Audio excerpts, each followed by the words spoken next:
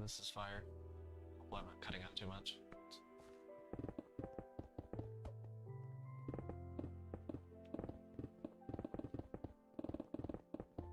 What's up, Dylan? I know it's been a little while. It's been like, I think a week since I've streamed last, so... Hopefully I have some good amount of time to grind out this project.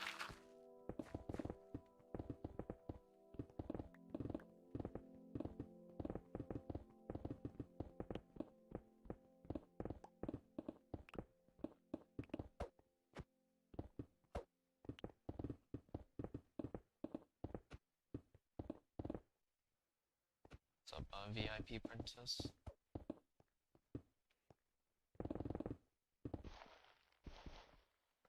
What's up, Rob? Also, thank you as well.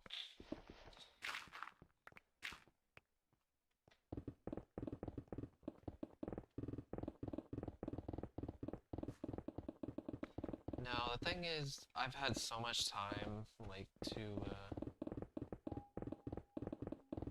I don't know how much time, but I, don't have as much time as I thought, at least by the date that I'm trying to finish, because I have 2 sections to finish. And it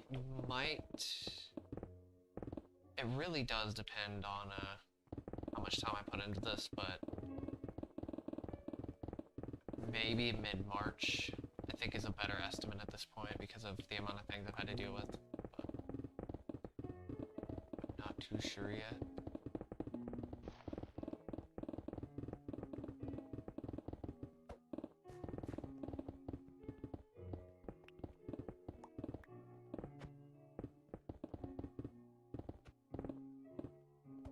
So I think with the bots, I think I have a good enough night bot filter. I should have filtered out at least a good amount of them.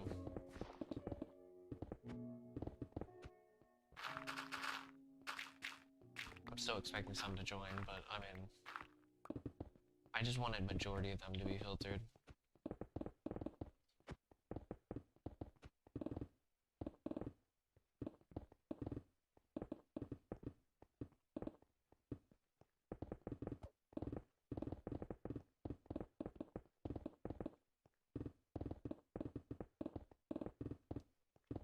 It might be closer to April when I finish this. It really just depends on how much time. I could theoretically finish an entire section in 3 weeks with a good amount of grinding. Roughly 3 weeks. Which I would love to finish a section per month, which will be like 2.5 months from now, so it should be close to April.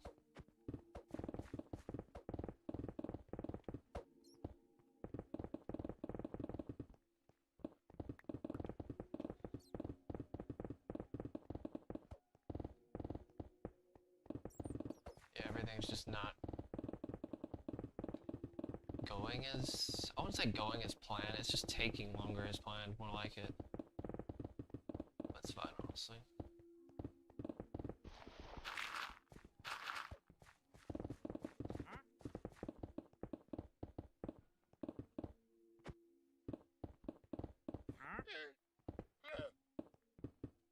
What's up, Avery? Honestly, I actually don't know if Wither Roses exist on Legacy. I have no idea.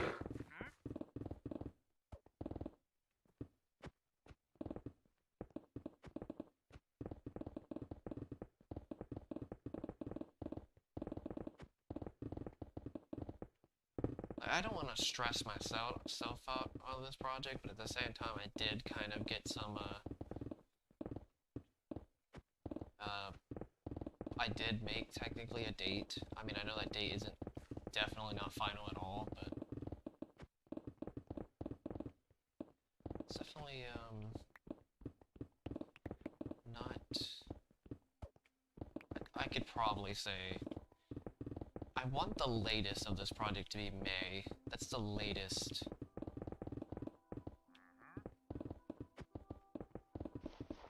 I really don't want to drag this out. At least the overworld I don't want to drag out till May. But I may have to for other things, for other reasons. I'm not too sure yet. I may have to do what I used to do, where I like put this project off and took a little break to figure out other things. Kind of weird, but like a little hiatus.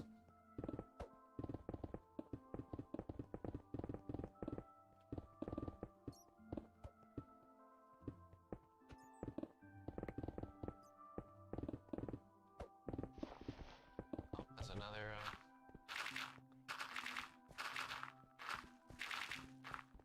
The thing about the bot comments, though, I've noticed is, even though they show up, I don't think it matters, because, nothing else really happens. If they don't really do anything, you can't even click on them. Like, they're entirely pointless to have in stream. I don't know who designed these bots, but that is so pointless.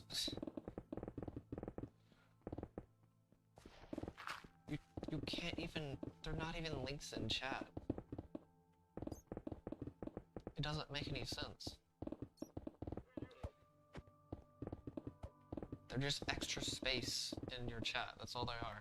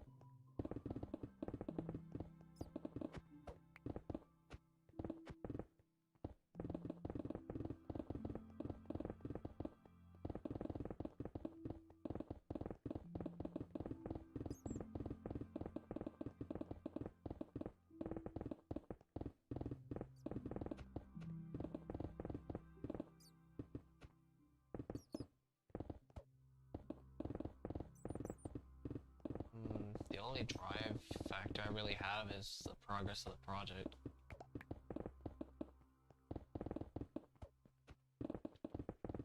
It's quite literally the progression of the project that keeps me going for the most part.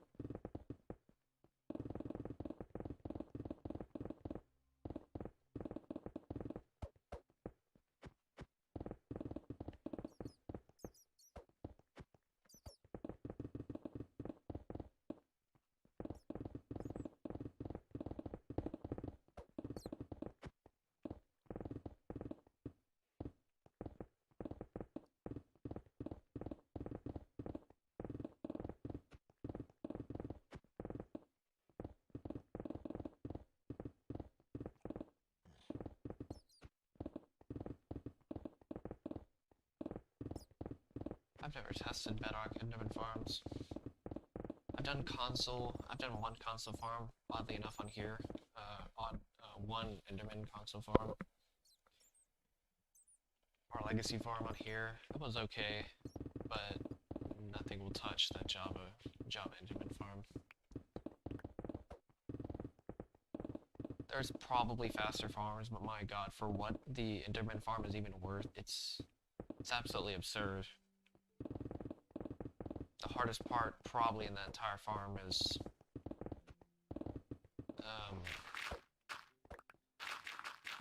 killing the Ender Dragon. Everything else is fine. And that's not really saying that much.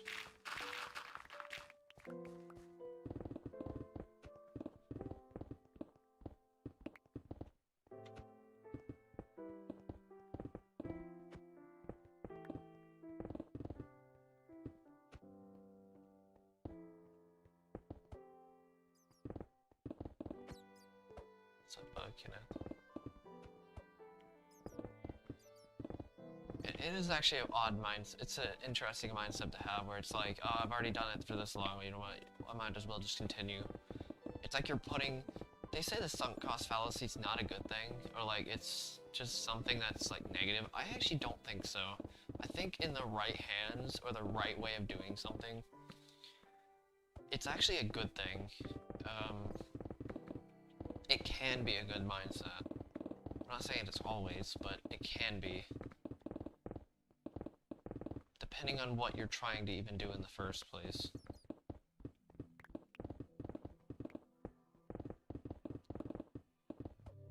It's like, people may be like, oh yeah, they're gonna like pity me for doing this project because of the sunk cost fallacy. They're gonna pity me because of this being like, it's like, is your motivation seriously just to finish? Like, yes. It's like, what, I don't see the problem with finishing this project as like a negative. I really don't. Because nobody else is gonna do it, so.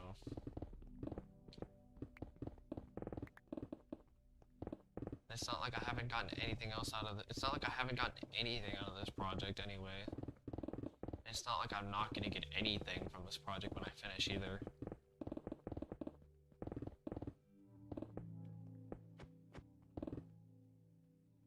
What's up, Puglio? I think I used that. I don't know. I don't know, it's just a bit odd. I've seen people do that where they're like trying to give sympathy. I think it's sympathy in some ways of like, actually I think it's more like empathy. Don't know which one honestly, but it's either one of those for like trapping myself with this project. It's like, is it really a bad thing? Gotta question that one. Maybe to you, it could seem like a bad thing. It's like this personal... It's like they're projecting their own, like, views on it onto me. Not their own views, but like their own, like, how they value things versus what I value. I've seen people do this all the time. I used to do this, actually, at some point, where I used to, like, put my values as other people's in a way. It was kind of stupid, but I used to do this at some point. It was something I definitely tried to stop doing. It's because it's like, oh, we're just trying to help you. It's like, no, it's just a cop-out. It's like you're devaluing what other people value, but you're like trying to help even though you're not actually helping. In the first place, it's like, okay. It's like, yeah, go ahead and be guilty about that, because honestly, you probably should be guilty about it. What's up, Panda?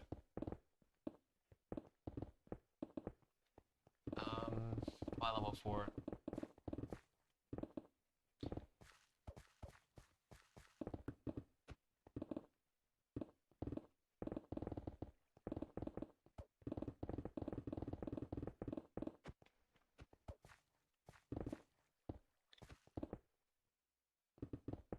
What's up, KS?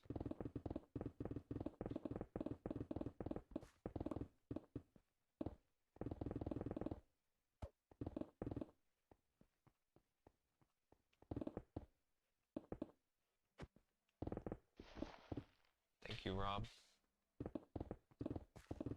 Don't get me wrong, it took a lot of guts to actually even like have the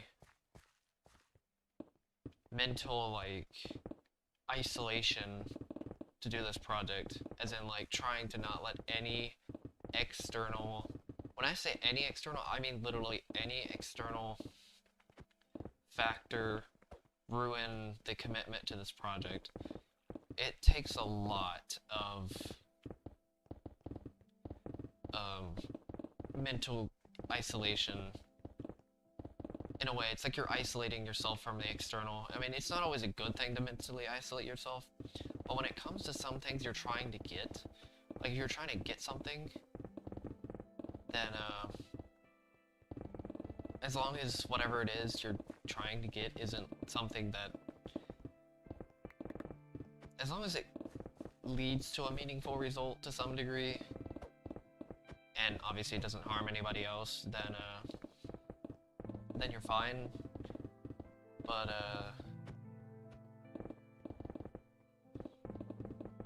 sometimes it gets a bit crazy. It gets a bit crazy when it comes to like external forces influencing your decisions of what you're trying to get yourself. It's kind of weird, but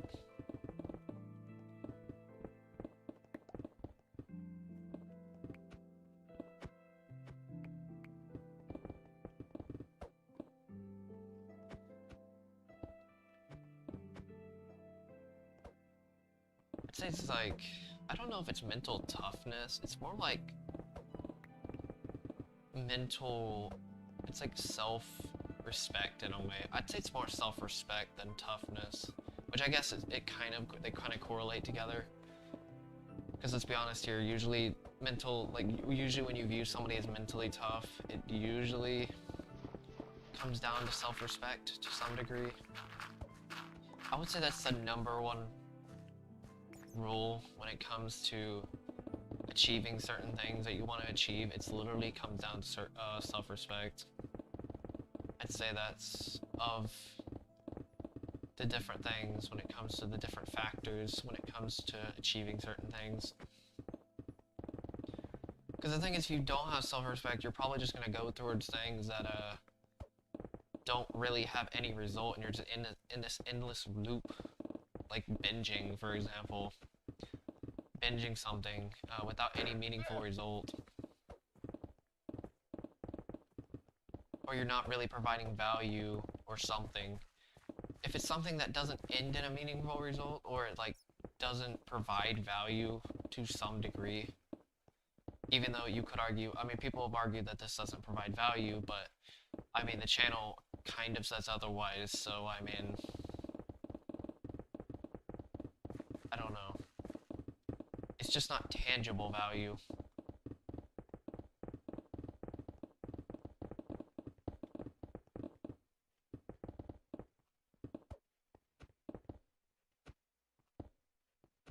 Oh god.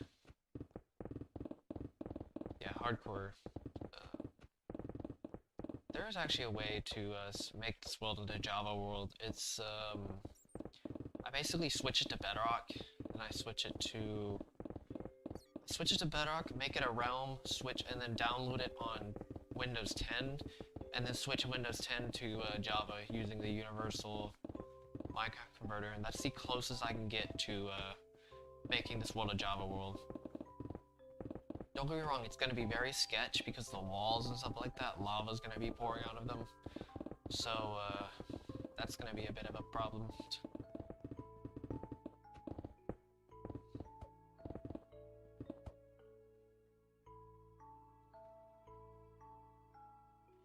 What's up, Arvis?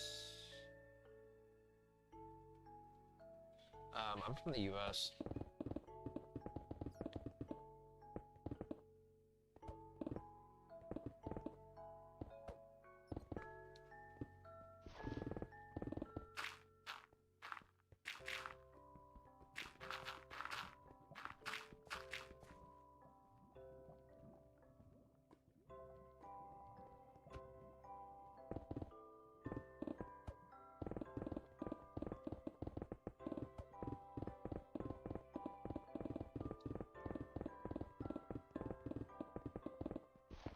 Because that's the thing about, like, when people make decisions and stuff like that, they don't really consider how, not only the result that they're getting from what they're doing, which is probably one of the bigger ones, but just how they're affecting other people in some way, or themselves, actually.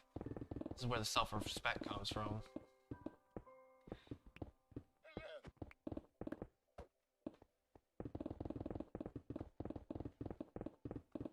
Basically just taking care of the external and internal. As long as you can take care of both and balance both, then you're fine. But people usually neglect one or the other.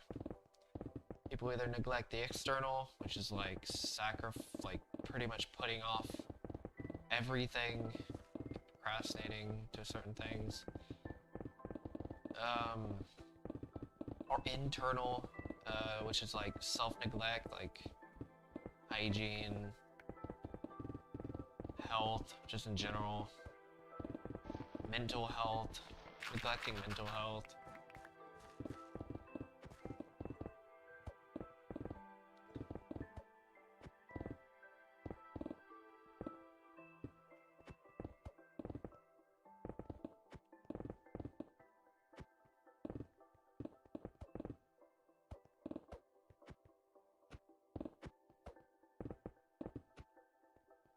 Yeah, I pretty much started, my first section was actually a 200 by 50, oddly enough, and I think it was, and then I mined another 200 by 50, because it was, the first 200 by 50 wasn't part of the project, if I remember correctly. It may have been, but, that's kind of sketch to put that as the beginning of a project, because I wouldn't actually know.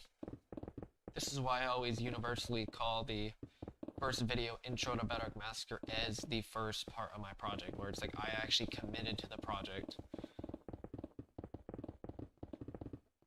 And then,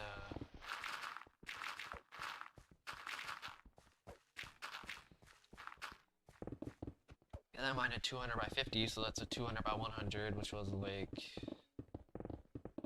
I think it was 1,280,000 blocks or something like that. Then I mined, I think, another 200 by 100, which got me up to 2,560,000. That was the 2 million, and then I think I mined another. It was either 150 or 100. I forgot. 200 by.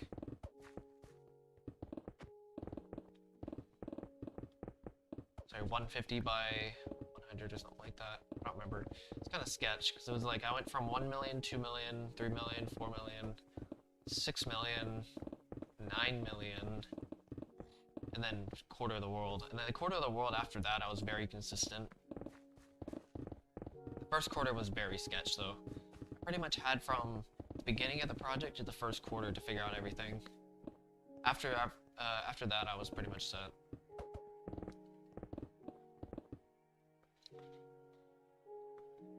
Pretty much. Which, the first quarter was the longest quarter of the entire project, for sure. There's no doubt about that one.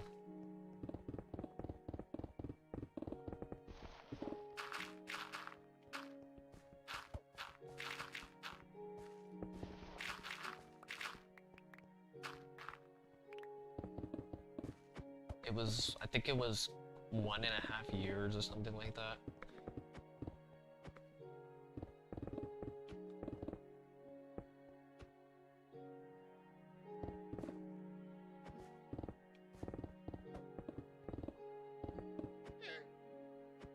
Once I'm finished, I should be up to over 45 million at least.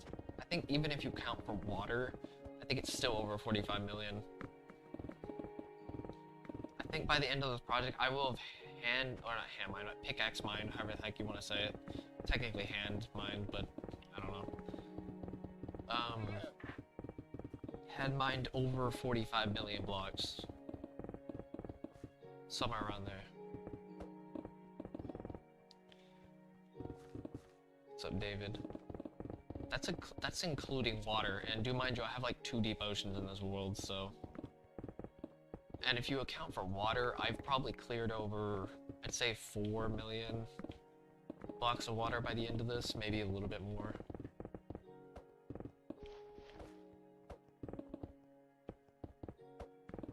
Honestly, I have no idea if I have the record or not for the most blocks mined from a single person.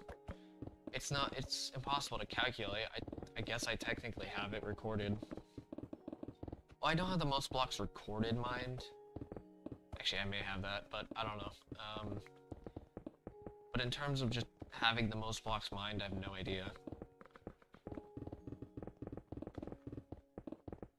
Because I have at least over 1,000 hours of just mining on this channel, not counting for anything off stream.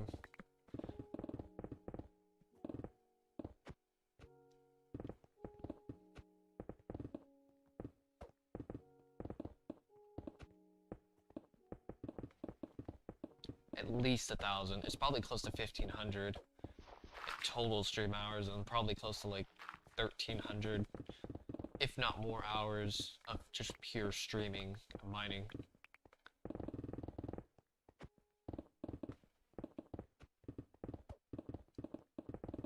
Which is what makes this project so difficult, because people don't realize I'm actually trying to just keep this integrity of the project as much as possible. That's kind of the point. It's to keep the integrity of mining the world with pickaxes. Since this is something many people, or at least a few people have tried. There've probably been a lot more people than on YouTube that I've seen.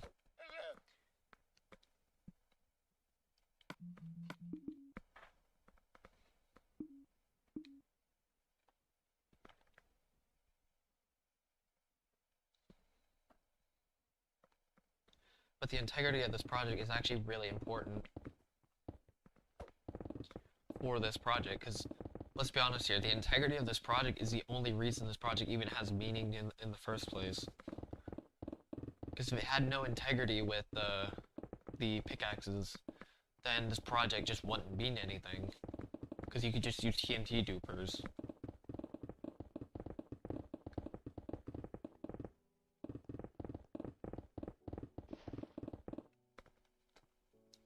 I could actually make a video. I'm also, yeah, I'm gonna make the origins. I think I'm gonna make the origins of Bedrock Massacre, or the origins of mining the overworld. For this project specifically. I mean, I know they have the Java thing where it's like all those people who calculated how long it takes to mine a Java world, but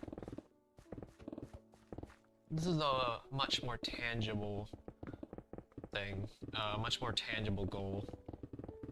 Or realistic goal is a better way of saying it. Even being realistic, it's still stretching that, though. Because, it's kind of stretching the threshold on realistic, though, still.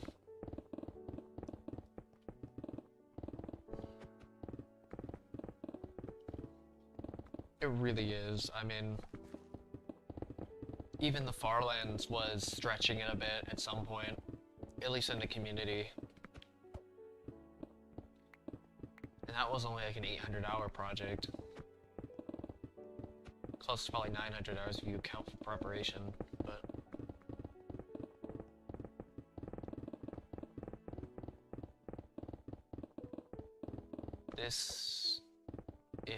This eclipses it to, this goes like next level. Oh god, I probably missed a ton of, just realized I never actually put this up. God dang it, whatever.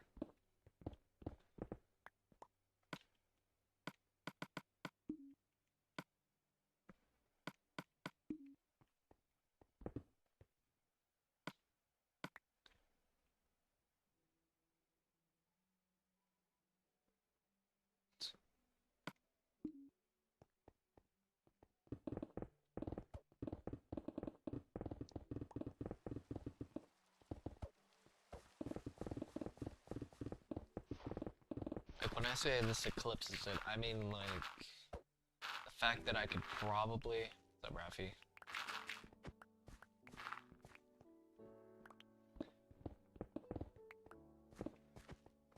I already drank water. Like, just drank it a minute ago or so.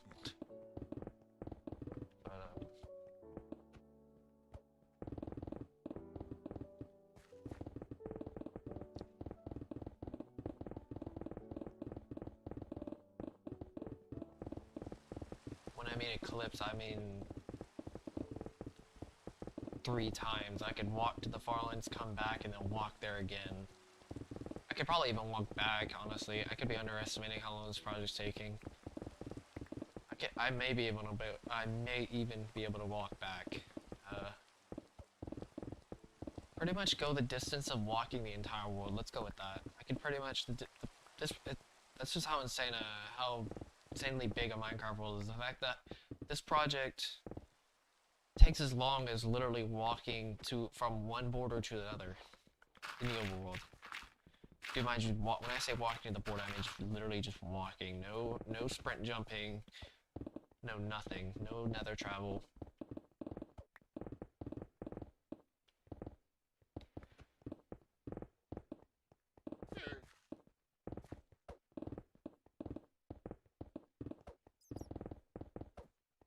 Like, I definitely could be underestimating this project, time-wise, but I think if you go off of pure calculations alone, I think it's a little bit less than what people may think. Even IBX Toycat's video on this project of mining a classic world, a legacy console world, he calculated it at like 5,200 hours or something like that, somewhere around that number. I know it was at least 5,000, but the thing is, that's not accounting for haste 2, that's not accounting for insta mining, that's with just efficiency 5. That's no insta mining, that's no haste 2, nothing like that. So if you double the speed at least, I would say doubling the speed, it's pretty fair, because if you account for me having to move around, how much I have to walk to catch up with the blocks that I'm actually doing, I think double is actually a fair estimate. So if you take that number, divide it by 2, you get roughly like 26 to 2,800.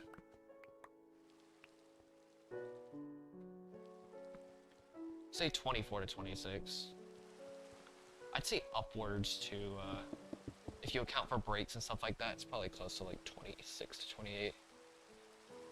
But, so yeah, that video isn't that accurate, because I noticed that on his calculations. He mentioned it was a 371% speed increase with the efficiency. And then you have I think it was 371%. And then you have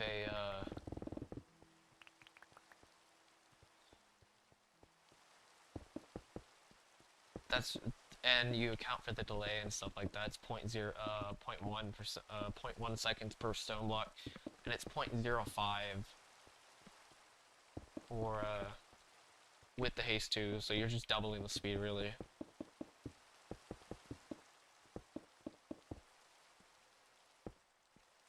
There you go. You pretty much have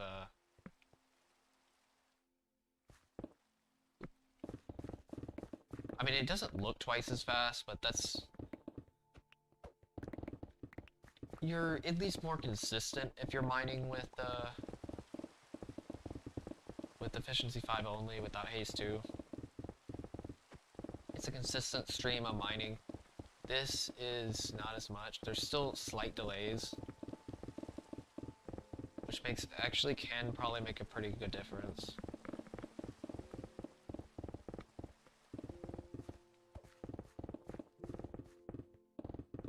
So yeah, that's pretty much what I would calculate. Also, I don't think water takes as long as people think, as long as you have a good system. Because I'm just saying the difference between the longest section on this project versus I'd say my average, it's still only like 20 hours. It was 180 hours for a section I just did recently, which this is why I put 180 hours later on the 38 million video. And then I did a time lapse a long time ago. I think it was before 50%.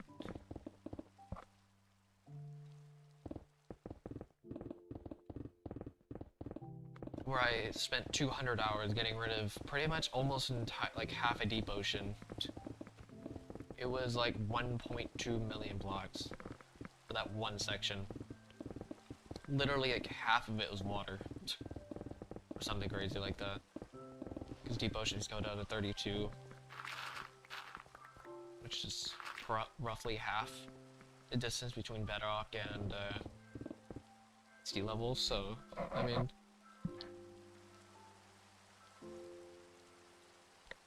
It's a fair estimate. Because let's be honest here, this project is literally just estimate the project. It really is. You can't really accurately calculate anything. I can get as close as I want to, but there's still no insane accuracies.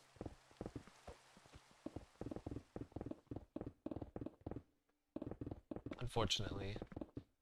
But I mean, that's not that big of a deal. You can kind of just blow people's minds anyway, so I mean,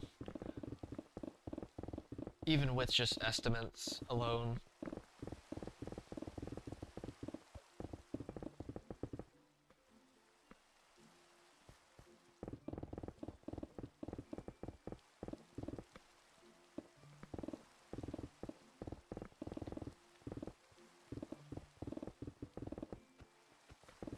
To be fair though, estimates could actually blow people's minds more than accuracy. Because the thing about estimates is you could make somebody think that I could have used more than I actually did. So if, like, for example, the fact that I've used over what's up, Arvis? Also, you're welcome as well. It's much appreciated for joining the stream. But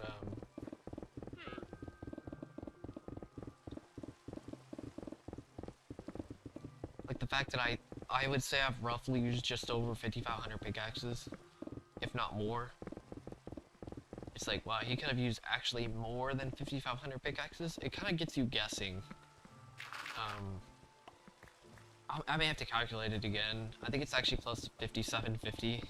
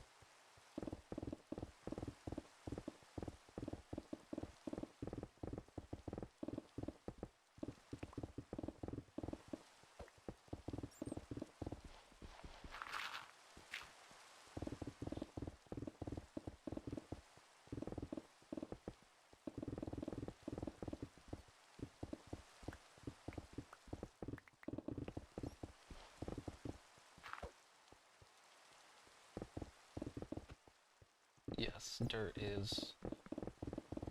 It's definitely my most abundant block, for sure. Which makes it the best. Which is really funny to think about, actually. The fact that it's my most abundant block that I've collected. It's really odd to think about.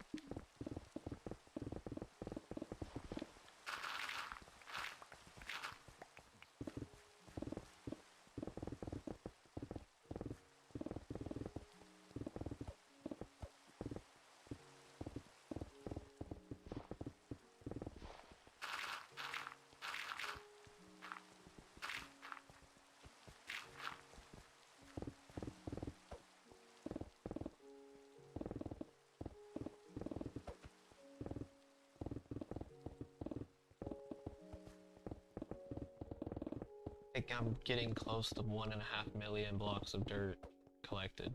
Something like that.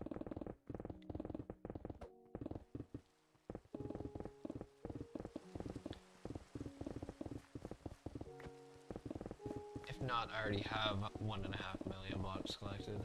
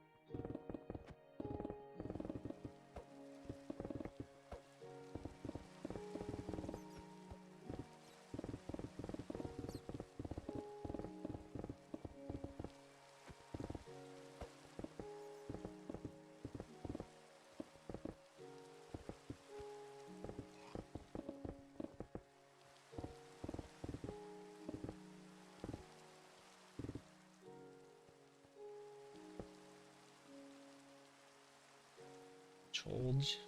Not sure how to say that, but...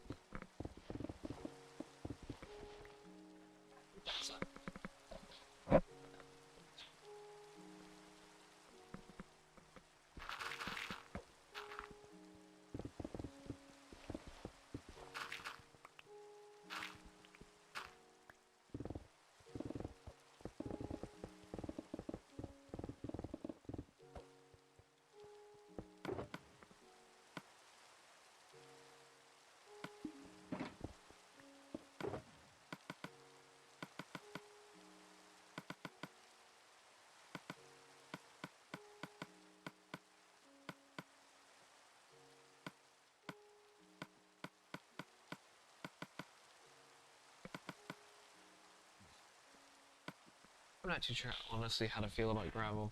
I'm not gonna lie. Definitely quite the odd block.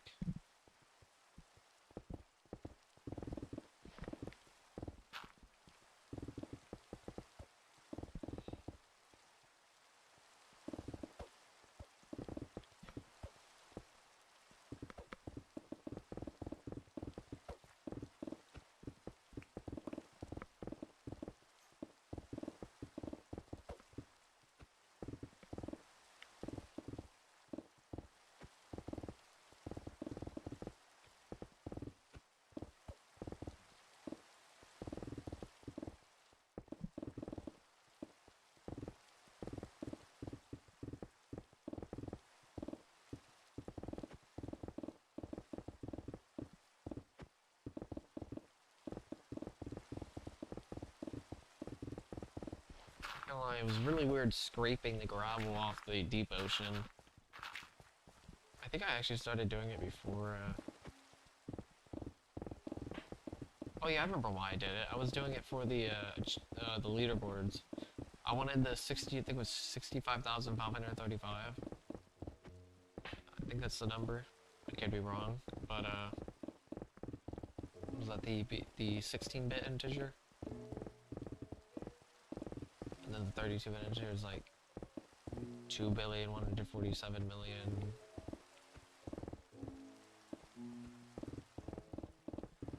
I can't remember the number for some reason. I don't know why I can't remember the 32-bit integer.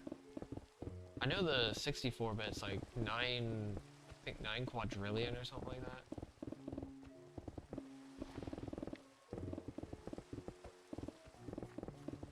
Or am I mixing something up?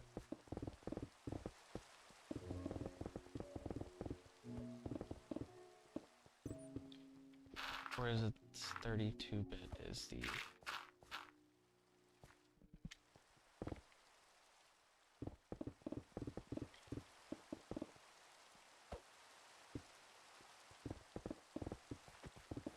Honestly, I think sand is better for filling in, like, anything, like, water, lava, whatever. I think gravel's a bit too overrated in that area. Because sand is just so much more abundant. Just find a desert and you're pretty much set for life. Seriously, like, sand is tiers above in terms of that.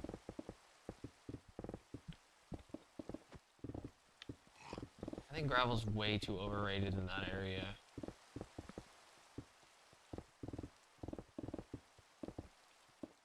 And because you can always collect sand, like regardless, you don't have to have a silk touch pickaxe or a silk touch shovel to always collect it. You can always collect it, collect sand.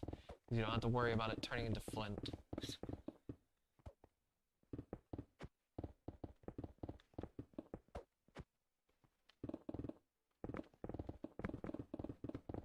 Seriously. People just put too much into gravel when it comes to filling in or like using it for oceans and stuff like that. It's like, guys, literally just find a desert. I mean, unless you have a very small lake or something like that and you want to get rid of gravel, that's probably the only exception. But other than that, sand is pretty much king in this area.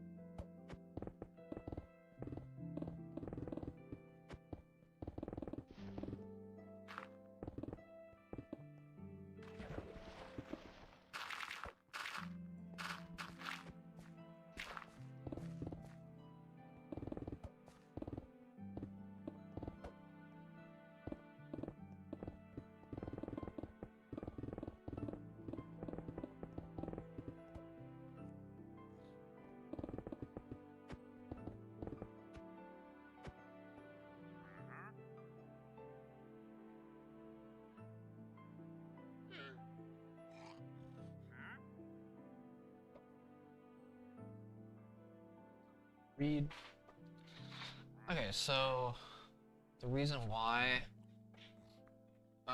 so I have a video on that I made very recently. It's basically called Clarifying Criticism slash Negativity towards the channel and project or whatever.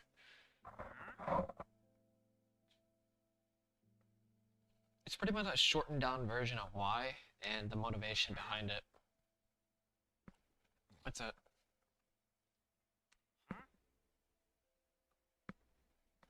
It's just extra information.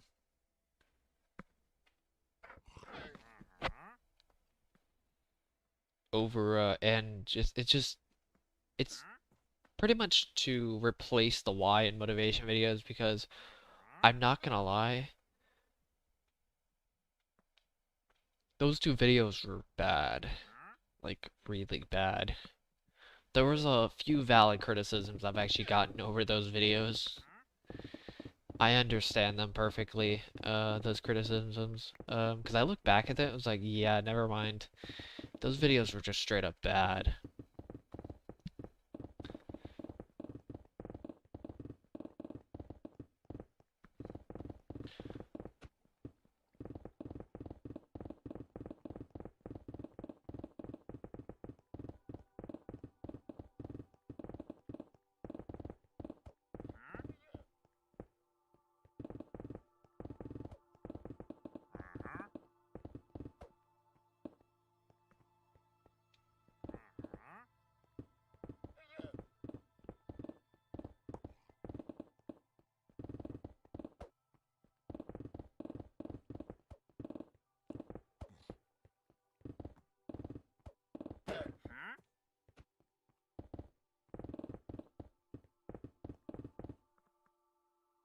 They were just so vague. Such a vague... Those videos were just too vague.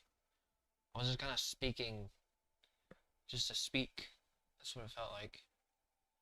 I was just wasting breath, for the most part. It's like I started getting to the point, but I didn't actually get to the point, especially the why video. The motivation one was still not that good, but...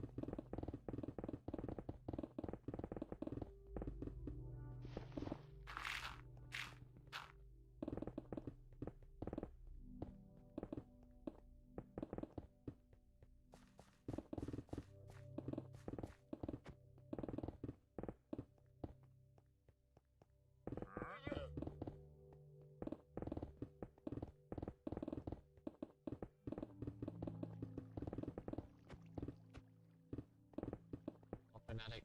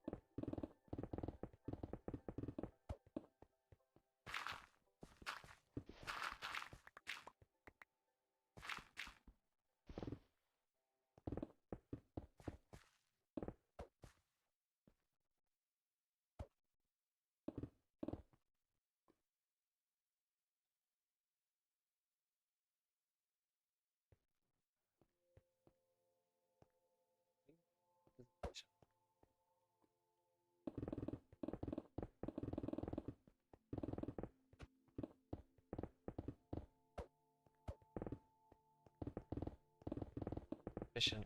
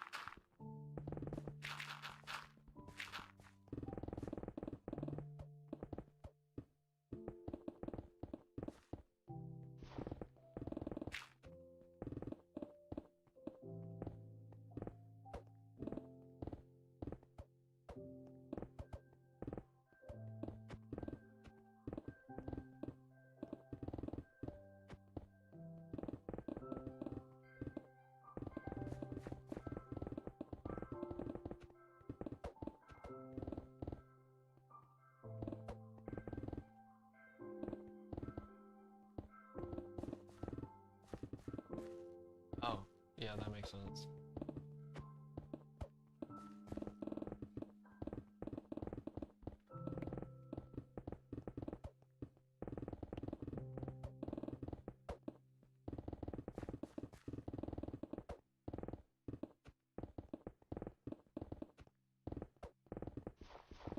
I've just noticed that after a while, it just becomes muscle memory, and then you just kind of just do it. It's like once you start it, it's like, it just becomes muscle memory.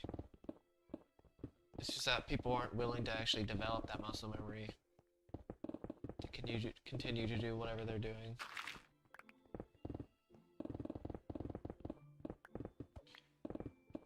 Motivation has a big factor, though, to be honest with you, though. It really does. Even though I think people need to stop with the external motivations and start just doing things. If it's something that's useful to you, just start doing it for the sake of doing it. Like, if you know for sure it's useful to yourself or even other people in some cases, like, if you get some form of benefit, just do it for the sake of doing it, if that makes sense.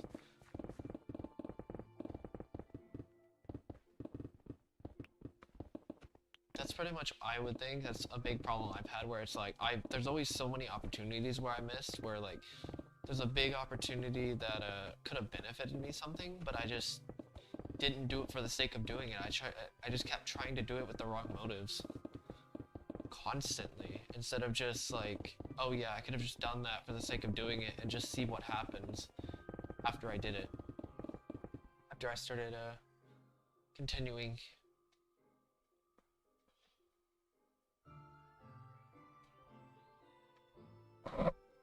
It's kind of odd, but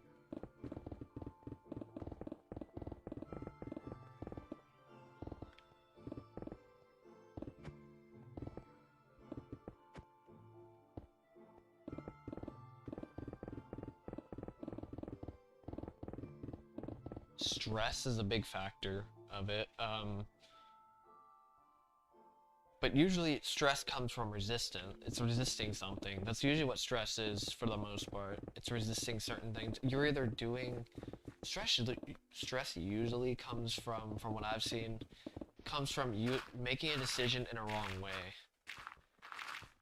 Making some form of a decision in some way that you shouldn't probably be making it.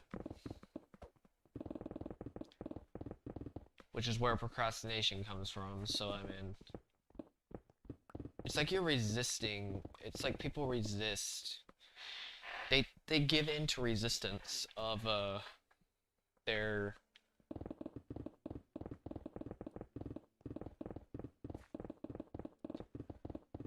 Because it's like, people try to do things for, like, their own sake in some way. It's like a form of selfishness that pretty much everybody has because they're trying to meet their own little psychological needs instead of doing it for something else. They're just doing it for their own little investments in their head, pretty much. It's a horrible selfishness that people don't even understand they're doing it.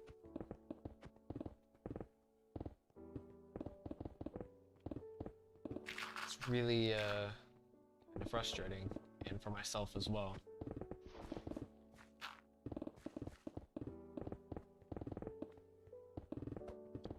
And then people wonder why they don't get anything done, or they wonder why they aren't as successful, in air quotes, at least to them, or why other people are so much better than them at something, or why some people are so much further than them in certain areas, why some people know more things than them, why people are stronger than them in some areas.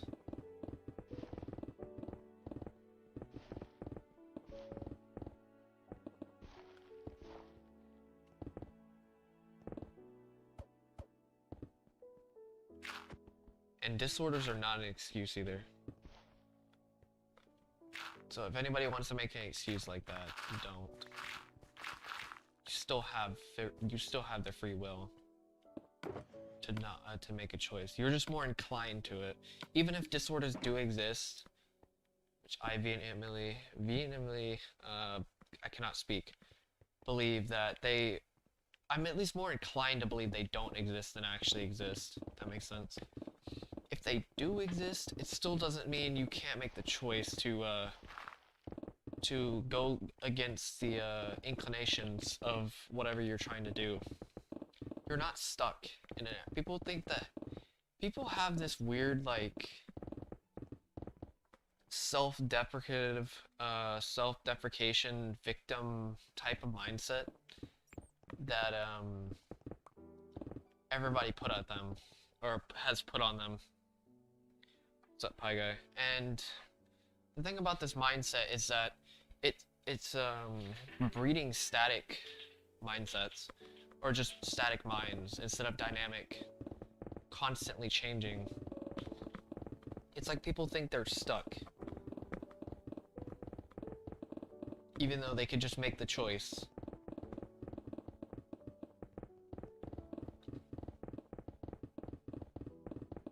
To not be stuck, or figure out a way.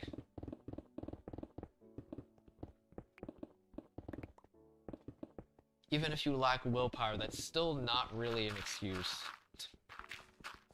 That's still even though you may not prioritize willpower, that doesn't mean you can't use it.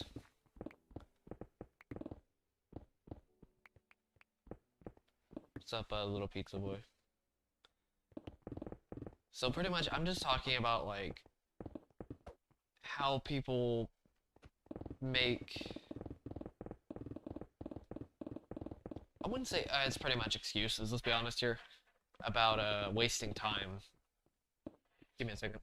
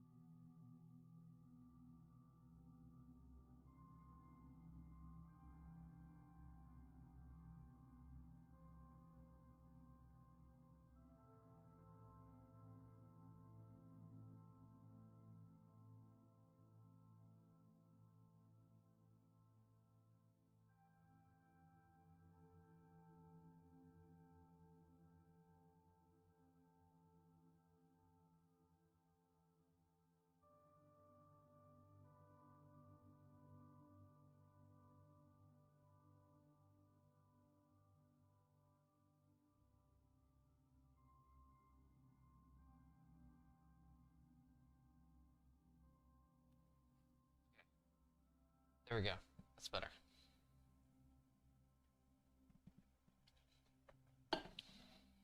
Save it as well.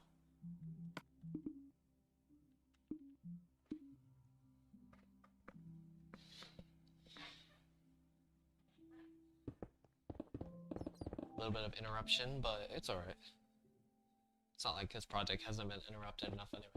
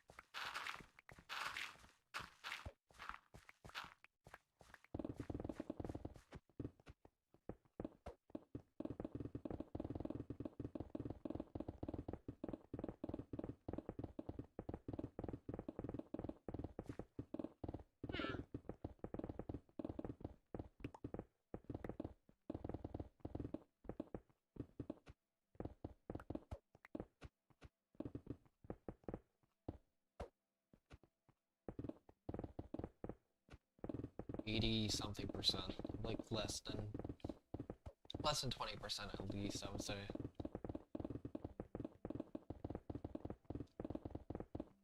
I think by the end of this section I'll have like around 15% left. Because each section's like 6%, then you have the extra third.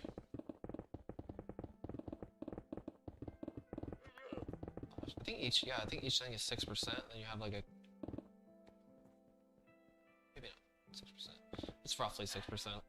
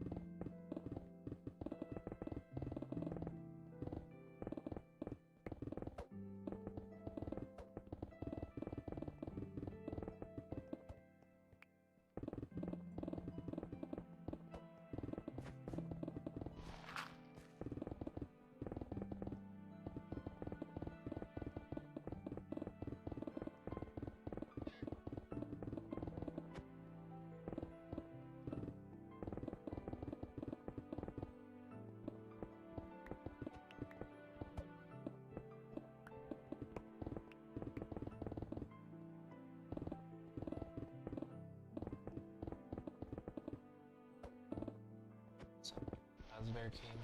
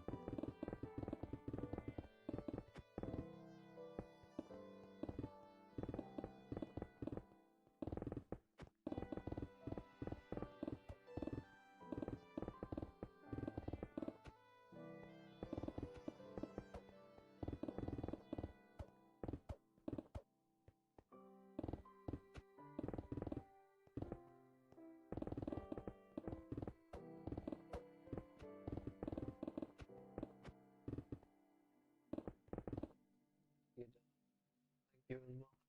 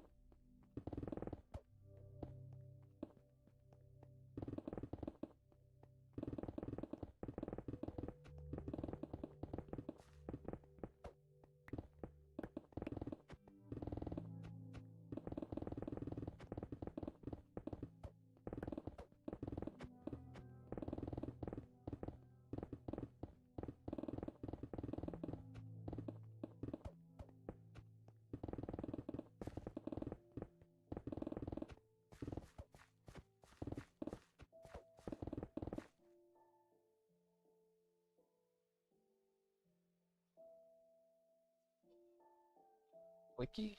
So you said, but thank you as well. Keep trying. There isn't much left, so it's not like I have to go crazy, but also don't want to like stress myself out over the end of this project.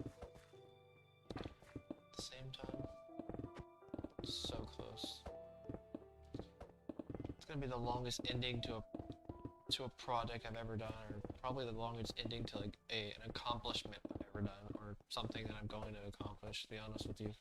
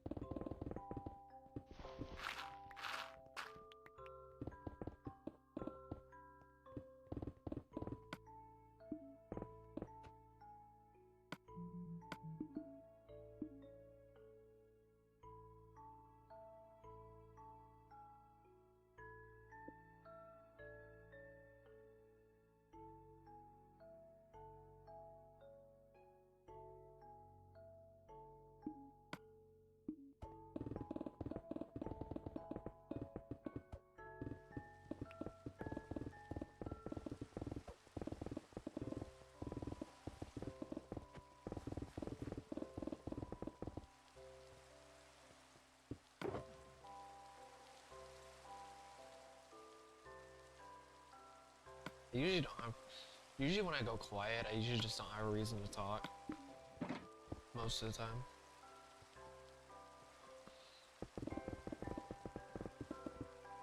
It's actually pretty common.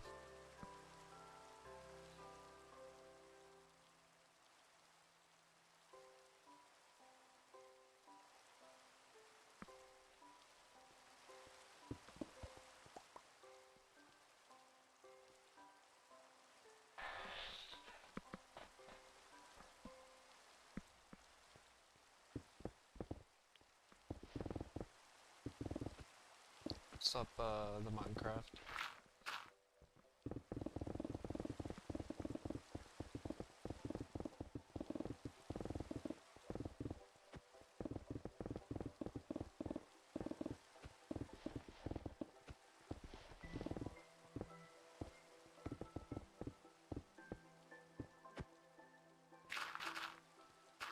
No, you're fine, don't worry.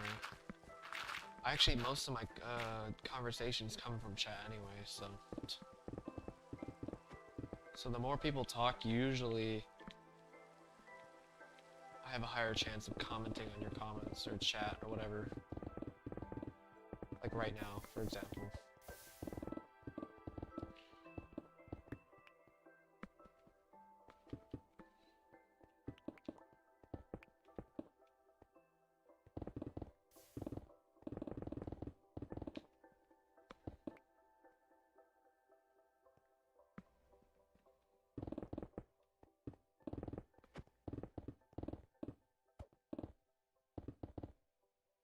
I do like talking. It, passes time quite often.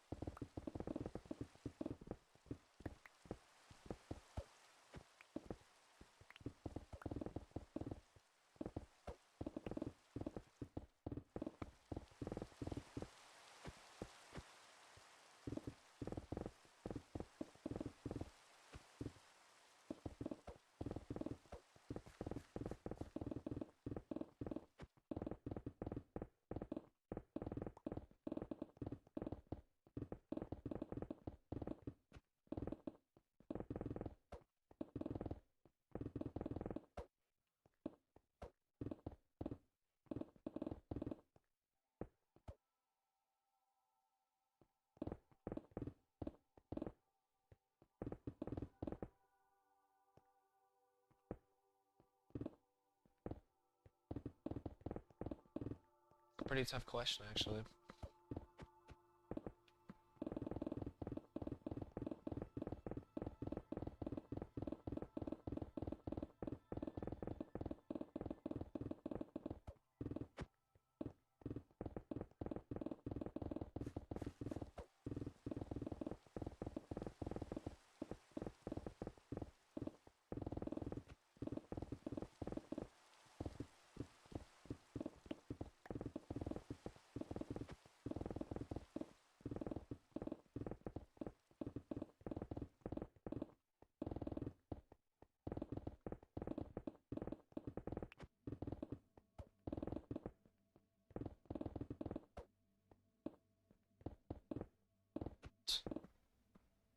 Hmm.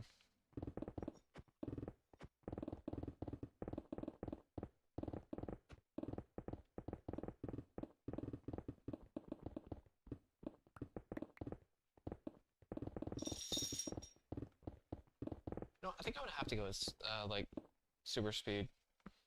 I think of, like, that isn't... Because I don't want to,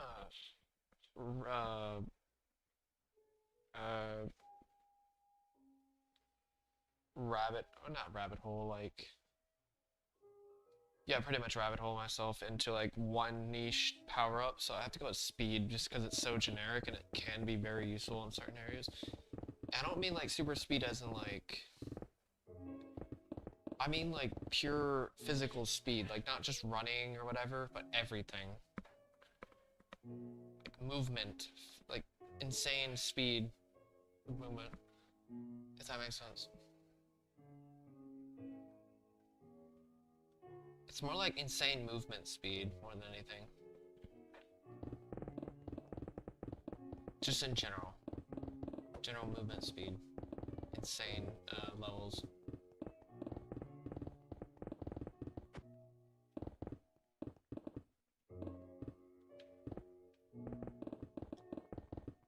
You pretty much take...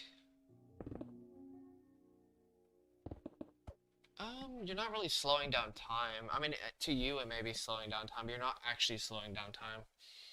Maybe to you because you're like warping time, but...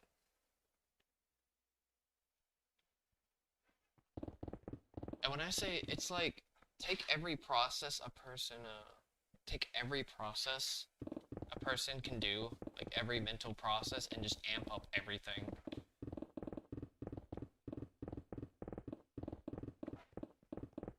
This includes like, for example, like reading a book, amping up like processing everything,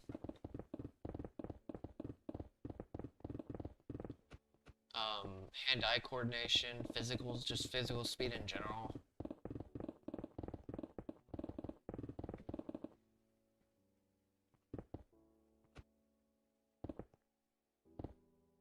Well, I mean, to be fair, time is literally just a concept that shows that things are passing by. That's it. So if you're moving super fast, everything else is gonna look slow, but you're not technically warping time, if that makes sense. You're like speeding everything up to make it seem like you're slowing down time around you, but you're not actually slowing down time. So there's no change in time, it's just gonna be it's a perception of change in time. Sort of. I would say it's just more like, just take every process a person can possibly make in terms of physical speed, mental processes in general, including physical speed. Pretty much take somebody's biology and just amp it up. That's what you're pretty much doing. You're taking the biological properties and the neurological properties of a person, just amping everything.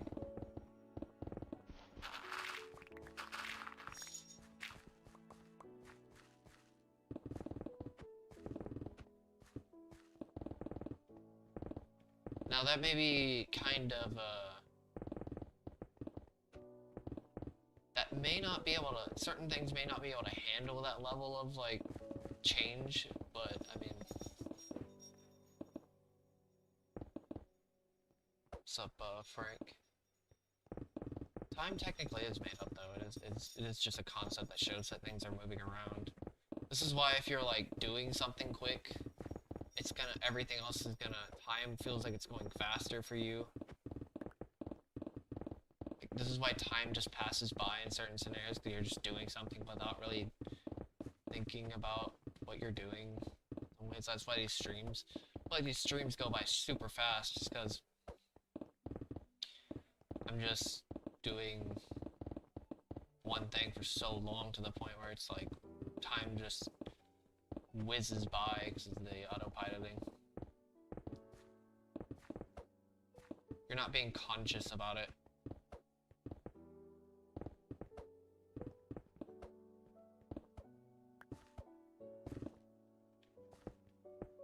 We're just nothing but electricity. I think it's a kind of a good way of thinking about it as well, which kind of goes into vibrations.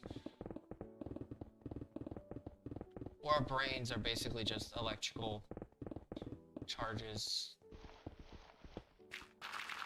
Our entire brain is just an electrical current that opens and closes certain neural pathways. It's kind of up to you in certain scenarios of what neural pathways to open or close, but it's pretty peaceful, I'm not gonna lie. Now, in terms of like, I mean, it's actually the same for like the way we move as well as with the electrical currents that goes from the muscles to the brains.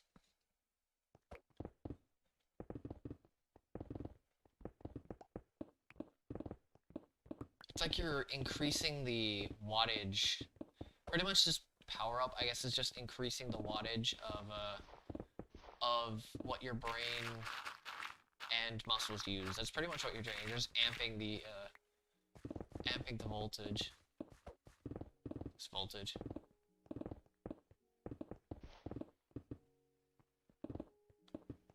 Is wattage or voltage? Which one?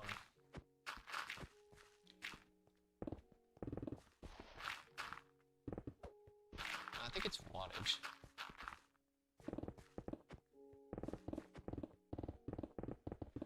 I don't know which one actually.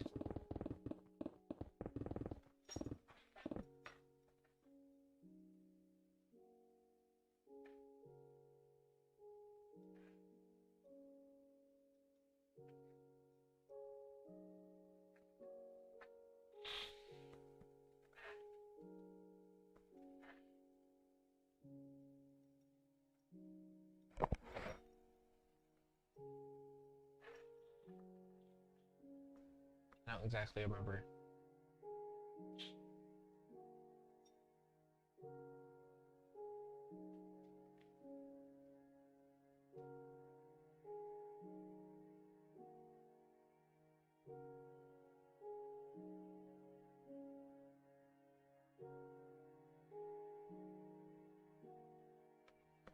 What's not? I know we can't do that.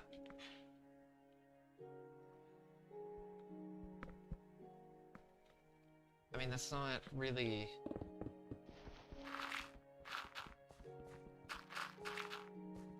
It may not be actual electricity, but it's more like...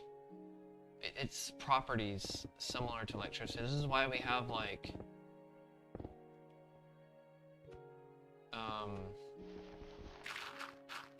Like, if we get shocked or something like that, why we could have, like, heart attacks.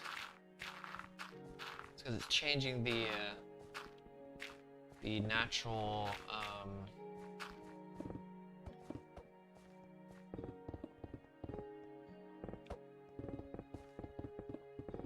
what's it called?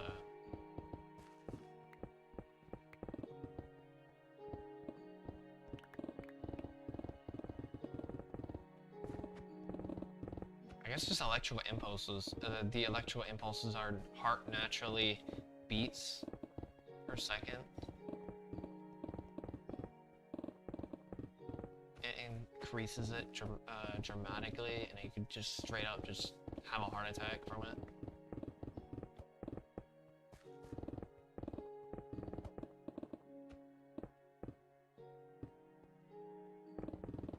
I'm not too sure about that one.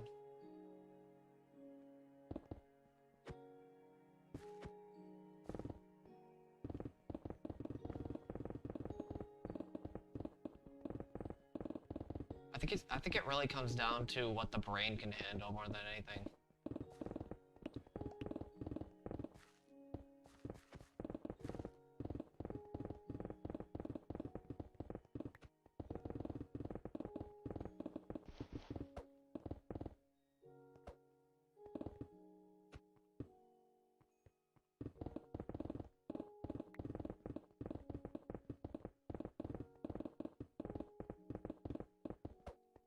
Too sure about that though. I don't know what happens, like how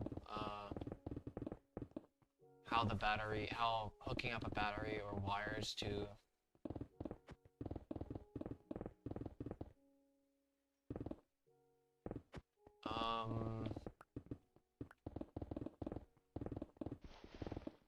if there's a way to genetically modify ourselves, then technically yes. It's just it has to bound to the laws of physics.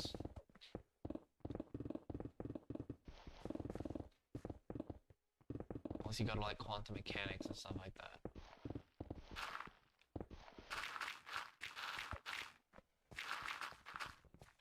I have no idea. I don't really know too much about like physics and quantum mechanics, so it's not exactly the greatest point to make.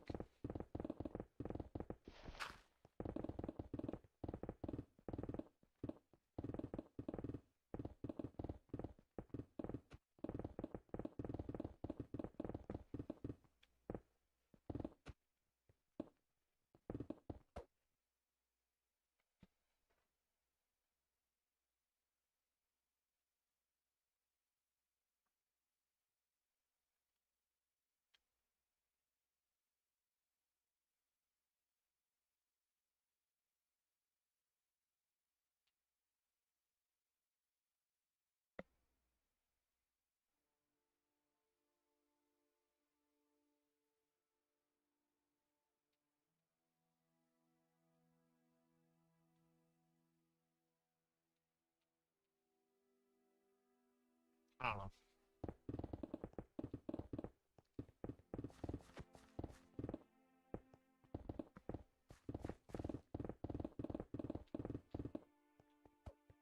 The thinking is with the electricity thing you mentioned about the body. I think the biggest problem is electricity enters your body, but there's no way to increase, there's no way for that electricity to go.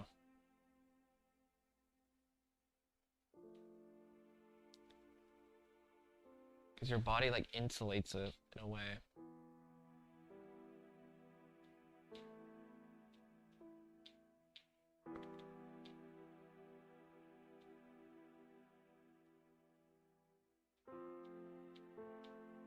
Oh yeah, it definitely can help.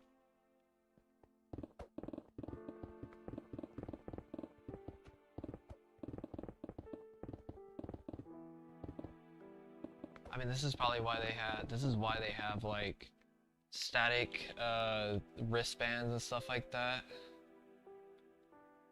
Or not static wristbands, there's like those mats that they have, static mats or whatever, that keeps your body, like, lets electricity flow through your body, so you don't, like,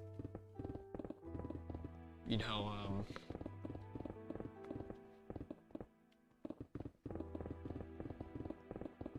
insulate the electricity. I'm not really too sure though. I'll have to look into that a little bit more, but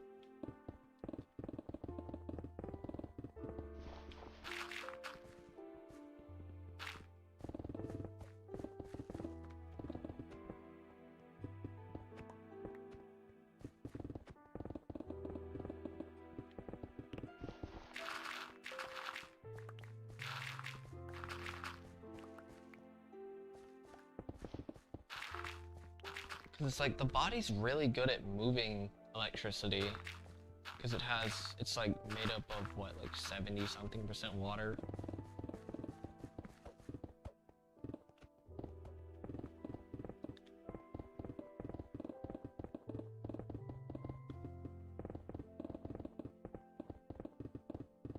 It's just quite insulated most of the time.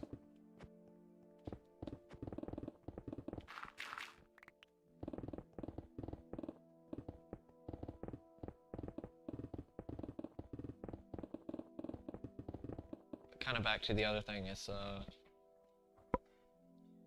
you're kind of just increasing the relay between the brain and your muscles. That's kind of what you're doing in some ways. Or you're increasing the speed at which neurons fire, if that makes sense. That's pretty much what I'm kind of what I'm mentioning, or trying to get the point across with, at least with the power. I'd say you're just amping the electrical impulses in your body.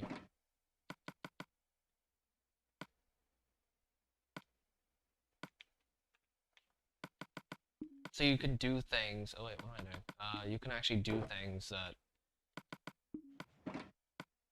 other people were limited to, from either physicality, not from like a flexibility, like something where you just can't physically do from like a flexibility standpoint, where just a person can't move because there's still the confine of the body's still confined based on its, like, you know, physical capabilities, but just more like You're just increasing the speed at which the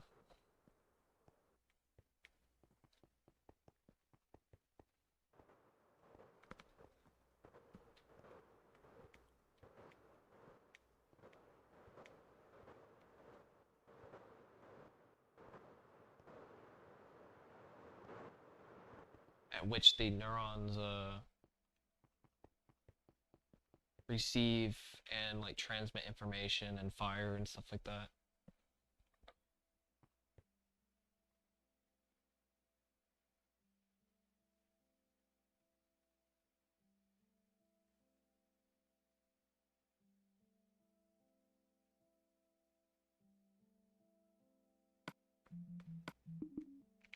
I mean, it is like a computer. And depending on what processes you use, like for example, some people have a long-term, like a longer-term memory due to cognitive functions, psychology. You may have a larger hard drive than somebody else, or more RAM for short-term processing in the moment. Or stuff like that. You could have a faster processor, like logical, like being more logical, meaning you have a faster processor than other people. Or not other people, just people that have lower levels of logical thinking, that prioritize logical thinking. What else is there?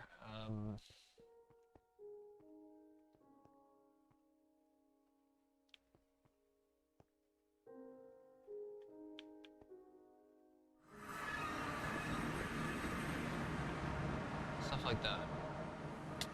That makes sense.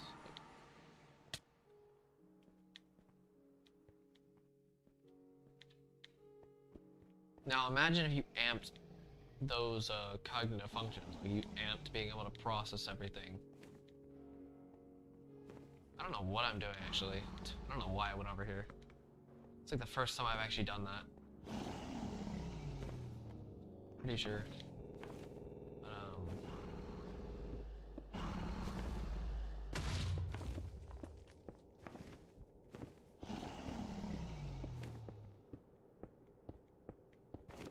Pretty much, I would say the best way to amp physical and mental processes. That's probably what I would say. As like, I don't know if you count that as 2 powers, but because you could count each one separately. But to be fair, I would pick I would amp mental processes. Let's be honest here. If I had to pick between physical and mental, I would probably pick mental. Long term, I think it would be better. This also is accounting my own psychology, though. My own preferences, psychological preferences. So, like, if you amped my psychological preferences versus somebody else's.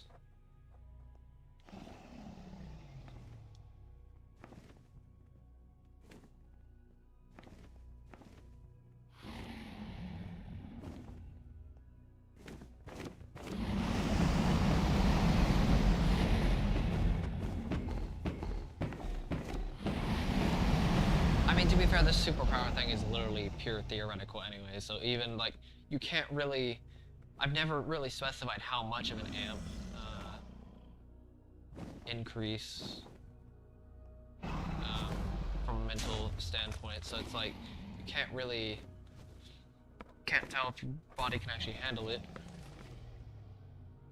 It's actually kind of interesting to think about how much the body can mentally handle. Even if you amp up everything from a mental standpoint. I mean, there could be like a thing where you can like reinforce. Like if you get the power, the superpower, you can reinforce the your body to handle it. Theoretically speaking, if you want to go in that route, but. Because I mean, this is all pure theoretical anyway. I'm just going for the. I'm basically just going for the most practical superpower you can really realistically get.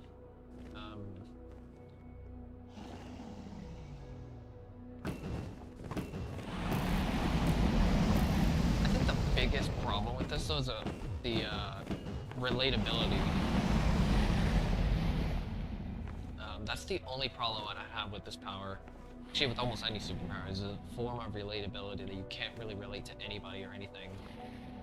Which can be kind of cool, like short term, but long term, I don't think it'll work. So rusty.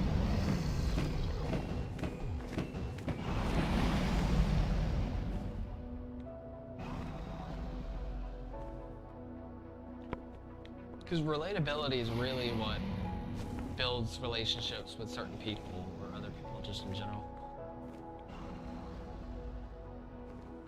From like a growth or a like just pure relationship standpoint of like friendship. So kind of weird I'm getting into philosophy, but I love how I went straight from like theoretical superpowers to philosophy and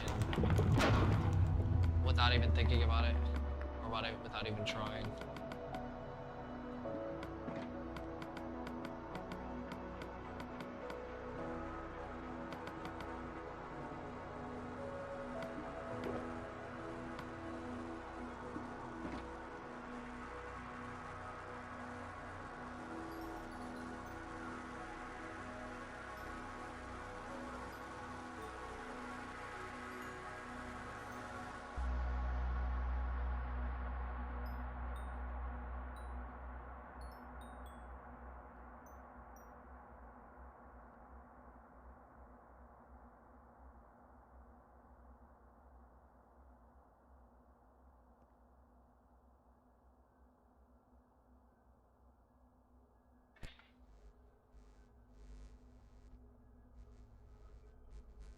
Well, yeah, but it's just that the fact that you have such a high abnormal, I don't really like using that, but in this case it's technically abnormal, like inhuman amount of cognitive like ability to use your cognitive functions that you can't really, it gets to the point where you just can't relate to every other person on Earth that uses the functions and in the same way or very similar way to you, than you. That makes sense.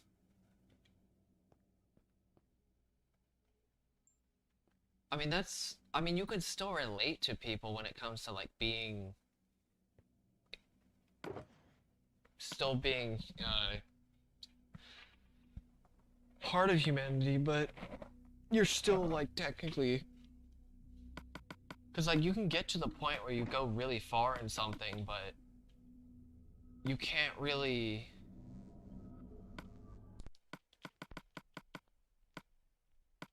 I mean, I guess the only thing you could do is like use it to help other people, but that's all it's used for. Like you can't get other people, like you can't really inspire other people to get to that point because you already have that advantage that no other person can realistically have.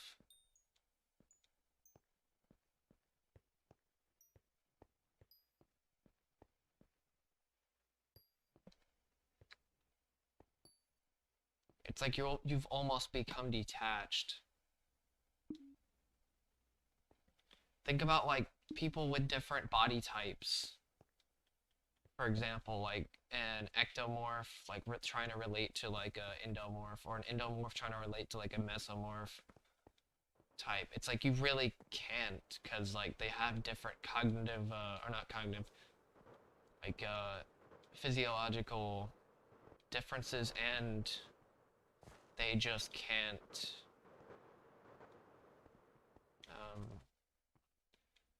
some have higher preferences in certain areas and they just can't really relate to each other that much. But imagine this on like a global, like on a scale that, from just a pure cognitive standpoint, having that advantage can be useful for like helping people, but when it comes to like actually understanding the worth of what you have, that's where it gets pretty challenging.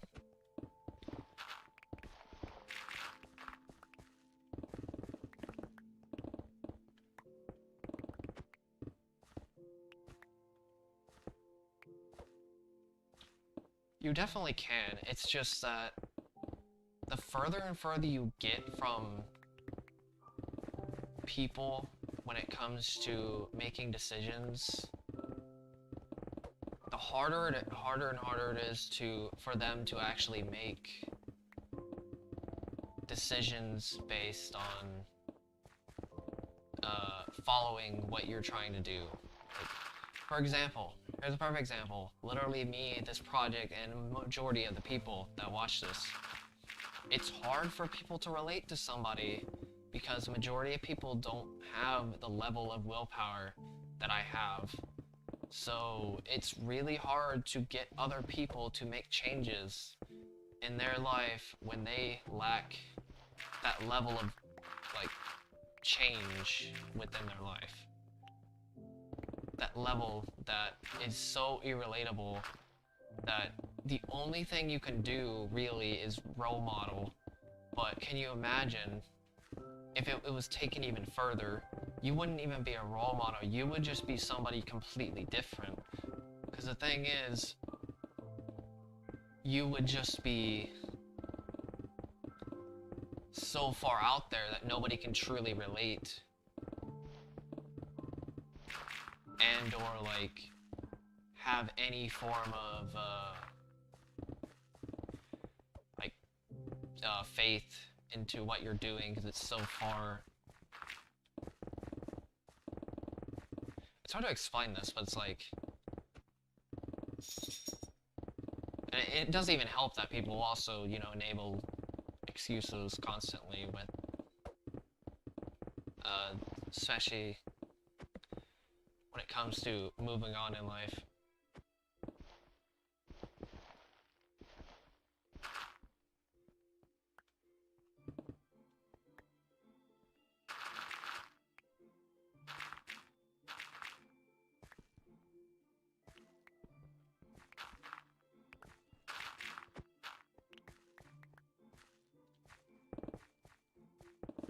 I mean, it's just, you can't.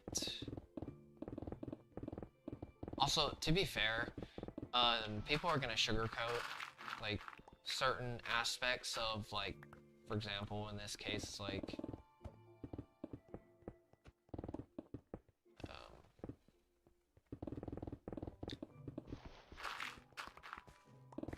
people may sugarcoat, for example, the truth of the matter. So this is a weird example, but I'm gonna have to use it because this person is that we know of is arguably the most, I'd say, impactful and like the most far out person when it comes to pure strength and or like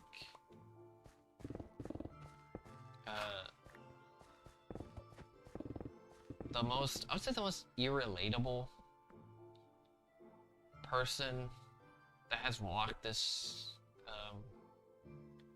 or at least seems irrelatable, because that's the weird thing about psychology, is that irrelatability is something that a lot of it comes down to perception.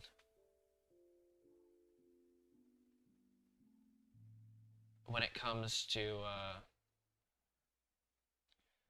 like what people do, which kind of stems from natural talent versus hard work.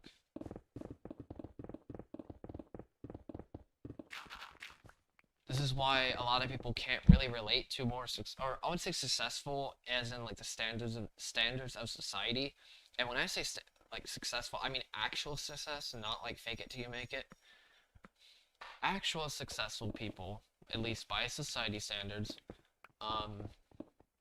other people look up to them, but that's only because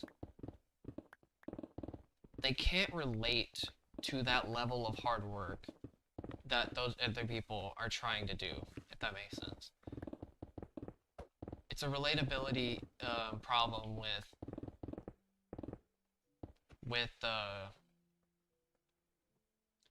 hard work versus talent, which people usually just go off of the talent bandwagon, which is really sad. But because talent, all it is a small little boost. It's not anything else. So like you may have an advantage in some areas, but people can just catch up through just pure hard work alone.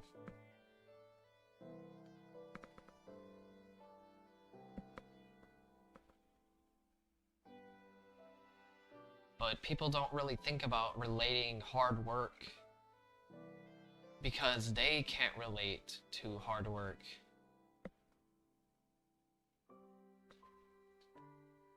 They just relate to what they're good at immediately.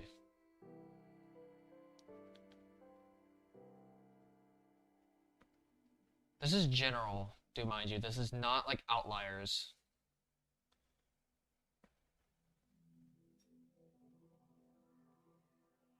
And yes, the hard work also accounts for luck, because you can actually beat luck to some degree as long as you stick with whatever you're doing. I know people say like, oh yeah, YouTube's just luck-based.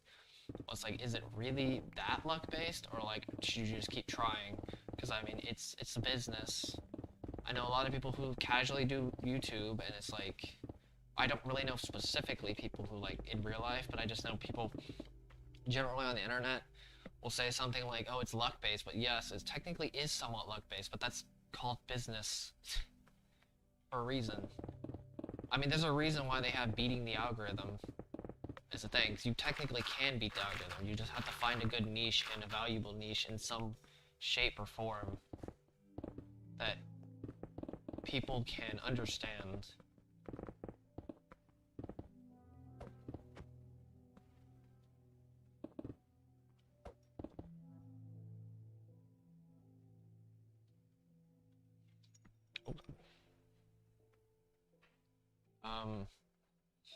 It's okay, it is technically, it's not based on luck, it's more based on like trial and error. There is some luck to it though. Slight. It's not based on it. Don't get me wrong, it's still not based on it. There's still a small amount of luck, but it's not what people think. It really isn't as much as what people think. It's just that people want to just give up and just make excuses about it and just say it's luck. Because I mean, they say, I think it's luck meets opportunity or something like that. Luck meets, because it is technically an opportunity. A lot of people's success really came from the opportunity that they decided to pursue.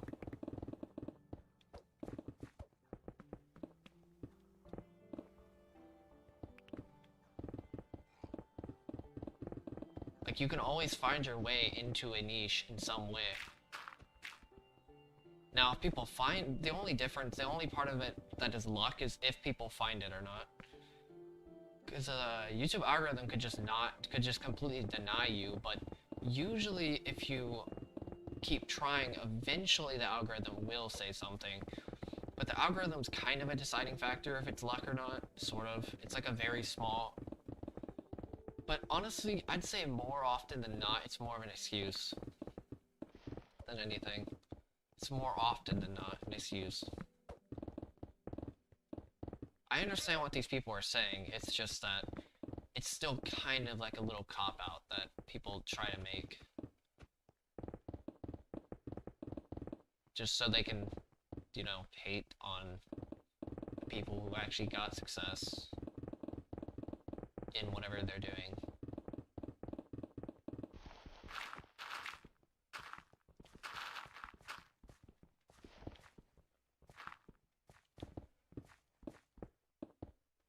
Also, when you were mentioning earlier about the making it to superhuman, this is okay. Here's the thing. It's not about making it. This is a pure theoretical world, though. I see what you mean by like if you can do it, if we and you can do it, or something like that, then anybody else can do it. Technically, yes. If they can relate to hard work and not just talent, that's my biggest problem.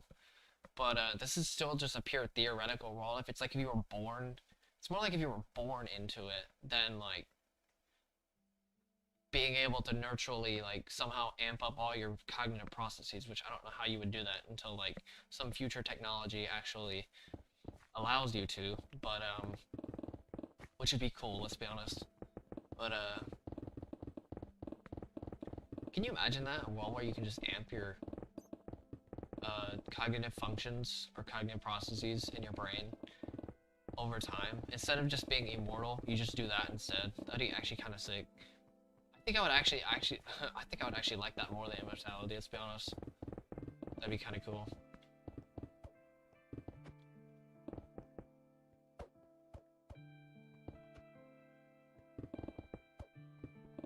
Yeah, exactly.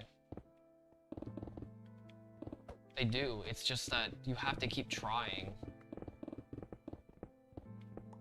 I mean, yeah, you can eventually make it. It's just you have to keep trying. Instead of just thinking that it's just luck-based. It's all about where you are in the market. And what you're doing in the market more than just like hoping and just praying that something happens.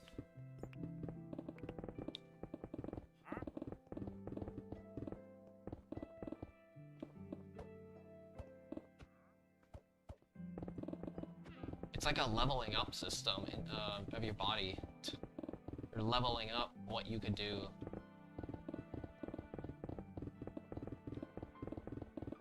Gained gained 5% in logical processing, or something like that. That'd be really odd, but it'd be kind of fun to mess around with.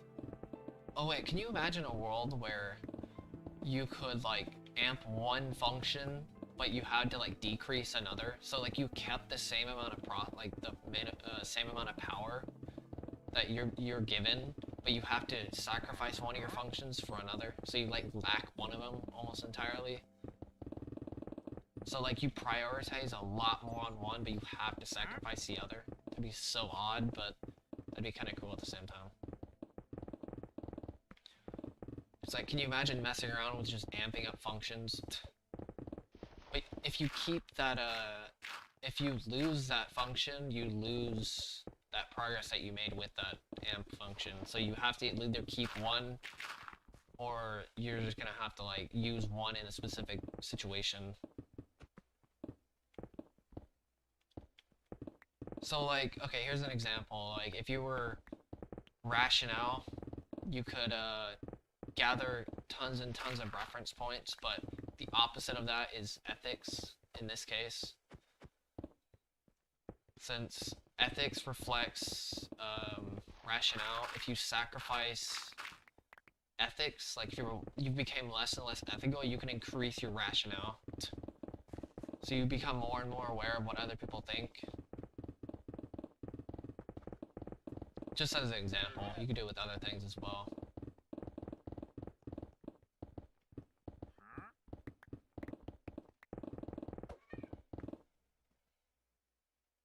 That's my cat. I don't know if you can hear on the mic. Okay, give me a second.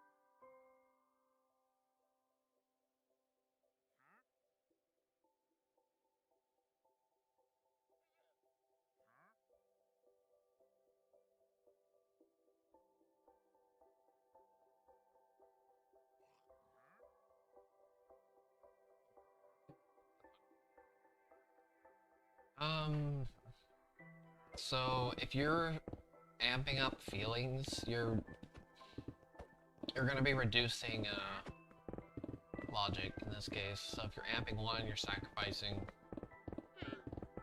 If you're amping your own feelings, then you're gonna be sacrificing your own thoughts.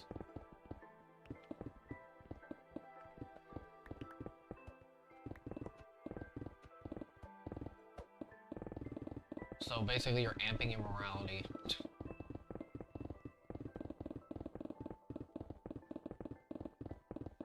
I mean, don't get me wrong, this is kind of impractical at the same time. It would be cool as like short bursts, but like, can you imagine being able to switch between these constantly? Like being able to amp them, like with like you have like this little device. You basically pick a function, you press the button for the function, it amps it temporarily, and you get to use it to solve a problem.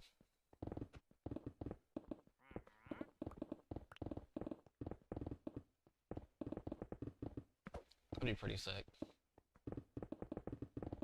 Don't know how practical it actually would be, but I think it'd be kind of cool to see.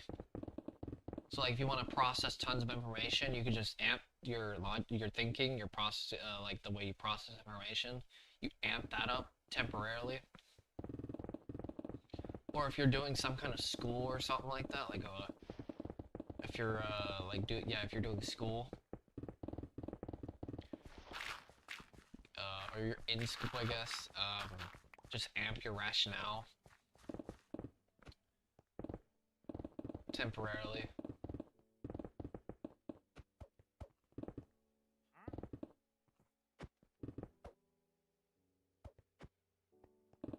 I mean, I guess you could relate, but at the same time, it's like, can you imagine if everybody had this? That would be actually kind of sick.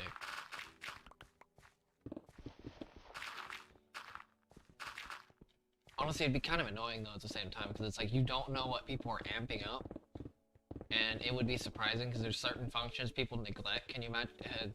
Because if you neglected a function for a long period of time and then you just amp that function randomly up, people would be really confused.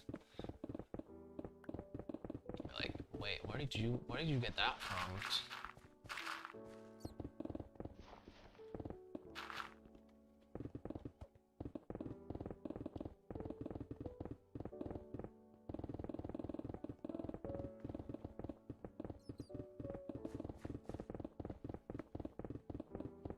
I think a temporary thing would be actually kind of cool, more than a... Or temporary as long as you want to. Like, you press it once, it turns it on, then if you press it again, it turns it off.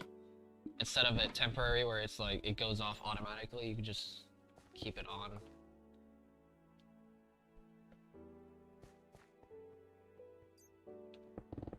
Like, if you wanted to remember something, like an experience or something like that, you just amp your introverted sensing, which is like where your experience lies.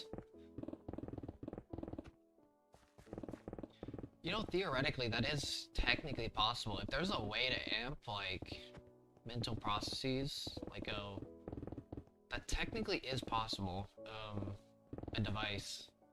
If you can amp anything in your brain, like if you can speed up something, almost like caffeine, like how caffeine kind of speeds up certain natural processes.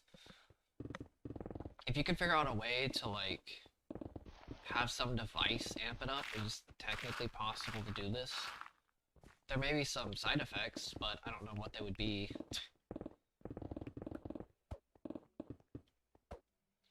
It is technically possible to do. Like if you're having a lot of conflict with someone, just change and use a certain function that will be super compatible with someone and you'll be basically good.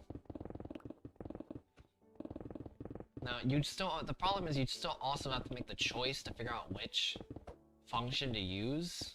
That's the only problem, is like if you're solving a problem and you don't know what function to use, good luck on that one. Because if you use the wrong function, it may make the situation worse.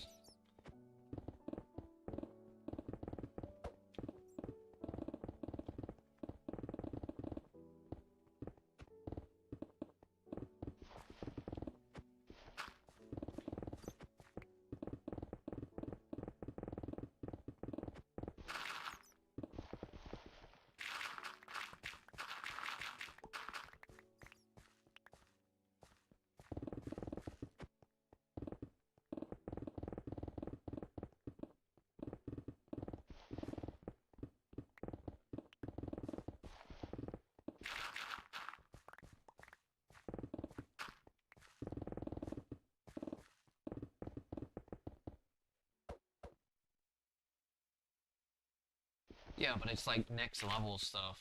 It's like control. It's pretty much like that, but you're able to amp certain functions that are even like further. You have a lot more control. It's a very defined way of doing it instead of being like guessing what you want to use, like, or not knowing what you want to use.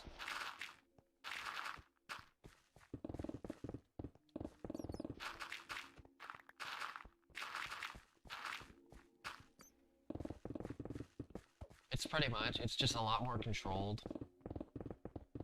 And you could also, it could probably surpass drugs, like, much further than, yes, it's a controlled version of it.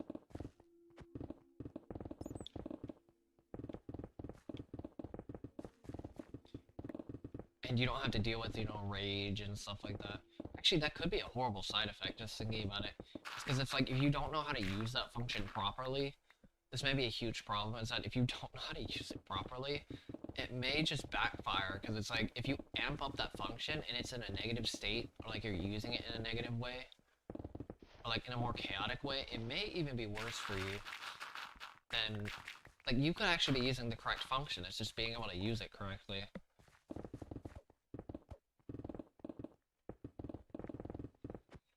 You also have to keep in mind your own natural cognitive preferences as well, though. That's the only problem.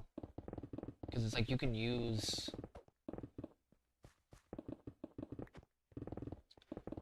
other functions that you aren't really preferred in using, but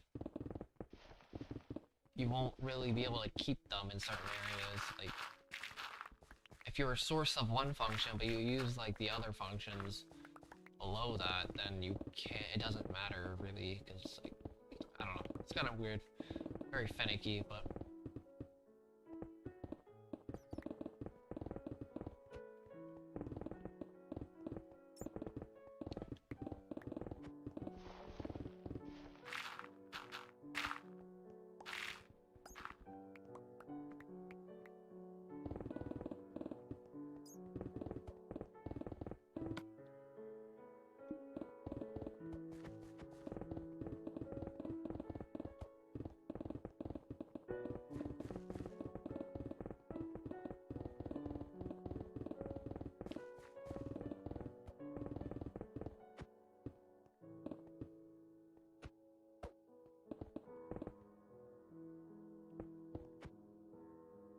it is, I would think it is pretty dangerous, I'm not gonna lie. Like, it could be amazing, but at the same time, it can also be extremely dangerous. That's kind of the cool thing about it. Great power comes great responsibility. That's pretty much this in a nutshell. Especially for your own mind. Especially since it's tailored to your own mind.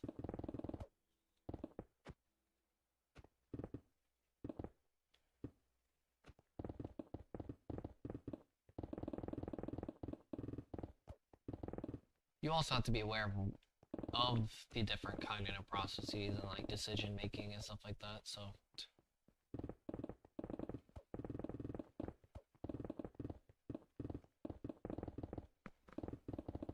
But I mean, that's not too difficult, seriously. It really isn't.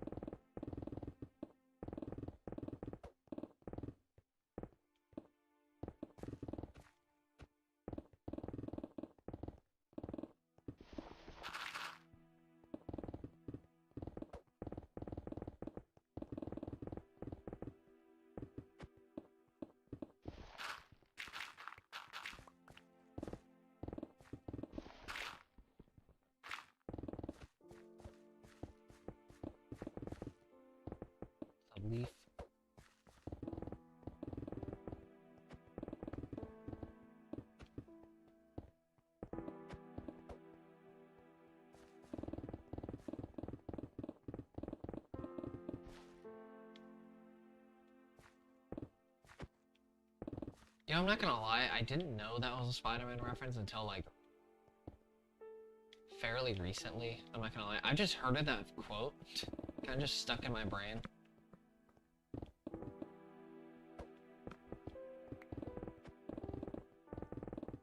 I actually did not know it was, and then I was like, you know what, that actually makes a lot of sense. I just heard it a long time ago, and it just stuck. I didn't know what it even referenced.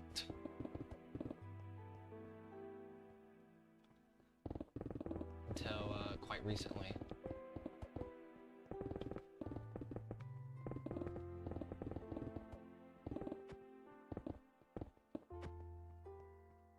It's like, interesting. This is the perfect time to use it too. I was like, there's only one phrase I can think about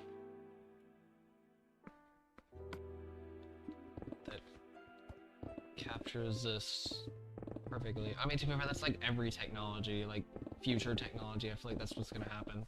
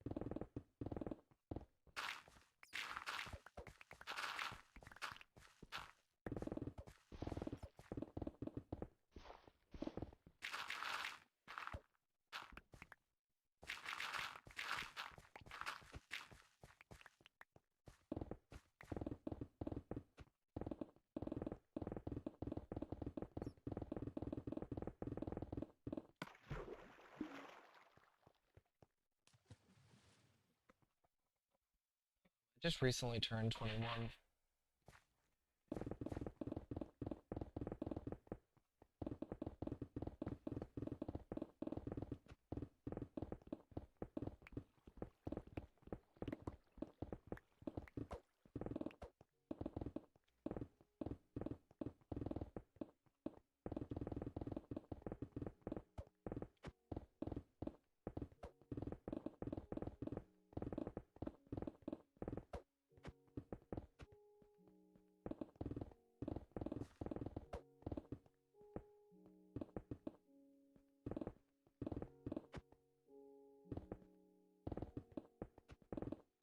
Thank you.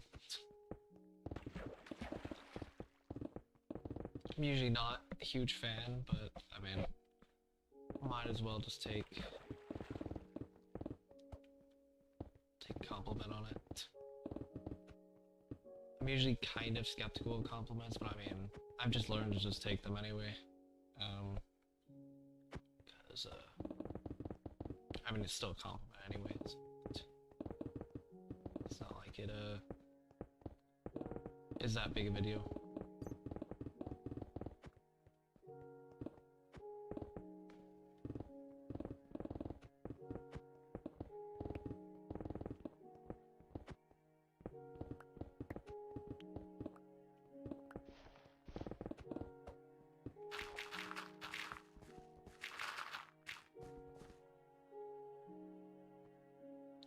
So, it's, okay, it's not skeptical about compliment, it's more like words people use, like how the words, like the word smart being kind of subjective in some ways, like that type of thing. I wouldn't say it's really like, I'm gonna go against compliments, it's more like the words that people use for compliments, because, let's be honest here, compliments are kind of, the words people use for compliments are kind of vague, so it's like, that's the only reason. So I've kind of learned just to take them, more than trying to go against them. Or go against what people say. It's more like take what people say more than anything.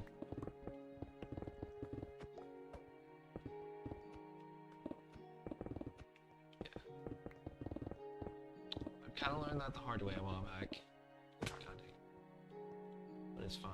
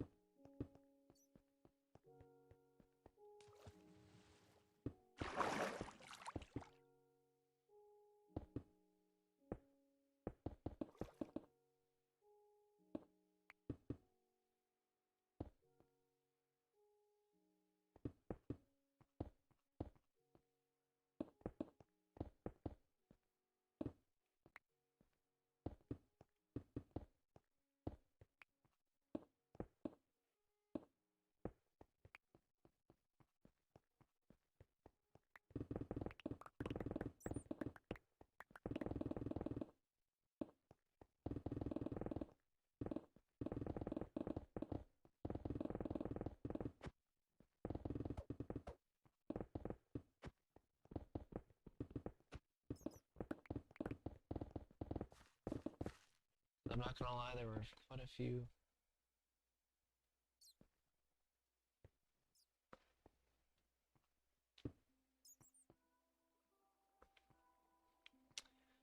I can understand that. You definitely understand that.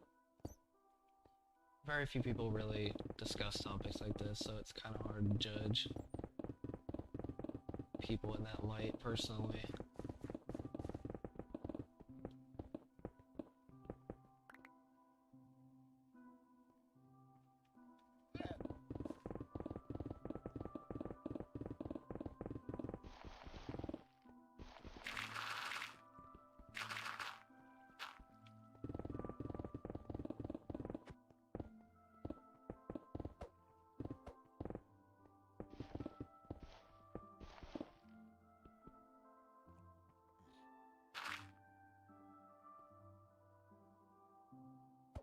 I know what you mean, the grind, the not tedious, but I guess the boredom, kind of small talk. It can get a bit, dreary. If that's even a good word to use.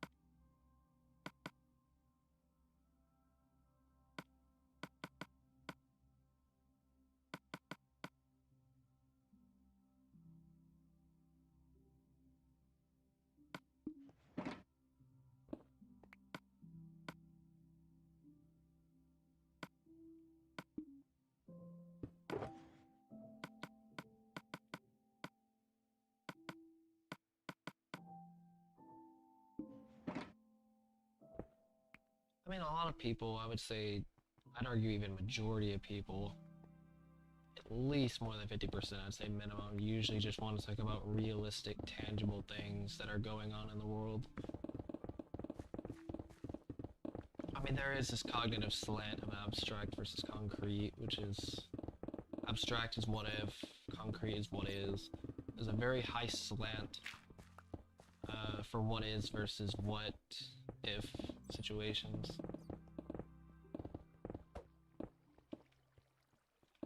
So that's usually the main reason people talk about that stuff, because of this slant that people that primarily prefer concrete versus abstract. Which makes sense, because it's supposed to build the structure of humanity pretty much. Concreteness is supposed to help maintain and or build the structure of humanity, and abstract is supposed to bring humanity further into the future, into the what if humanity did this in some way.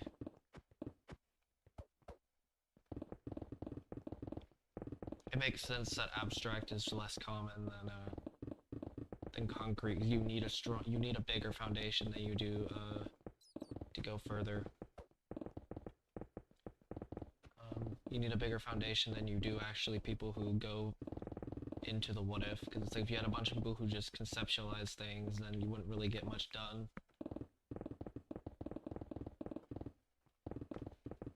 as a whole.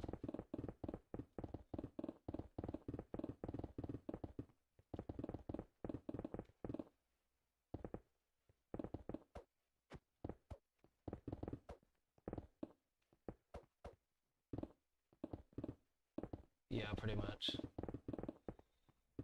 Think of humanity as a giant, as an arrow. Like imagine a bow.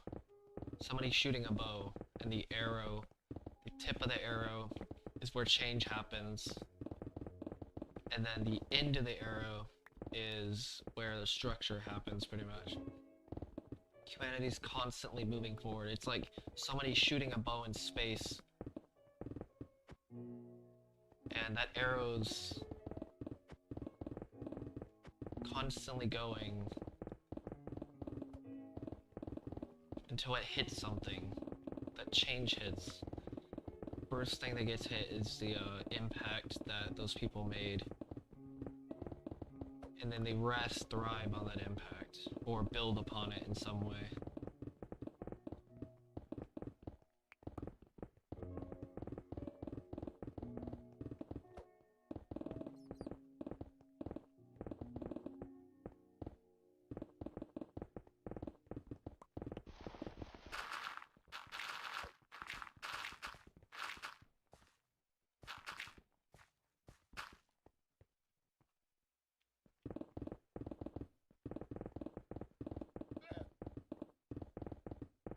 Honestly, if you're really interested in stuff like this, look up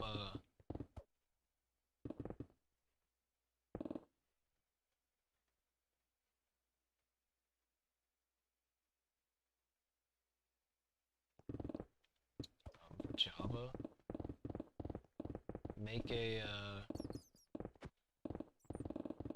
giant iron farm. That should take less than 2 weeks.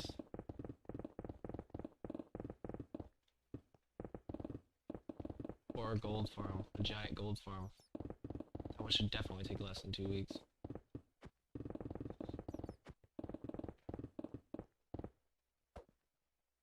Okay, so look up, sorry about that, look up,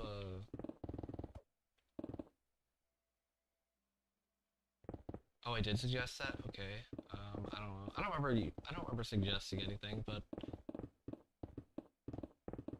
I don't know then.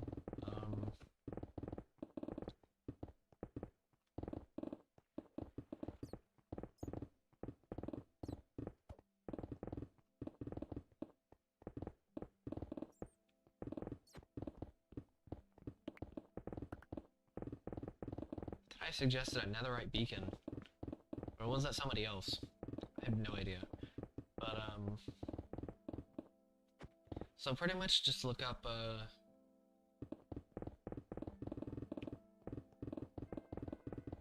CS Joseph for if you're really interested in like possibilities and like metaphysics, which is what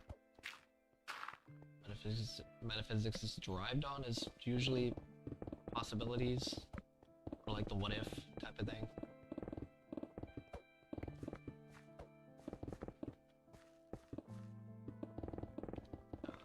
Yeah, just look up CS Joseph. He has it's called Jungian Analytical Psychology. Go through his content. He has quite the content for this psychology.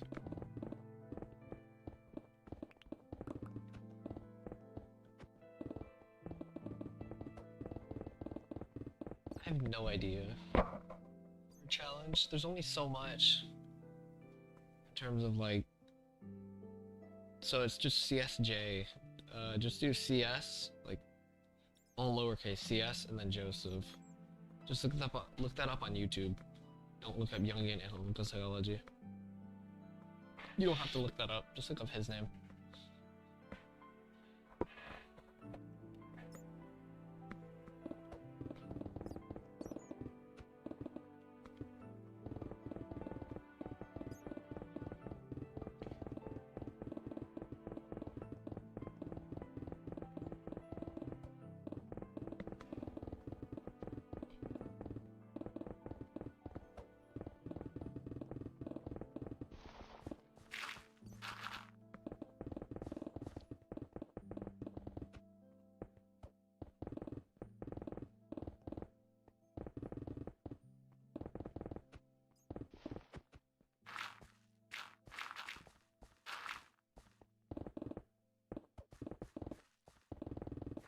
Tons of hours of content to digest.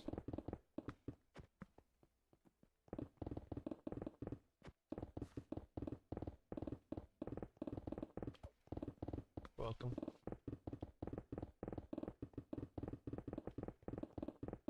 There's even a premium membership that he has. He has bonus content, which is pretty cool. It goes even deeper than what he has on his YouTube channel.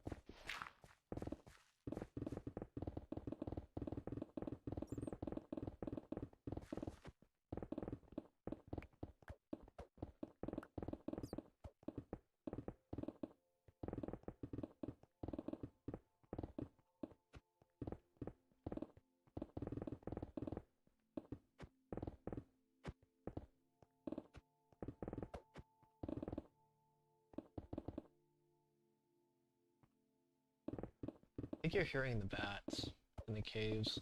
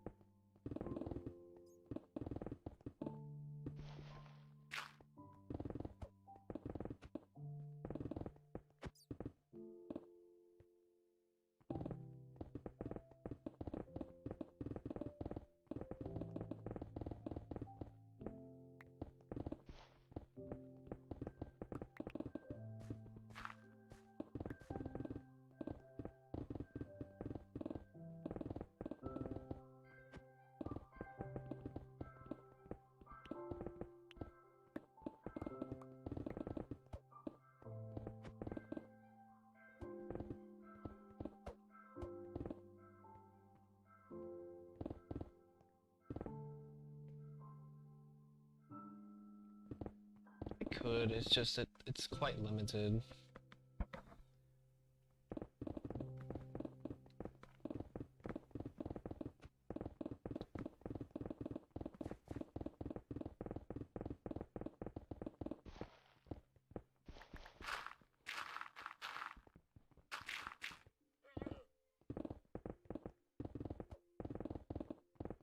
Especially since it doesn't get many updates.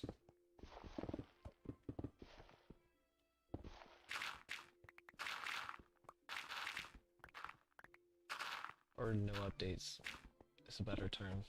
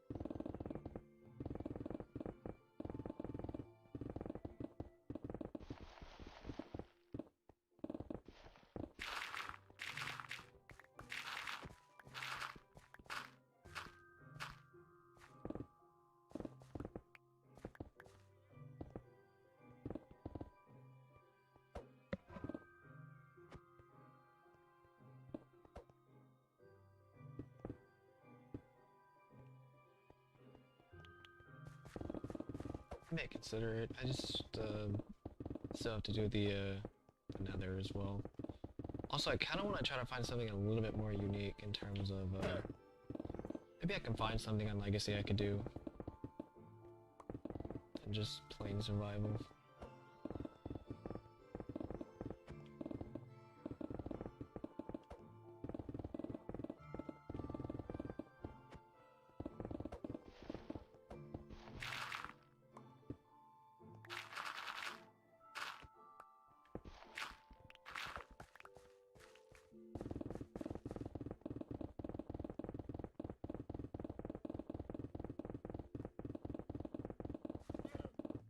I think really people would want to see something on this world. I just don't know what I really want to do.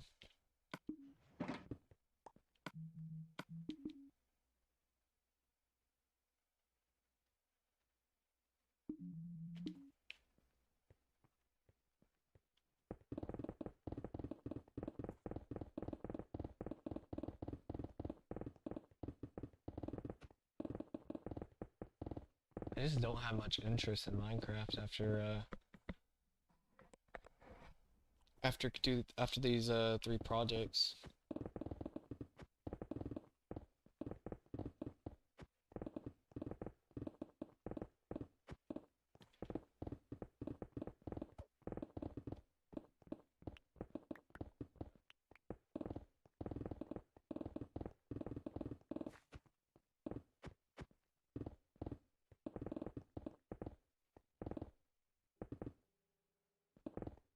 That'd be pretty crazy. I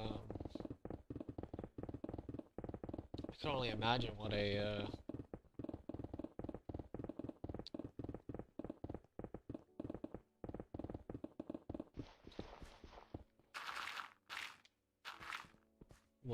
like an animal farm would be like.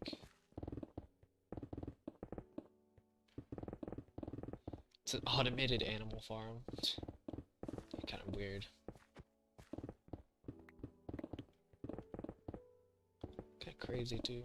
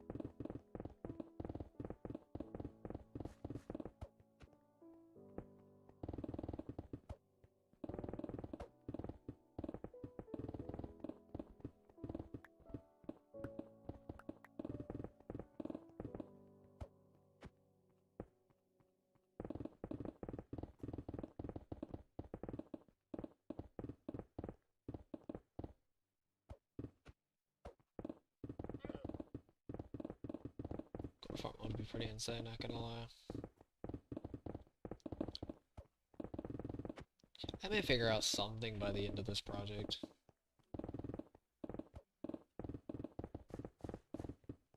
Or I'll just end this channel on a high note. Or at least of Minecraft. I may get into something else at some point.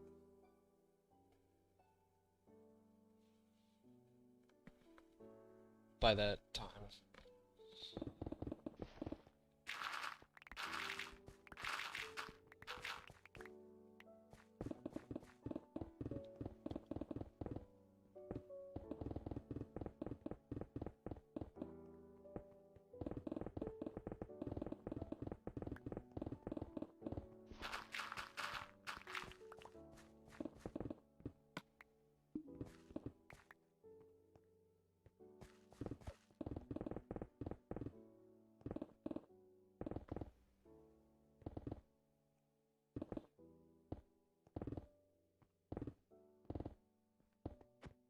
Exactly.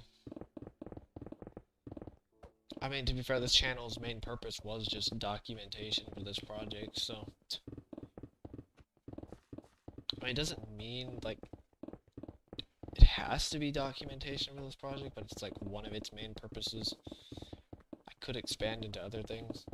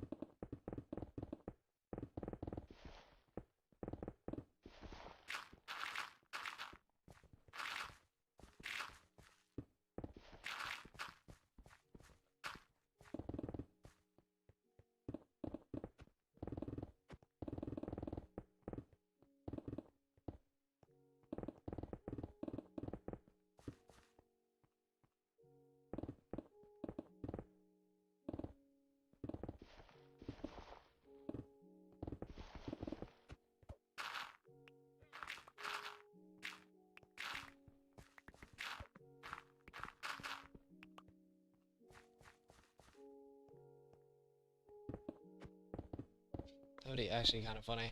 Imagine if I just made it only of the,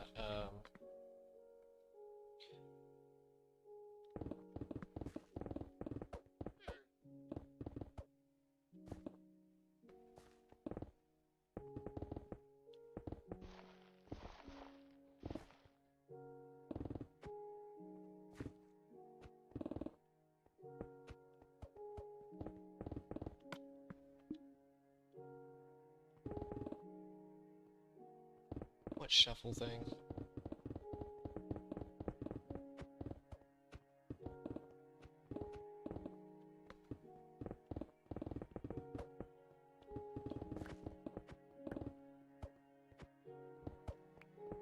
There is a way to convert this world to Java, technically. It is technically possible to convert this to Java.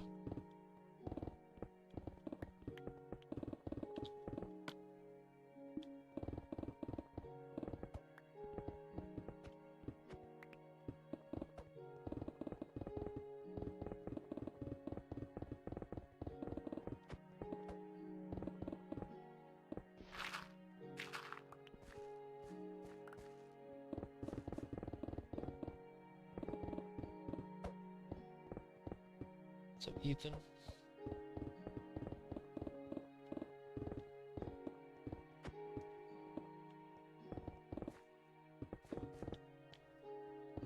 you talking about the sugar box? But yeah, it is possible for me to do this. I pretty much convert this world to Java, or not Java, to Bedrock Edition for the PS4, and then I put this as a realm. Or I put this as a realm.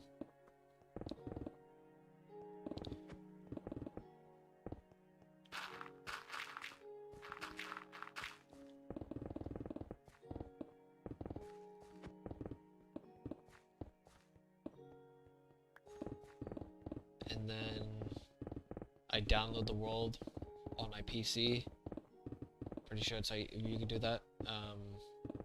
Or somebody saying something about that.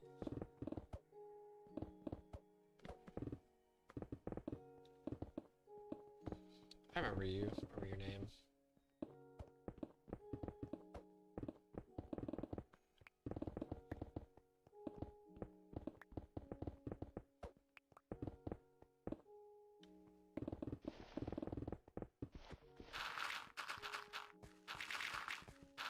And then you just convert it to Java using the universal Minecraft converter. That's pretty much all you do.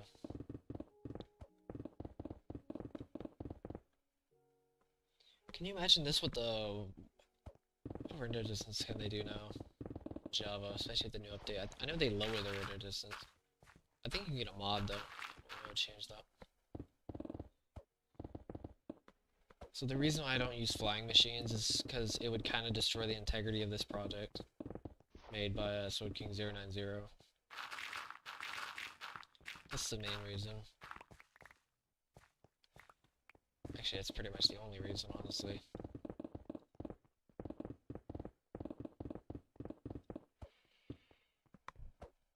A little side reason is because it's also a lot more satisfying this way anyway.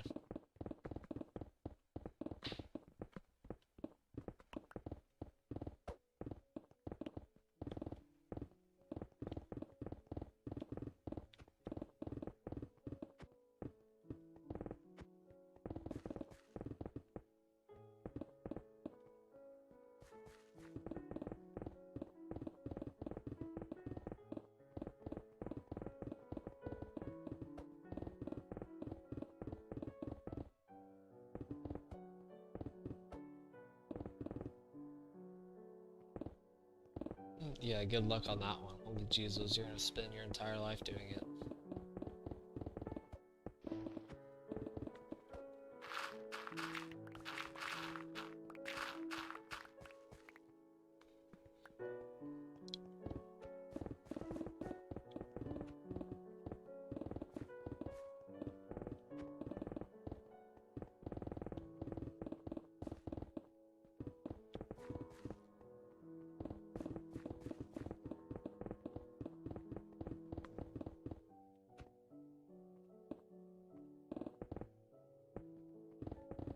Not kidding when I said it either. Even if you do it consistently, or even for like good amounts of time per day, it still will take your entire life.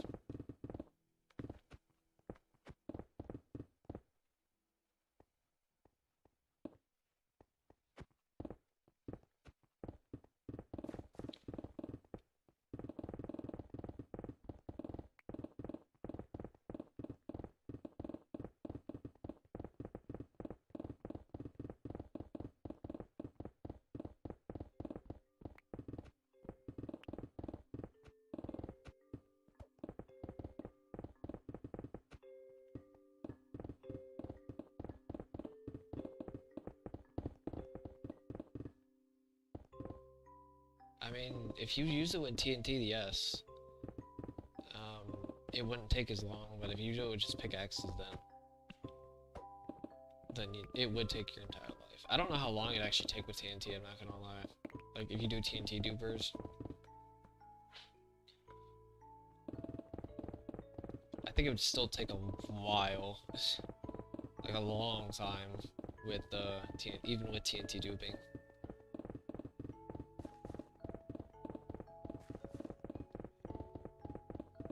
Or with the world eaters or whatever.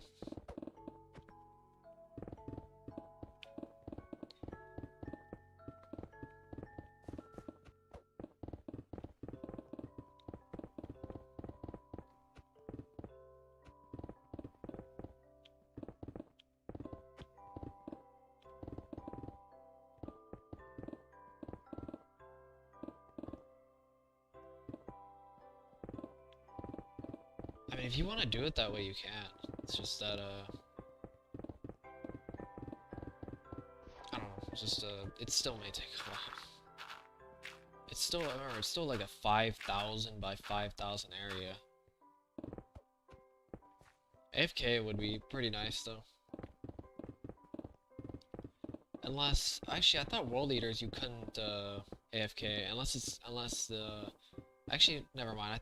I think World Eaters you can't AFK, but I think TNT dupers can't AFK. Oh wait, no, you can. I think you can AFK TNT dupers, but you can't AFK World Eaters if I remember correctly.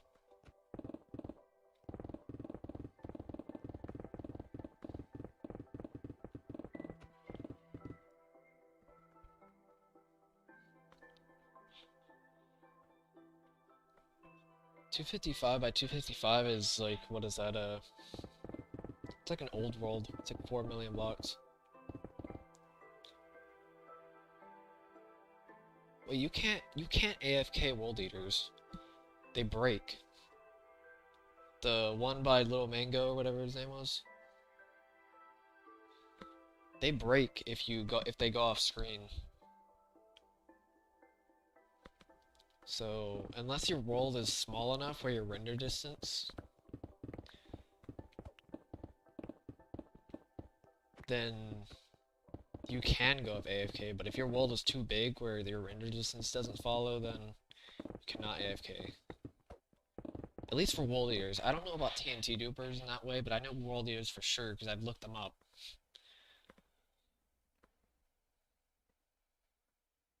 I've seen the World Eaters that people use. I think it was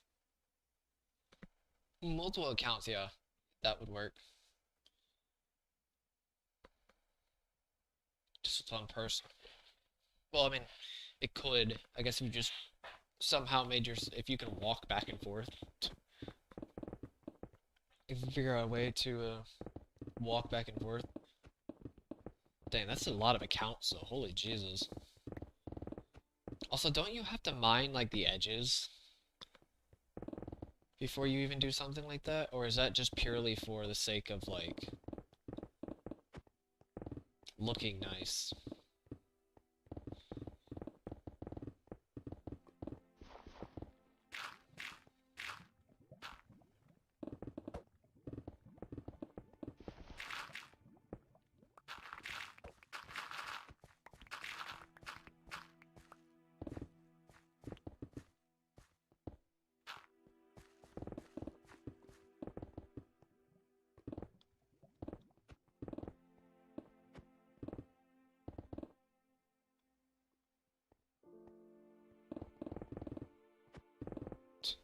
What's up, Batman? I've never actually seen you before, surprisingly.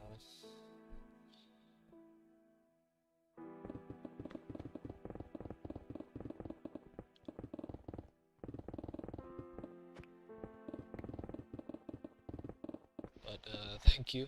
It's appreciated.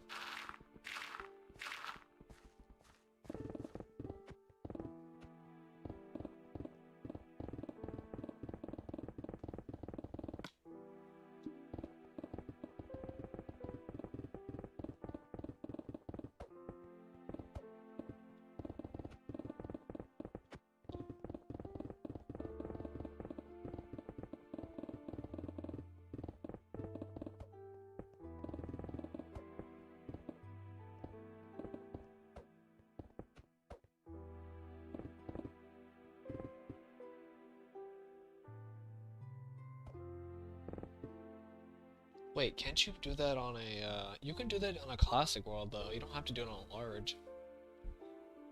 Because isn't the mob count, the mob cap the same? Regardless of the world size?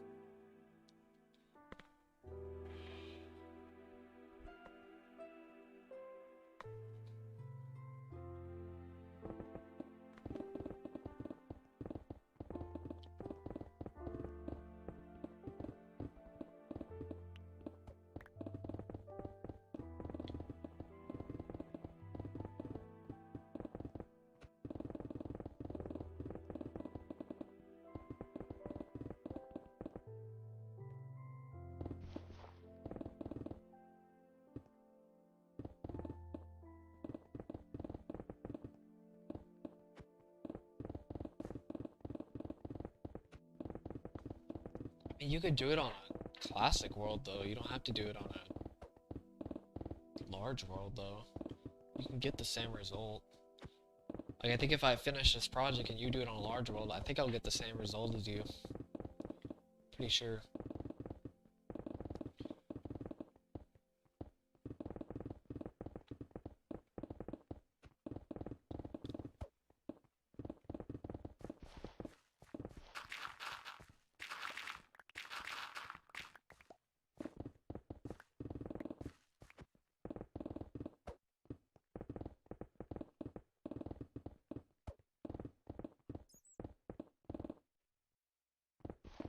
Oh, okay, that's understandable.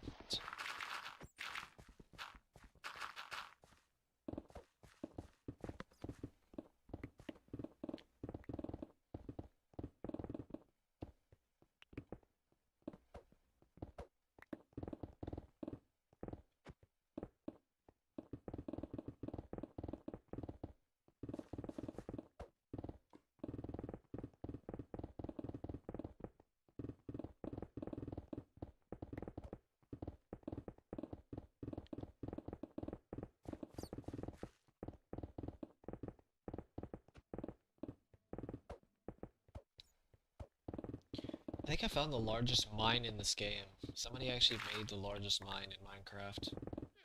Quite literally, like with TNT dupers, like not counting just pickaxes, but like talking like legitimately, like with just world eaters alone. It was like 5,000 by 100 or something like that.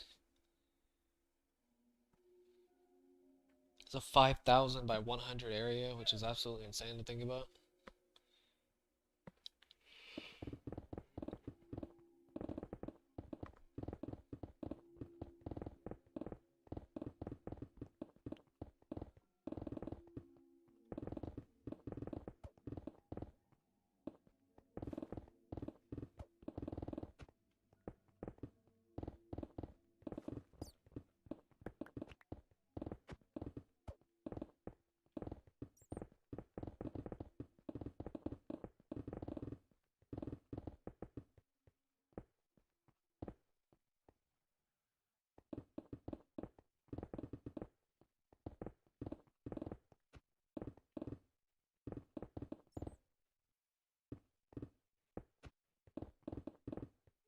I actually thought about that, making a squid farm.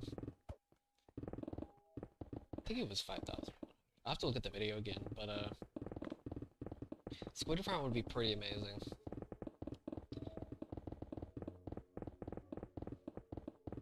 I know exactly where I'll build it as well. It's at the corner top of the map. On the left side.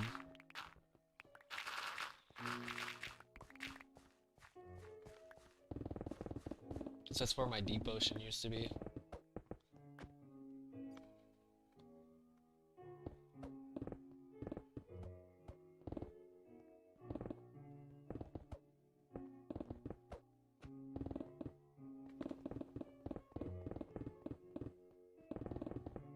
Yeah, I couldn't imagine doing a world like this with 100% spawn proofing.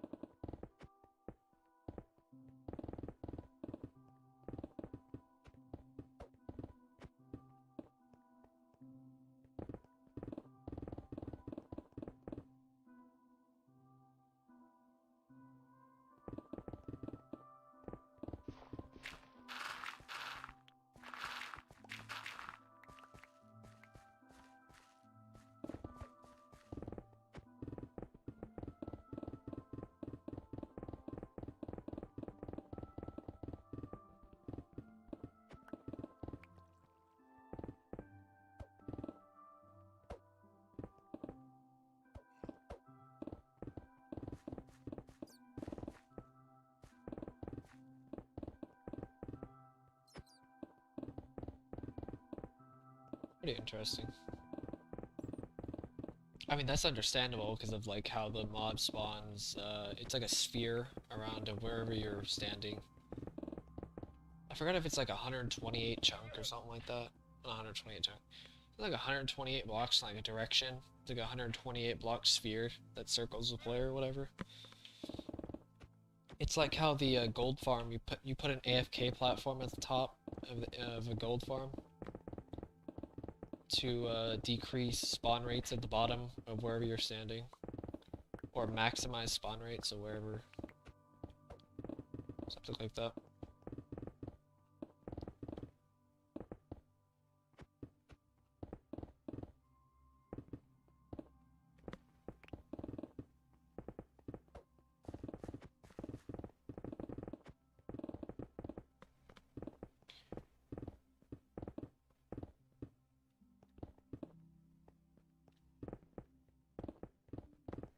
It may not be similar in the sense of like execution or like the reasons why, but it's similar in concept at least, I would think.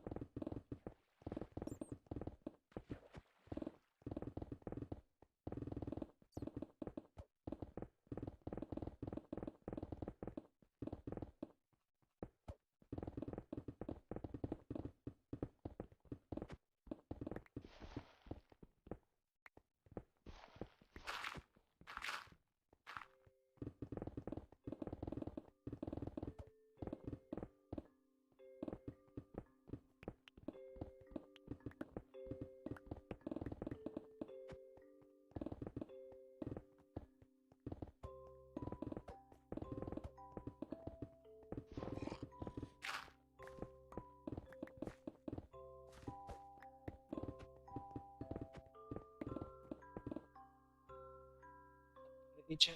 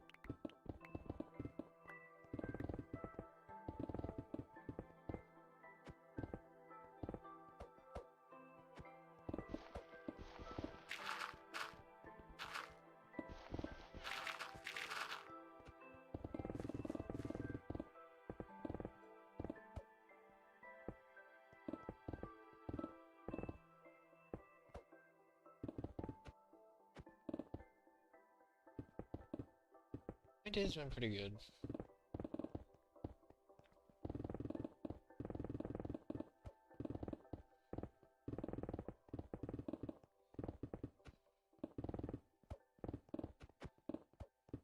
Okay, I'm gonna go ahead and take a break,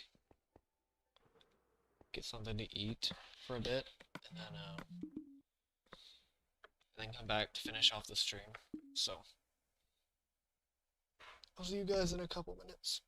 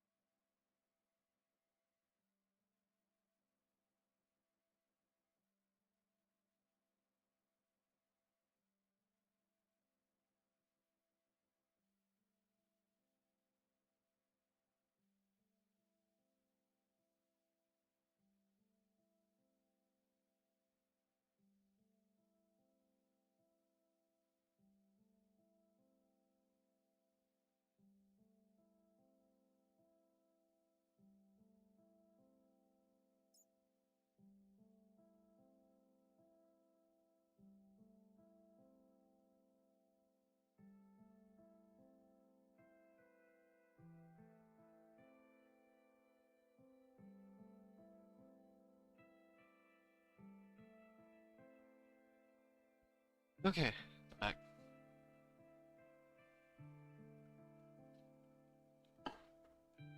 It's time to finish the stream.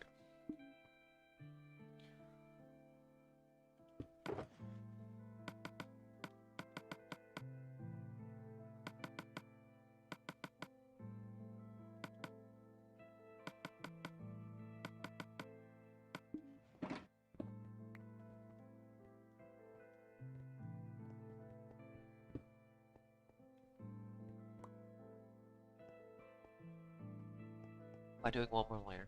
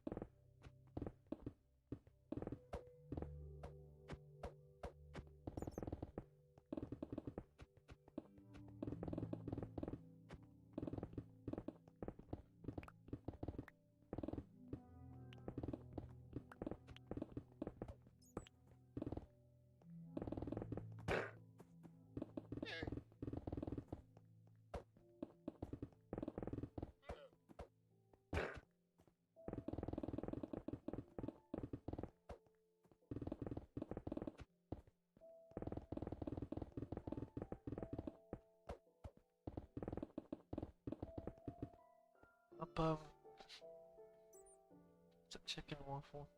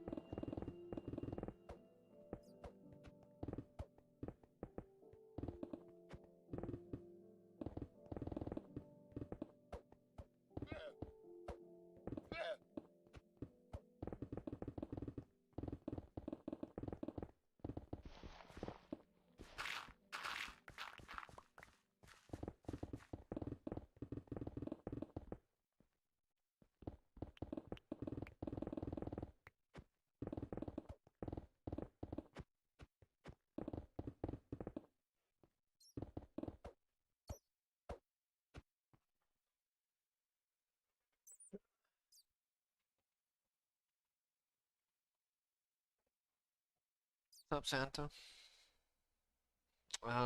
So I'm pretty much doing this project. I'm fulfilling a project a person started a long time ago. If you want a little bit more information on it, it's um like if you want more in depth on like the motivation behind it as well, you can look at I made a video on like clarifying all the motivations and like the different pieces of this project and stuff like that for this on this channel. Just look up update videos and time lapses and you'll see what I mean. Actually no, go look up common question this was one. It's one of my newer videos.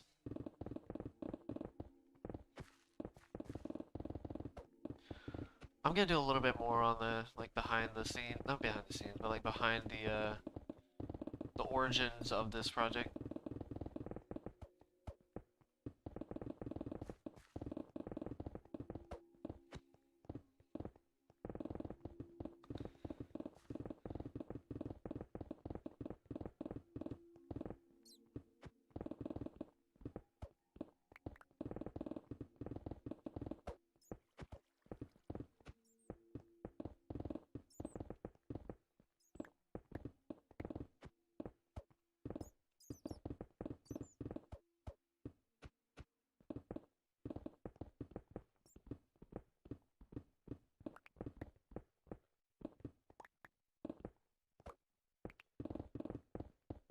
The main reason I'm doing it is just to fulfill a project called Operation Bedrock, made by SwordKing090, which is basically mining an entire Minecraft classic build on the legacy version.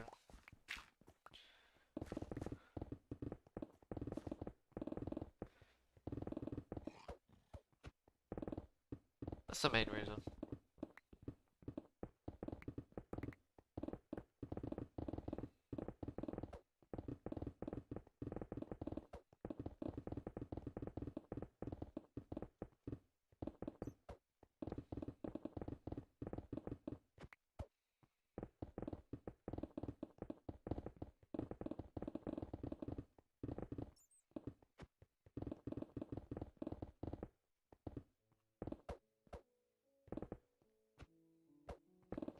Thank you.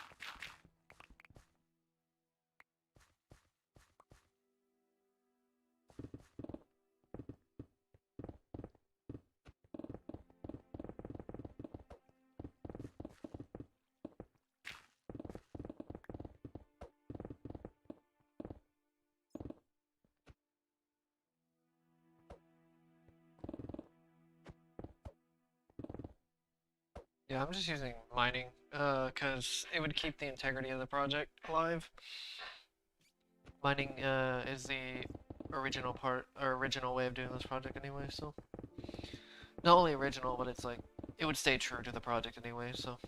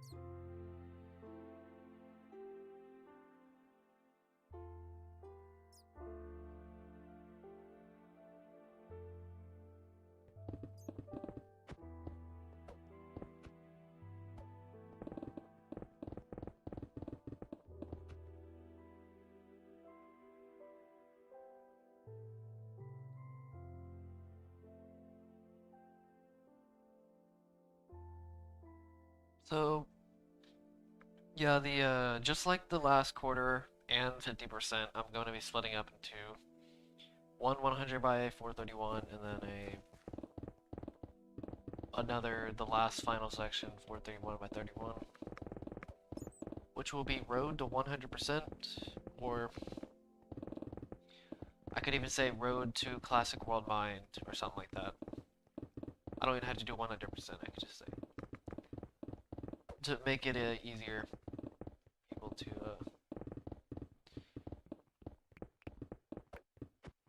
understand.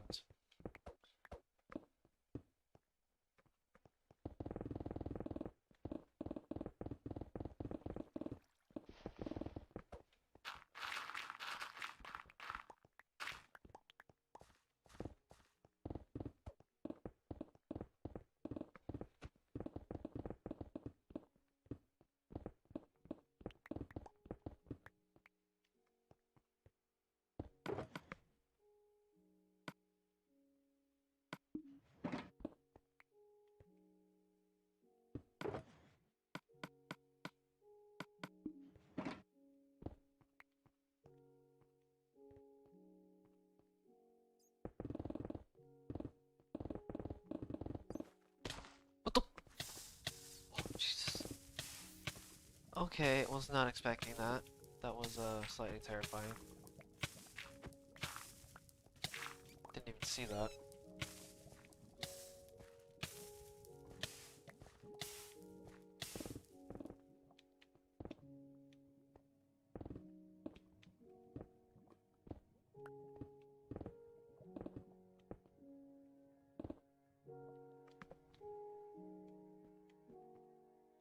So, I'm not going to be counting the things, because, I mean, the entire point of the project was to keep the world flat, so I'm keeping the world flat like it was originally intended to be.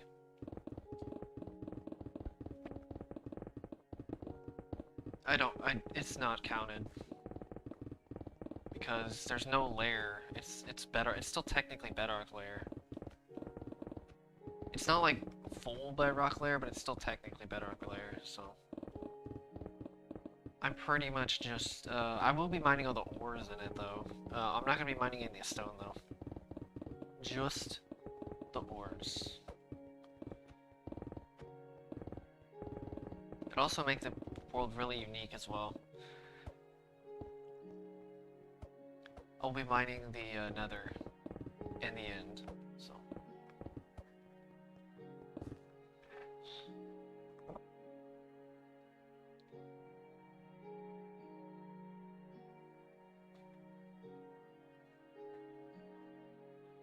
Also, it kind of also shows,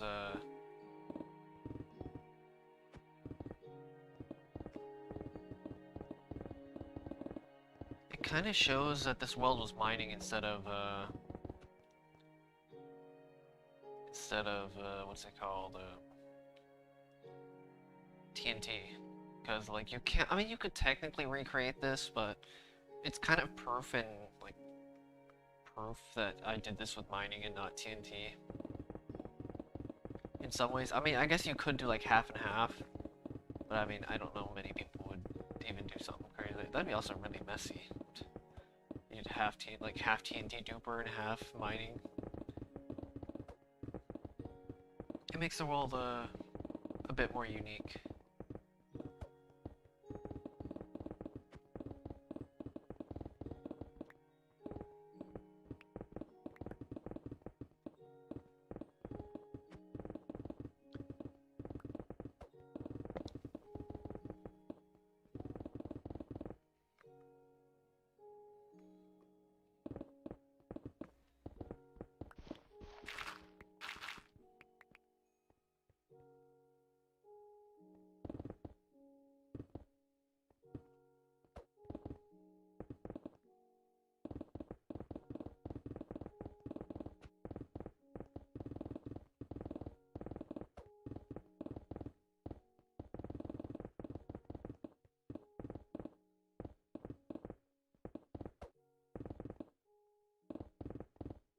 Yeah, I'm gonna be mining the rest of the ores actually, after the stream.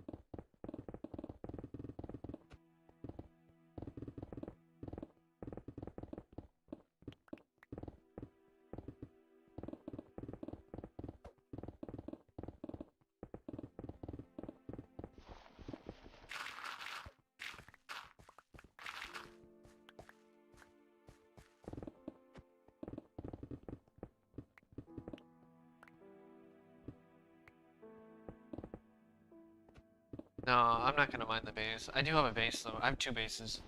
I'm not gonna mine that. Everything that I've built or my friends have built, because they did build a little bit of pixel art in this world, but that's really it. And anything that's built, I'm keeping. So like a skeleton farm, the 2 bases, some of the pixel art that my friends have made. So.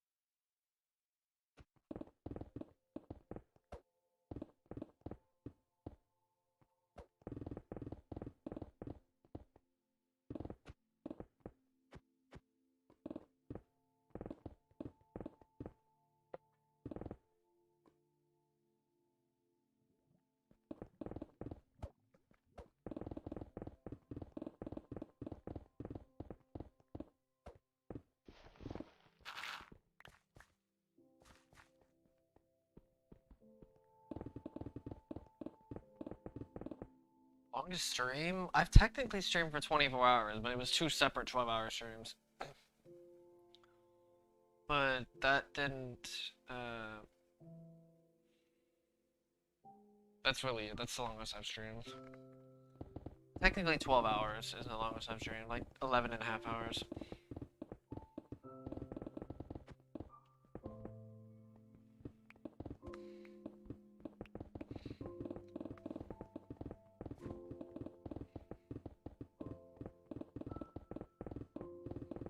But I mean, 12 hours is technically the longest I've streamed in one stream.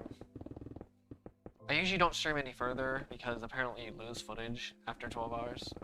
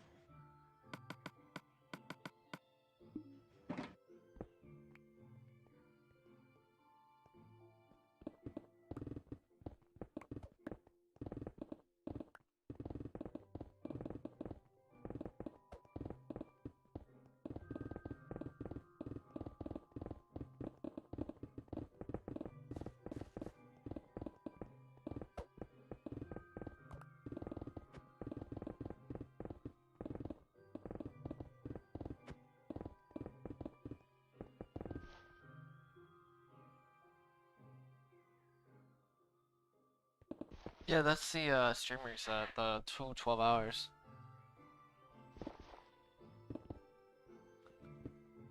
I fell asleep and did 11 hours. But that's the longest I've ever streamed for 11 hours, or longest sleep stream. It was 3 hours of streaming and 8 hours of sleeping.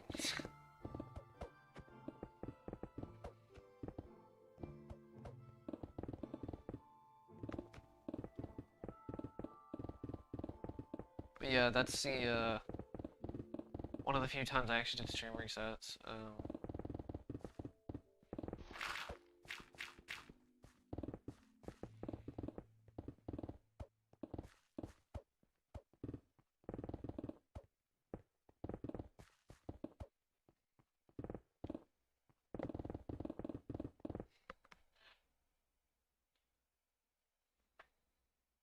Thank you, Hunter, for subscribing. It's much appreciated.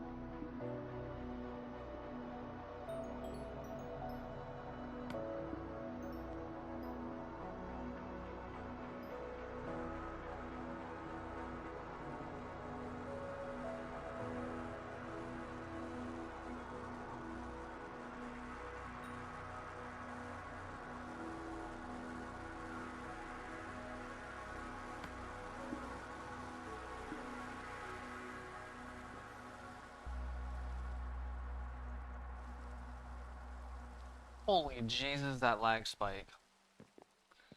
That's probably the worst lag spike I've ever gotten in this project. Probably the worst I've gotten. I'm surprised that didn't crash.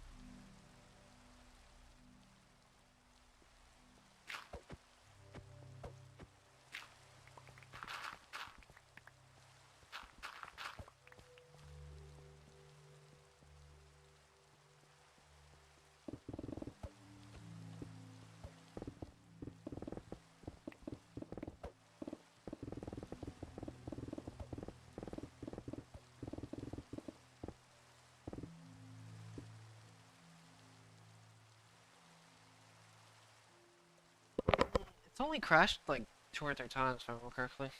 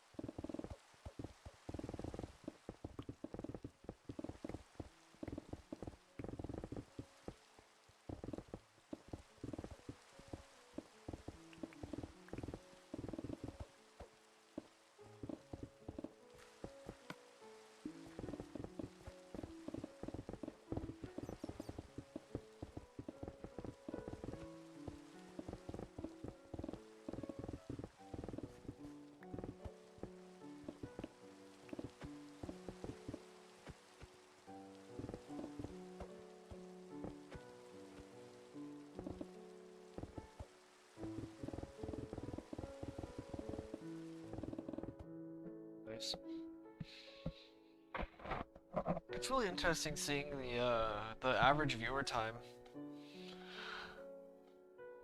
Average viewer time for my streams are like 4 minutes.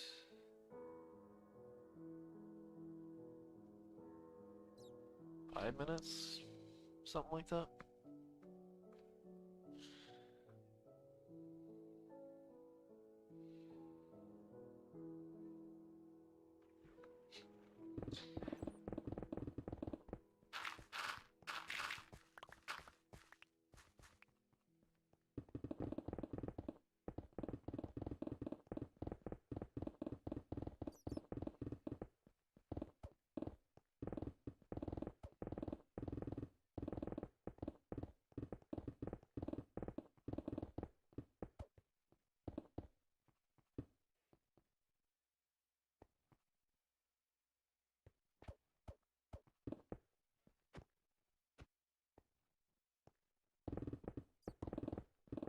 I think there's a lot of lurkers on this channel though, so it's pretty understandable.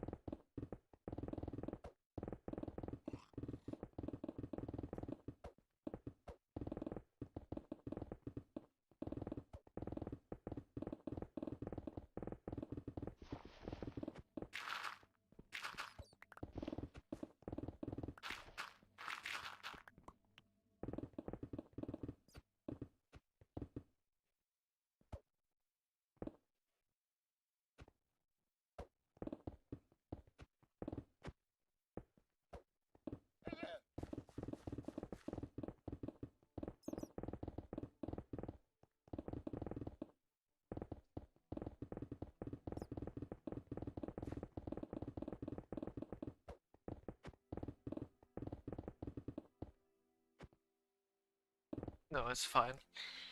It is kind of I definitely was not expecting that.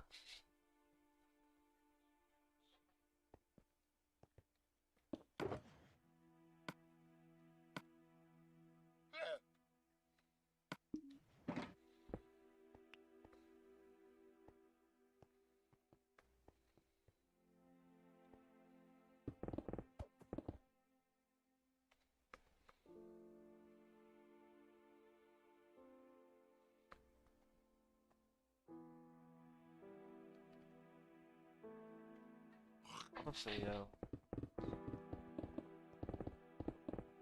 want to talk to other people as well in the community, you can also go to Discord.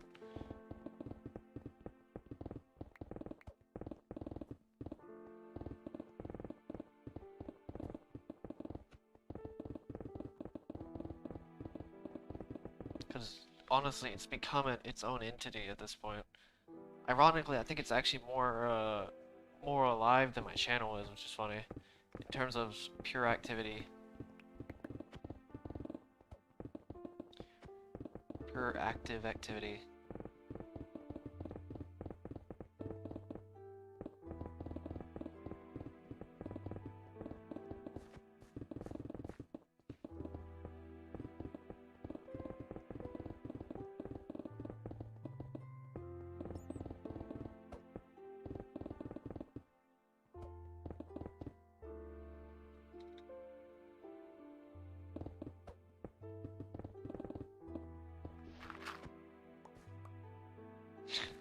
Oh god.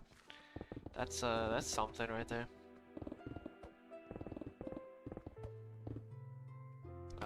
Not too sure actually.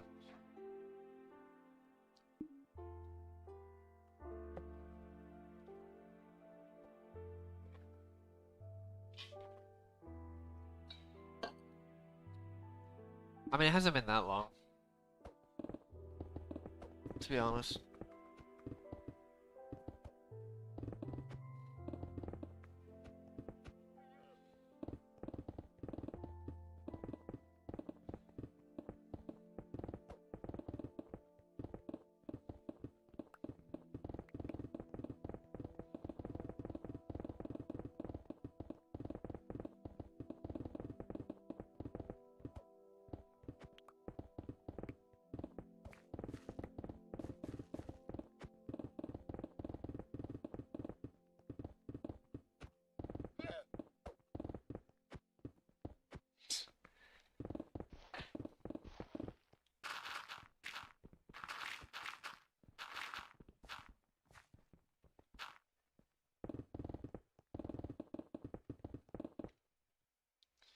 Oh yeah, I'm just gonna mention real fast. Somebody gave me that face, that meme or that like GIF or whatever, or what is it? GI? Yeah, it's GIF, not GIF.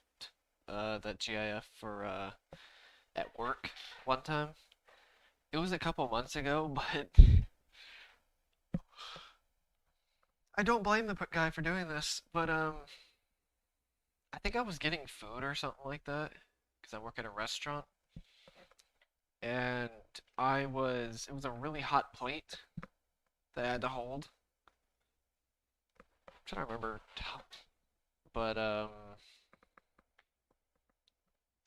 pretty much, he was trying to hand me a towel, and I was literally looking at him for I think like at least 30 seconds up to a minute of not realizing he was even trying to hand me the towel in the first place. Let me tell you, like, it was, oh God, it was not, yeah, talk about not paying attention. Like, holy Jesus Christ.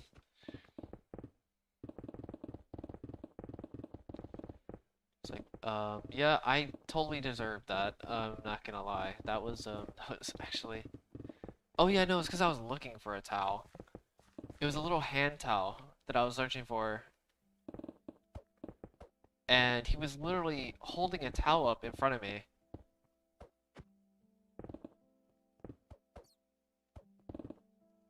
He was holding a towel up like in front of where I was standing for about a minute while I was searching for one. I think I even looked at him. I think the crazy part is I literally looked at what he was doing.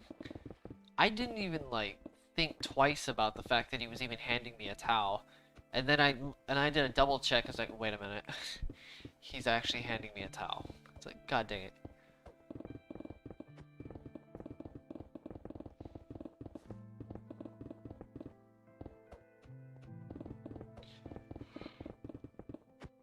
It's like, oh god, alright. I'm starting to realize how little I actually know about people's intentions sometimes.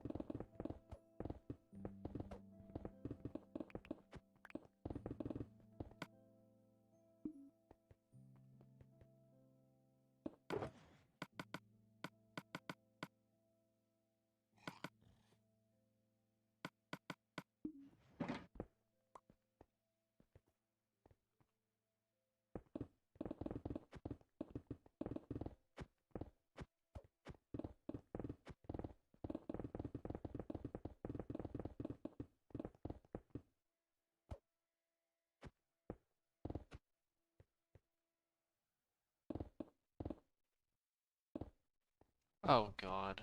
Okay. Side with water.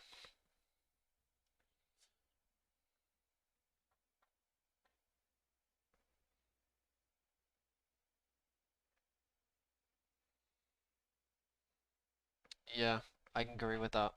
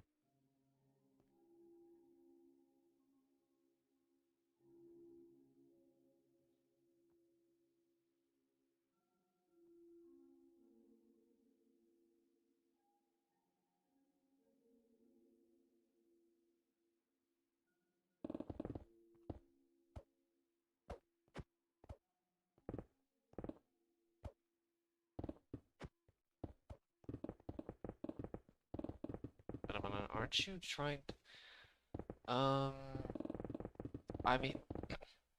I mean, they can say something, but I mean, it doesn't really matter if you just have the object.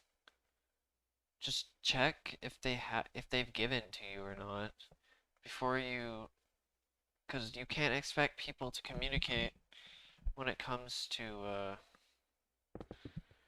I mean, I understand what you're saying, but like, at the same time, it's like,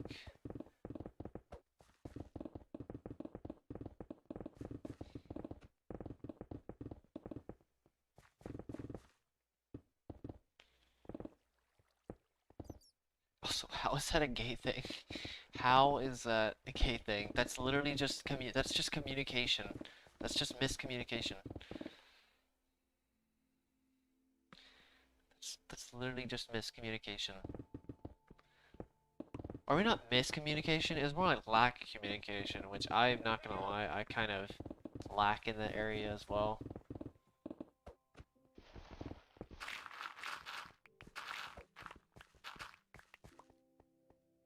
I mean, honestly, you might as well just say something, and then wait a minute, and then say something again. and then wait a minute, like, just keep doing that. I mean, I can understand how that would get really annoying, though.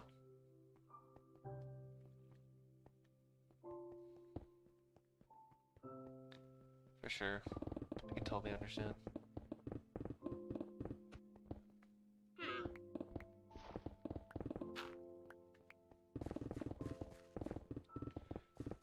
To be fair, but usually if you receive something, just check if you received it, like, before asking, because it's like,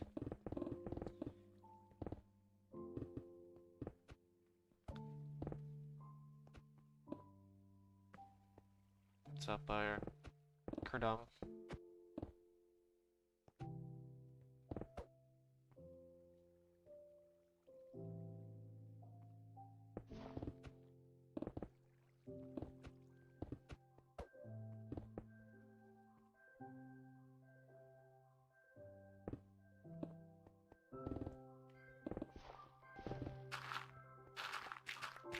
Oh, so you're like asking for something.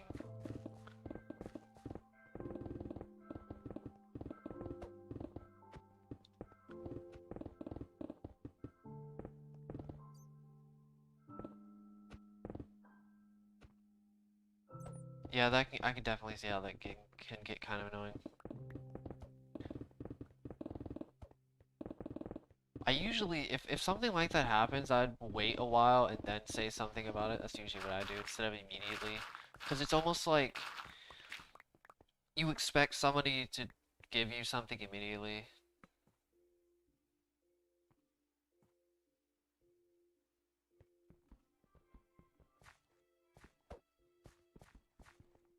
Is it Kradomski?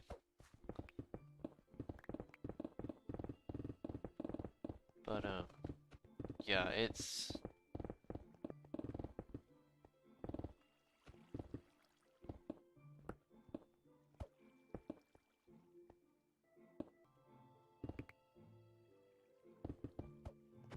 I don't know.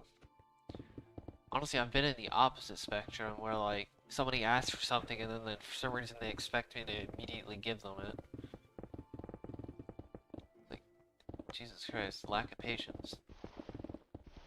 My God, people. Or they tell me to do something and then like 30 seconds later, if not less, like, oh, have you done the thing yet? Or have you done the job or like task yet? It's like, guys, you can't like expect me to stop immediately what I'm doing to serve whatever you're doing. I mean, people have plans. They do things on the side of what you're doing, unless it's literally 100% necessary for somebody to do something. Then, like, if they absolutely need something for me to do, or like absolutely need something, then I will drop what I'm doing. But if it's something that's like, okay, can you do this? It's like, sure. It's like, it's people just expect for some reason immediate returns.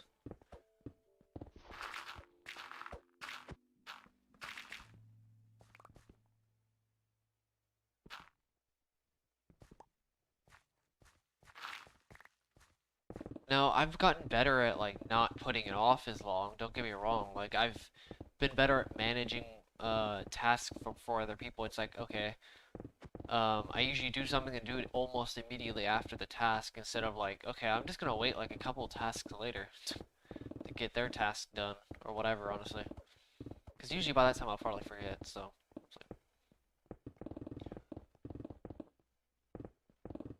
So if I do it not immediately, but right after what I'm doing, then I will do it, but usually people are pretty open to that. Sometimes they can be a little bit of a stickler though.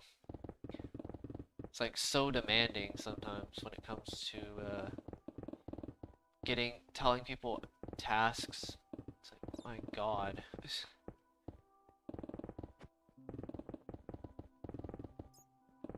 My God, people. least have a little bit of patience. Understand that people plan things. It's not like I plan things all the time, and then people, for some reason, assume that I'm like doing it out of habit. It's not habit. I'm just doing it unconventionally for the short period of time to plan out what I'm gonna do next. Like, for example, when I'm putting up a dish at work, I place a dish down, and then people say like, oh yeah, no, this goes here. It's like, yes, of course it does. I'm just putting this here so I can put this up here, so for later on. My god. Like, I understand why they're doing it, but seriously, you gotta trust a little bit of what people are doing.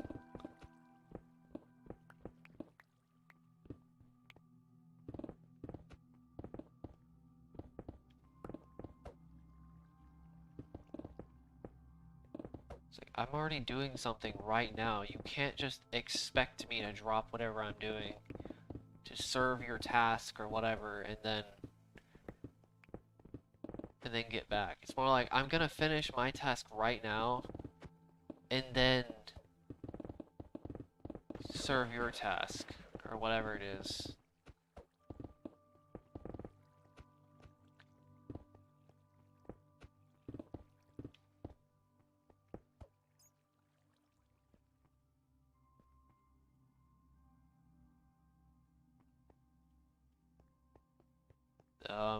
I mean, if you have work or something like that, that's a good time.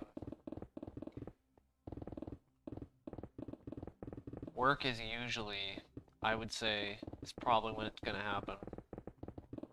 Is when it usually happens.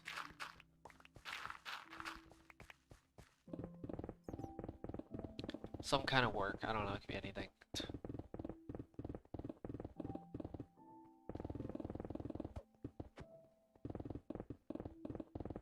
I wouldn't say it's like they're demanding it. It's more like they're rushing it, if that makes sense. It's not like they're shoving it down, but it's more like they're just like rushing it. It's like they're trying to cram.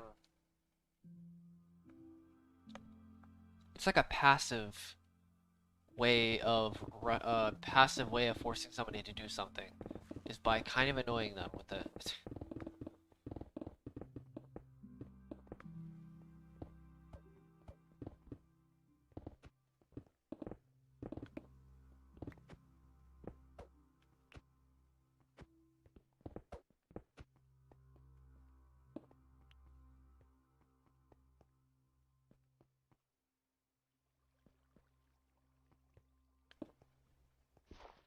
Yeah, not when you're chilling. It's just when you're like working, when you're actually doing tasks. Like when you actually have to do tasks. Like doing some kind of job or something like that. And then somebody else shoves another job. It's like, have you done that job yet? It's like, no, I'm finishing this job. And then they like, and then sometimes they even have the audacity to say like, why aren't you,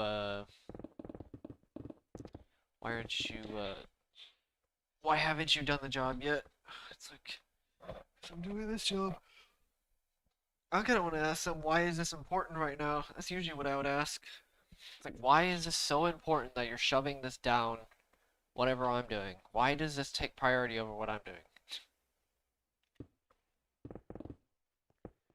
I don't blame them, especially if it's like a high rush situation, but my god. I can't really blame people, especially in the higher rush situations. Also these expectations are kind of ridiculous of expecting someone to drop something.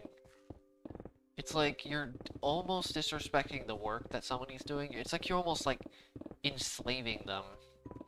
Like there's one point in asking somebody to do something like a favor. There's one point in literally like forcing somebody, especially without any explanation, to do something. That makes it even worse. It's like almost enslavement in a way.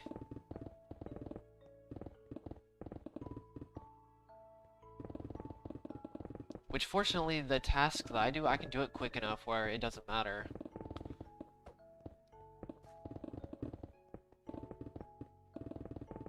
And honestly, I just don't care if they try to like basically shove it into like the tasks that I'm doing, I literally don't care. Like until they actually I don't even find it annoying at this point. It's more like until they actually prove an action that makes it where it's important.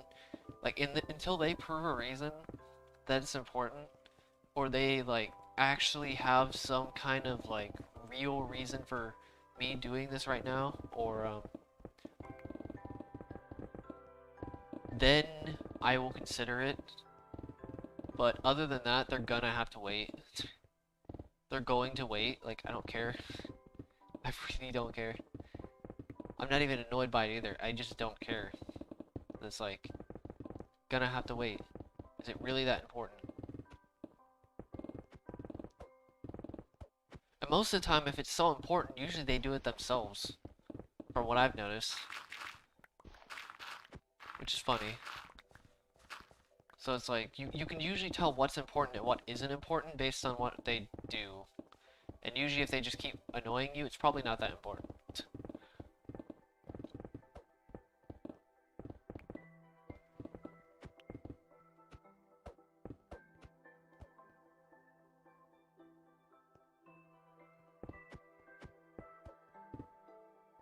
I can definitely see the opposite though, being in spite of somebody and just doing the job. It's like, fine, here. It's like giving a kid a little candy bar because they're just constantly bothering you with it. I do the opposite. I do the complete opposite. I question before actually just doing it. Well, I don't question. I like make them give me a reason.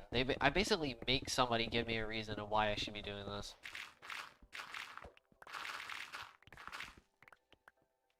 It's like, why is this so important? Why would I want to do this? Or why do I need to do this right now?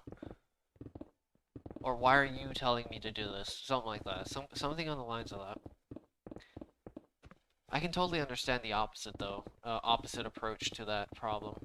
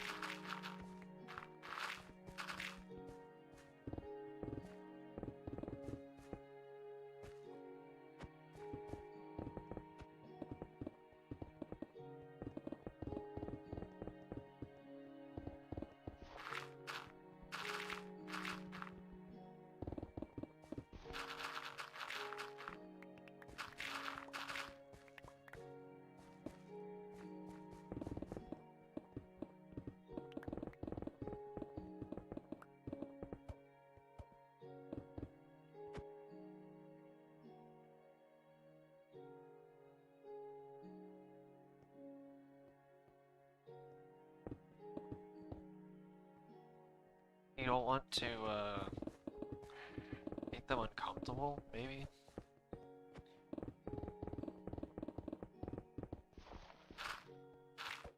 Like you don't want to like make them uncomfortable and like force somebody to do something, even if they don't have to do it. If that makes sense. Or it's another approach where it's like you feel guilty because you probably could have done it yourself type of thing, even though it's kind of a little arrogant, because it's like thinking, it's like that mindset of doing everything yourself mindset. Which doing everything yourself on it's fine, but honestly it's like, if you absolutely need help in something, that's a little bit different, let's be honest. But I don't know. I think it's one of those, either one of those two, honestly.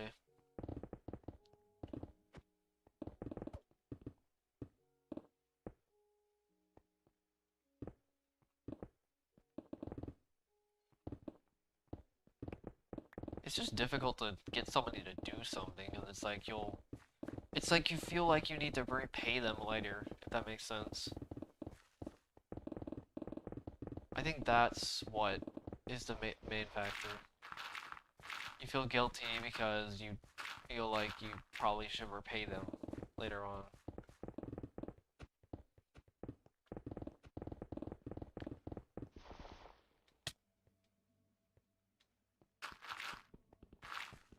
I think the only time you should feel guilty on something like that is if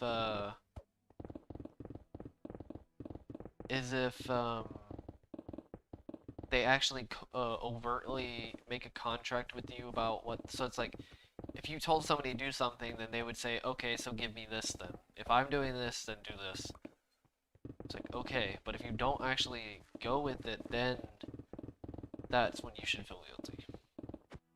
Probably. It's like, you really shouldn't feel guilty about getting somebody to do something. Because let's be honest here, a lot more people want to help more than you would think. It's actually kind of surprising how many people actually would want to help whatever you're doing. It's like you're pushing people away in a way. That's weird, but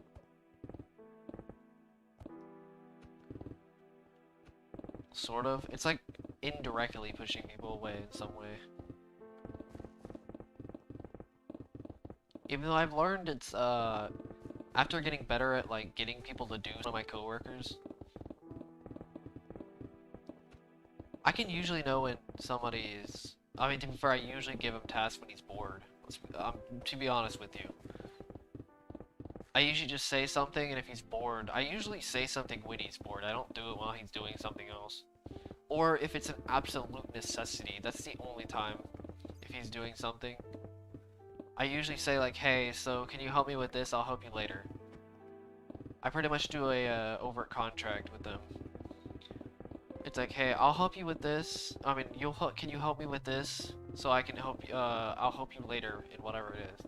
It's like, ultimately, even if he does tasks for me, I will ultimately help him later on anyway, so it's like, I mean, I don't bombard him with tasks, but it's like small things. If it's something that's kind of needed to be done. Kind of weird, but it's something I'm getting better at, trying to get better at, delegating in a way. It's like small negations. I think it's delegating, I'm not too sure.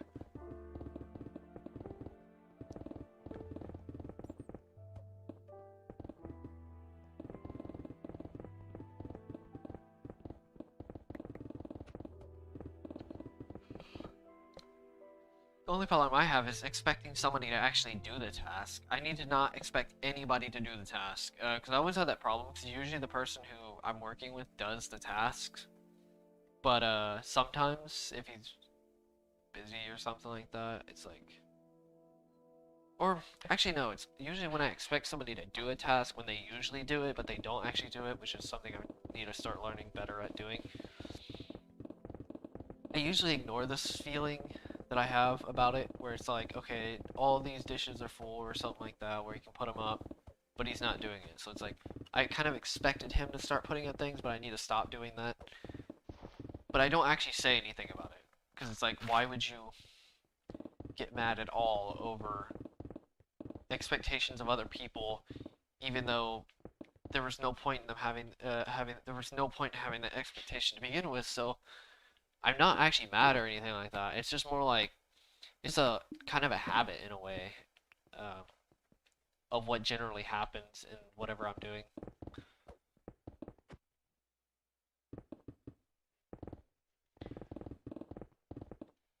But usually it's fine, honestly. If it's an absolute necessity of helping, I'll just jump in and ask to help, but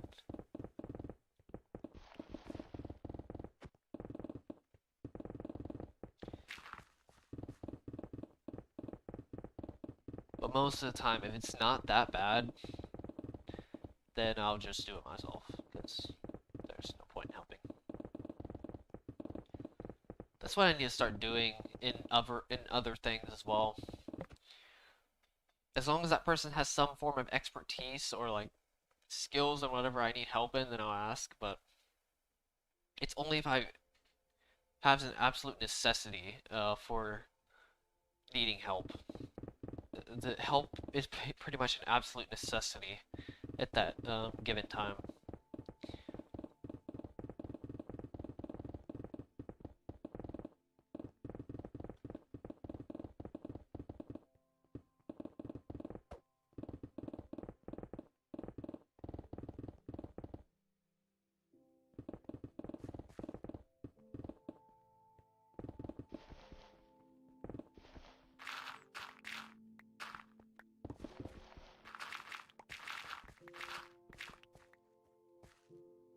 It doesn't happen very often though. It's usually when I'm extremely busy for work, where I have like no way, I have no time or anything to do whatever that needs to be done. They'd be like, okay, it's time, honestly. It's time to start prioritizing certain things, which I need to start doing more often, is prioritizing certain things.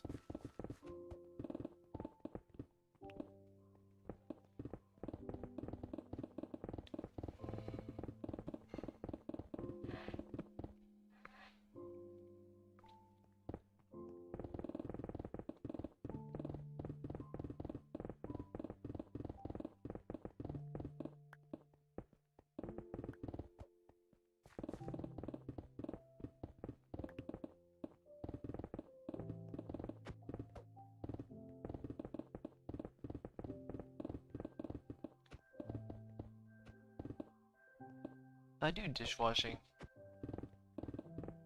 Usually on weekends with 2 people. Which can get quite hectic, let me tell you.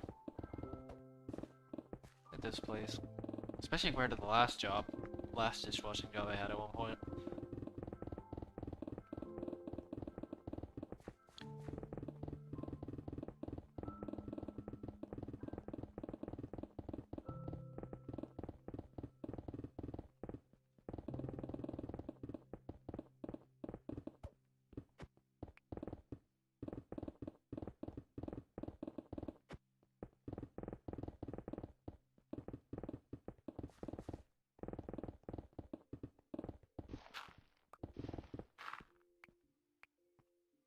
It can get pretty fun. It can get pretty fun.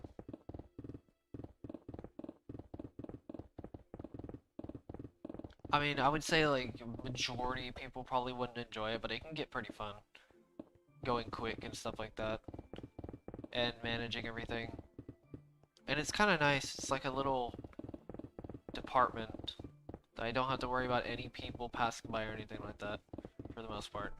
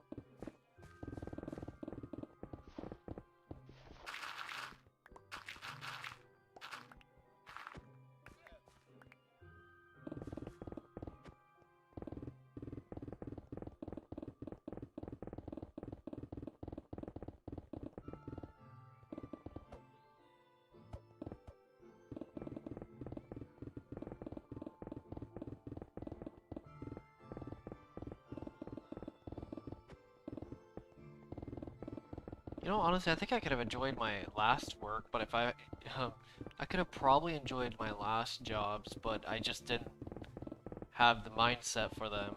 And not only I didn't have the mindset, I just didn't care really, which was kind of a bad thing.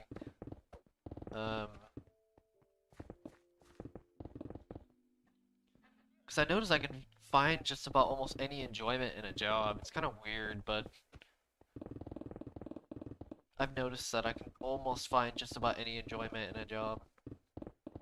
As long as I stick through it long enough. That's my biggest problem with my other jobs. I just didn't stick to the job long enough to actually care enough to do that, or just not being skilled enough in whatever the job I was doing, or the work environment, or whatever.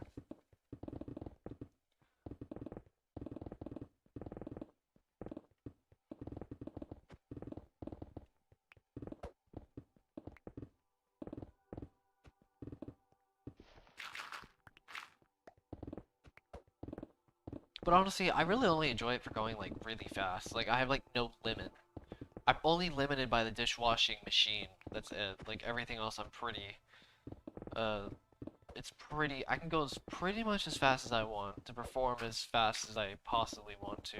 It's kind of weird, but.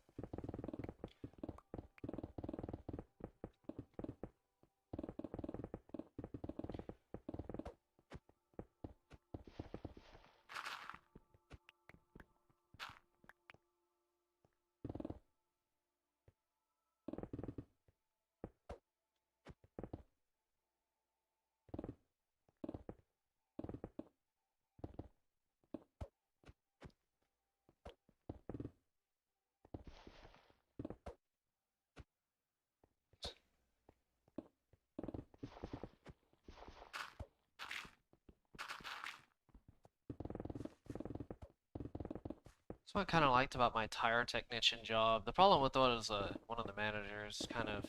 Actually, it was partially him and mainly myself of not putting any effort of the job I was doing right at the moment, which was a really bad choice on myself. It really comes down to a lot of my jobs really came to just not having the effort, or just not putting in the effort of where I should have been in the job, which big mistake but by me, but whatever, honestly. Can't really change it anymore. Um, so that's the bad part of my mindset that I had, was the lack of effort. It was just a bad mindset in general. It wasn't even like, it was a misguided, it wasn't like I was misguiding myself in terms of like career or anything like that. I just didn't have a good mindset for growing myself, I guess. Growing internally or externally.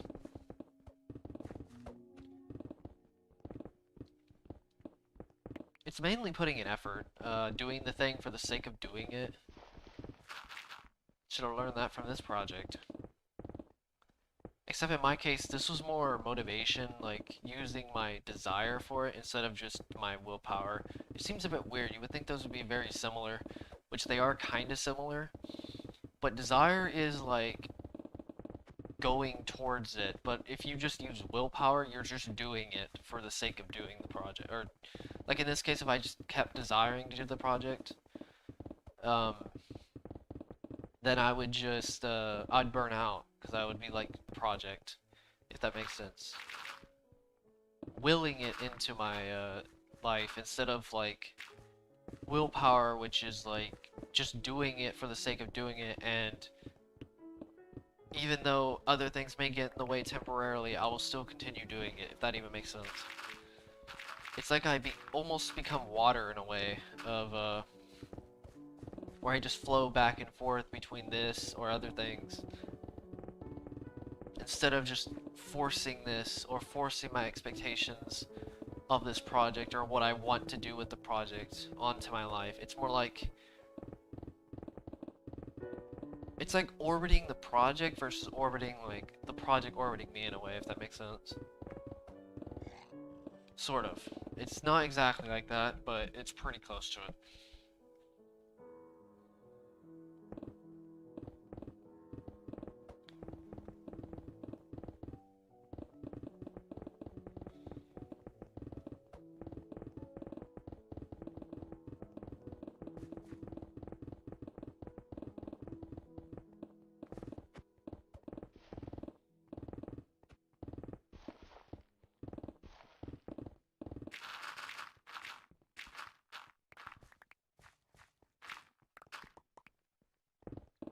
Now the weird thing is I didn't spend as much time as you would think, especially if it's like that, but...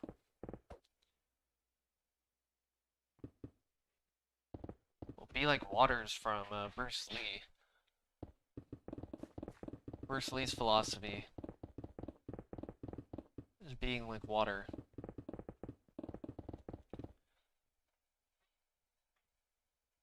Moving without actually thinking.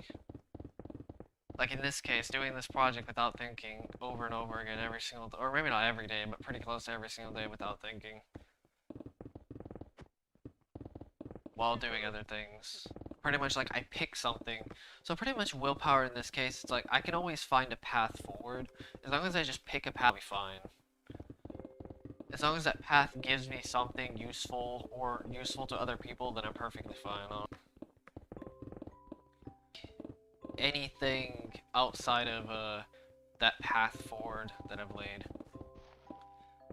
Pretty much I'm trying to like not pretty much no resistance. I pretty much become, it becomes no resistance. Now does that mean that I'm not gonna have any expectations? Not really.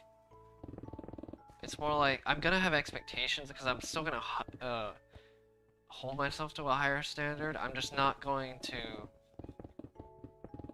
hold one thing to like a very high standard. It's more like I'm just gonna get multiple things done. I'm still gonna be laser focused on the things that I'm gonna be doing, don't get me wrong, but it's still gonna be a one step at a time type of thing, but no resistance.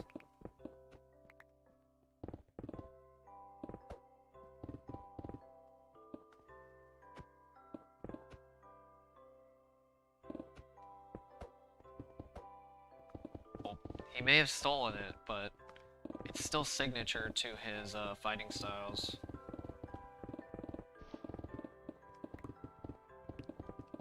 Which is being like water.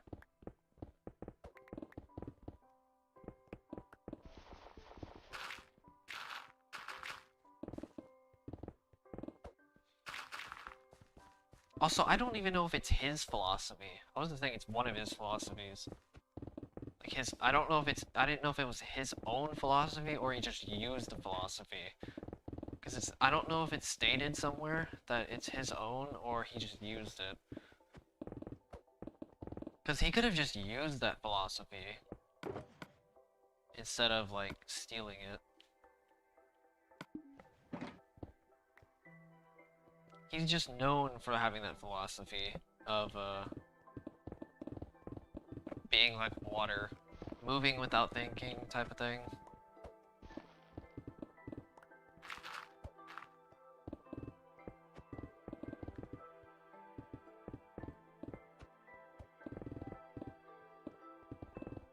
I know there's some like Eastern philosophy of before. Actually, I didn't know if it had to do with. Actually, no, it's Taoism. That's Taoism. What is it? I forgot what it is. I know Buddhism has the do without thinking type of thing.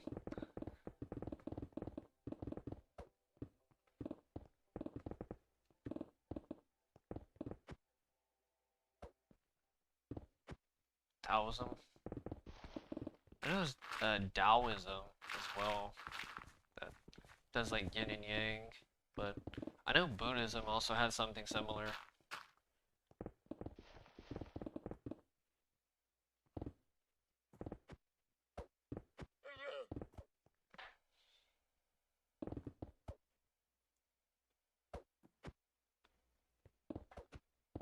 I mean, he used it for his fighting styles of, I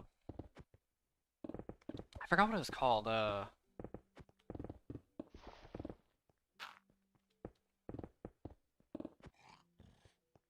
forgot what his fighting style is called, but it revolves around that philosophy.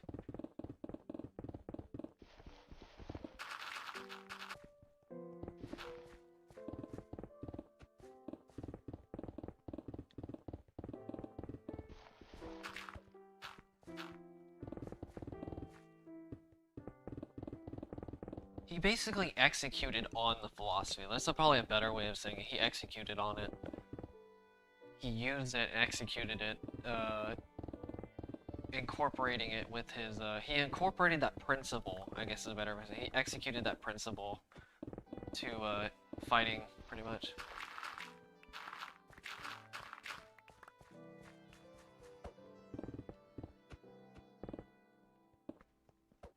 Probably a better way of saying it, because stealing's kind of, a bit much. I don't know if stealing is a bit, far-fetched. That's like saying I stole this project, even though they technically, that doesn't really do anything. I didn't really steal, it's more like I'm just finishing what they started. That's a little bit different from stealing.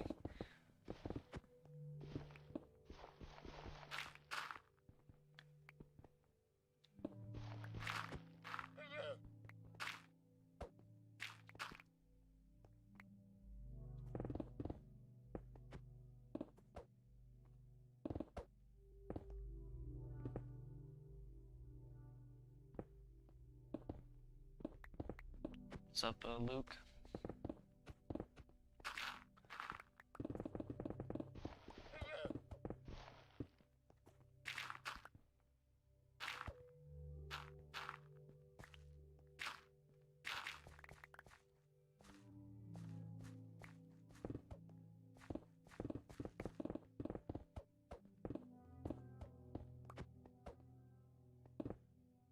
I know Buddha was a real-life person. Do that one.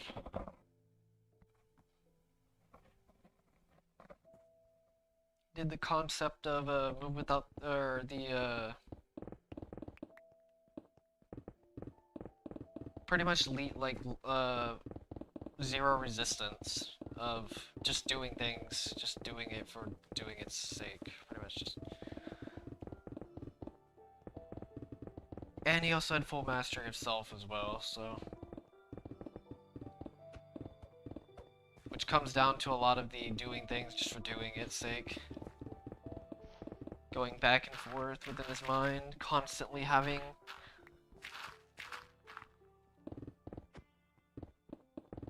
Yeah, just moving back and forth pretty much. Flowing back and forth.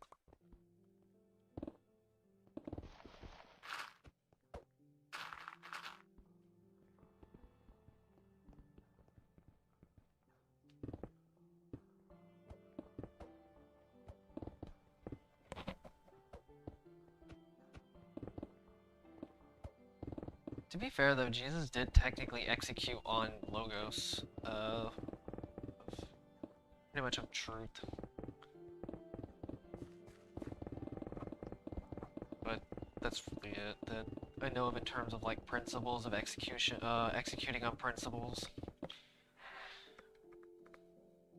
I don't know that much. I usually don't discuss that much on,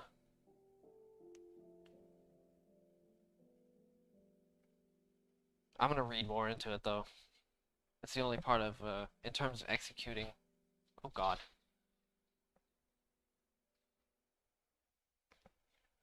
A belief system in some way. That's, pretty much. There's probably other.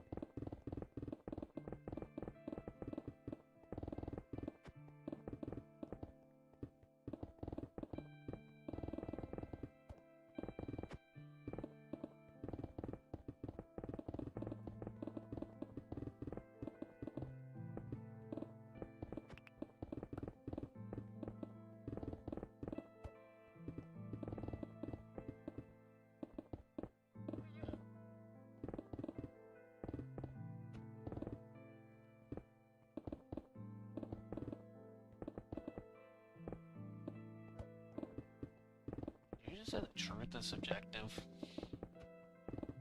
Are you sure about that?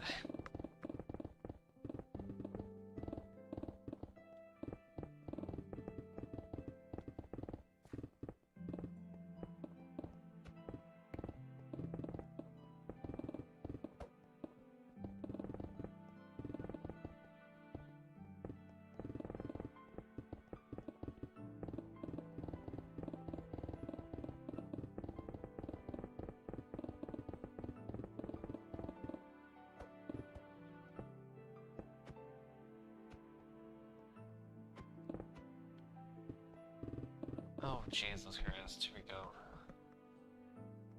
Oh, God.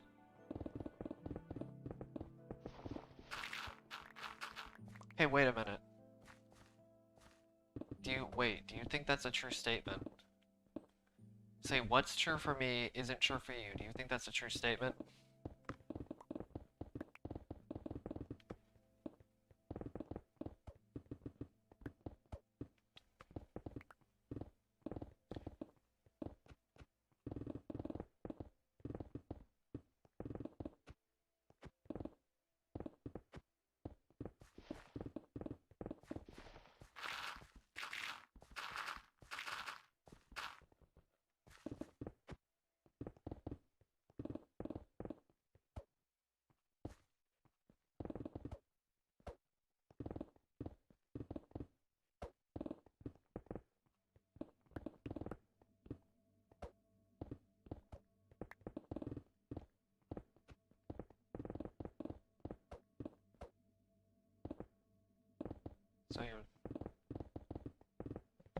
So you're saying that truth is subjective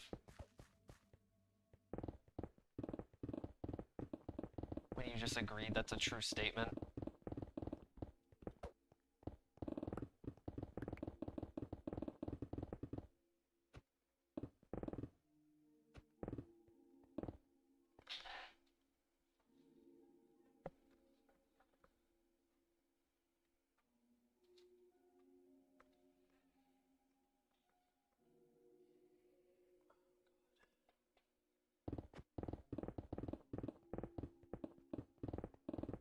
Okay, do you think absolute truth exists?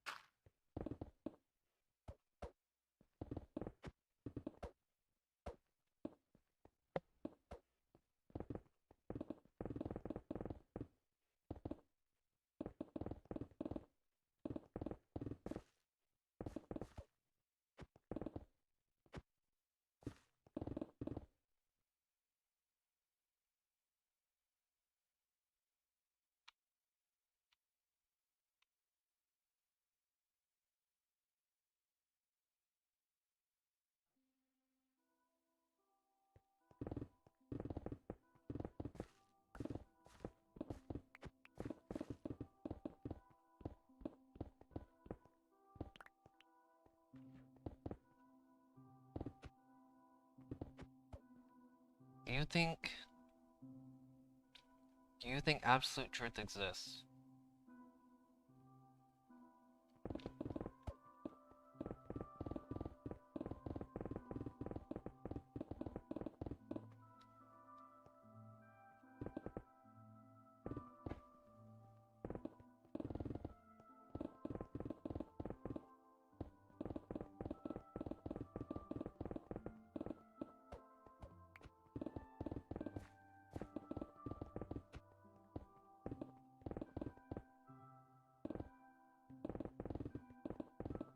Okay, I'll tell you why.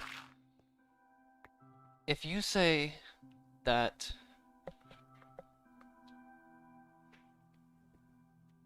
no, I'm just saying, does it exist? You're twisting my words. Because if you say absolute exists, If you say absolute truth doesn't exist, and I tell you if it's a true, if that is a true statement, and you say yes, then absolute truth does exist. But if you say no, then you're lying.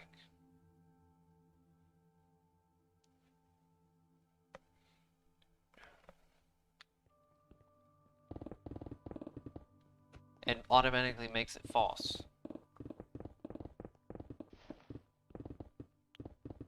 Because you're not being true in this case.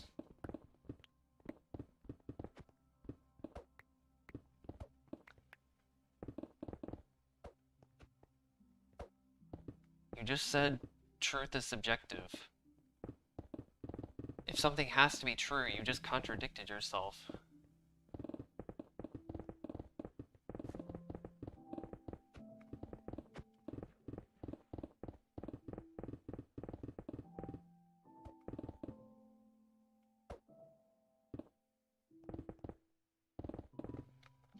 Okay, so if I ask you, hopefully I say this correctly, if I ask you, does absolute truth exist? And you say no.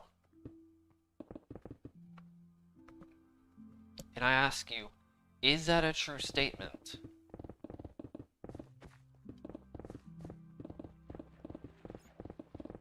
And you say yes. That means you do believe absolute truth does exist. If you say no, then you're lying. Hopefully I said that correctly.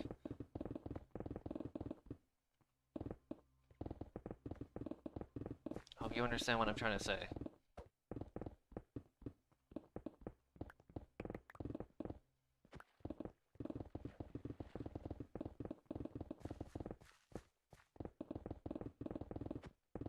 Because you're saying if something is true, then this can't be true. Then it's like, if this is true, then this is false. If, then this.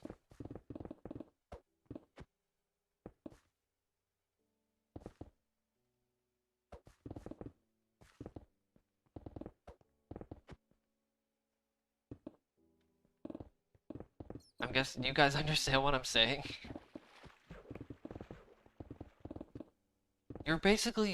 I'm basically forcing you into making a true statement. I'm trying to get to tell if you're lying or not. If you're telling the truth or not. If you're being honest about what you're saying.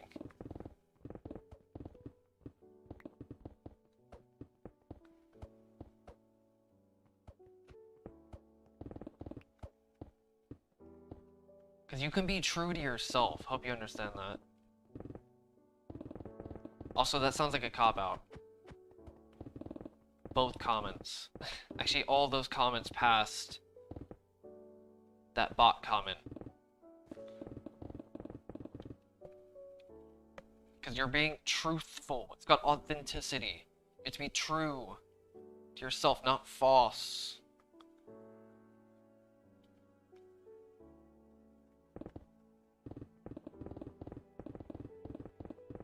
It's truth to yourself.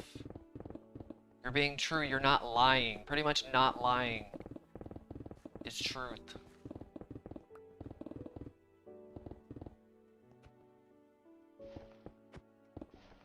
That's technically not true, Lime Luke.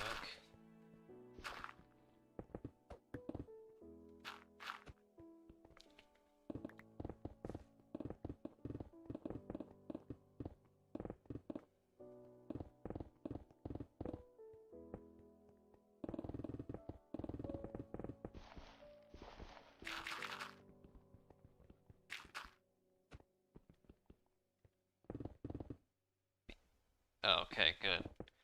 I was about to say, a perfect world is pretty subjective on its own, so...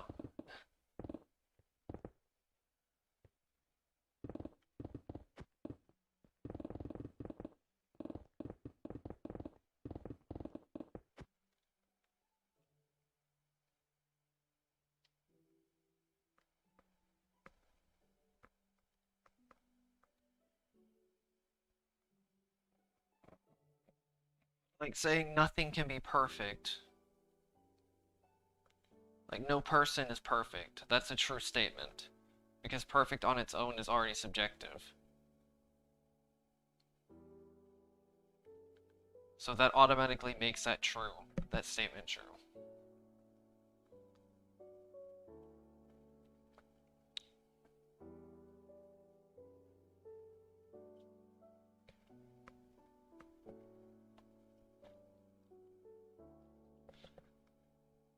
Because all truth is just eliminating options.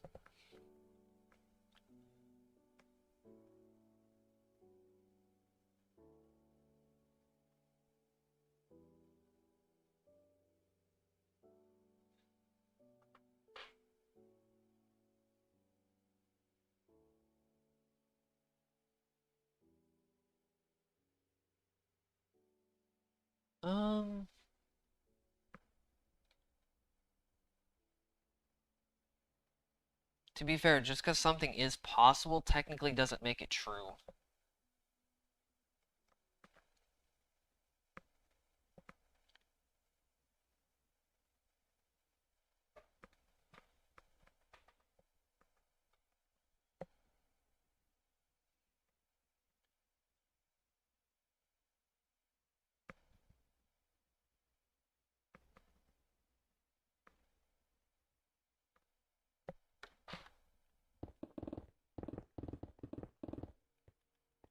That's like saying apples are blue.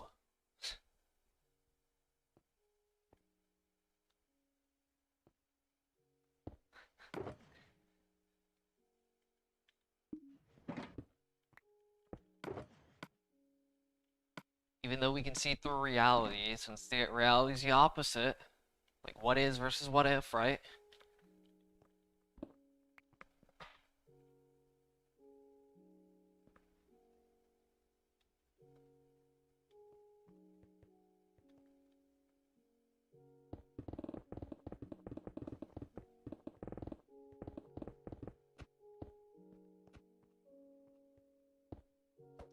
Just as an example, you don't actually have to use that.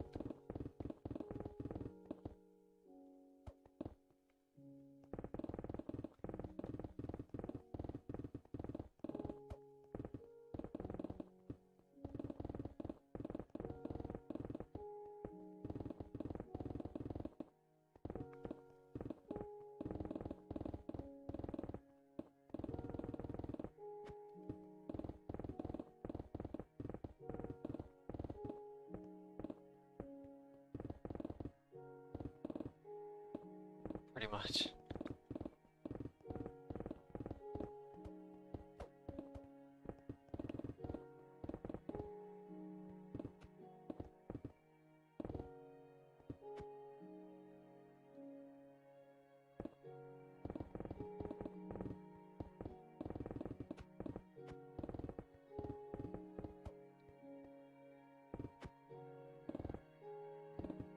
Do what? Computer do what?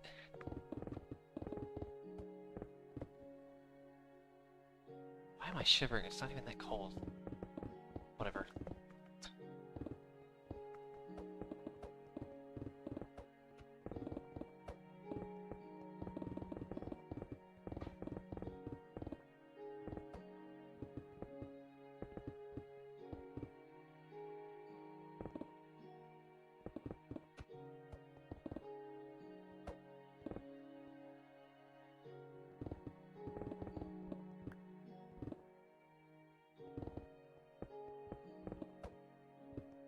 It's like saying right now, like, it's true that I can't go through this table that I have right here. I can't punch this table,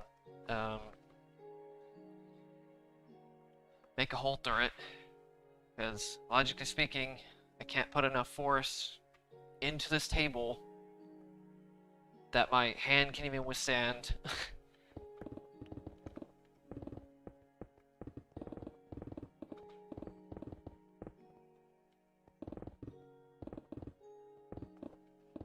Just as a random example.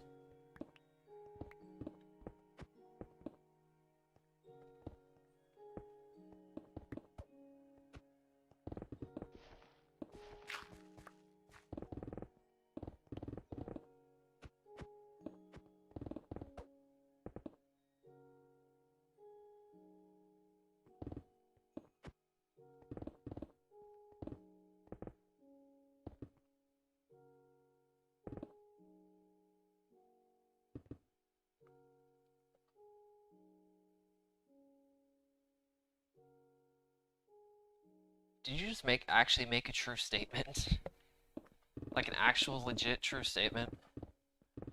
That's like saying a tree falls in the forest, and if and nobody's there to hear it, doesn't make a sound. But everybody knows that if a tree falls, it's gonna make a sound, even if nobody's there, regardless. It's actually a great if-then statement, or true-false statement.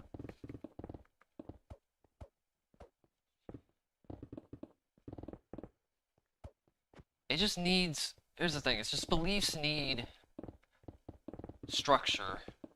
They need a way to connect in some way.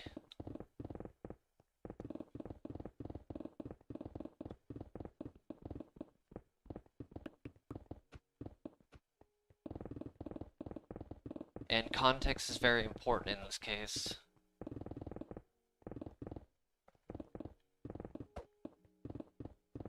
And it's like, okay, so you could do this, but is it? Like, you're like questioning, is this true? Is this false? In some way. 'Cause you could make a belief, but is that belief proven? Or is it, yeah, is it proven? In some shape or form.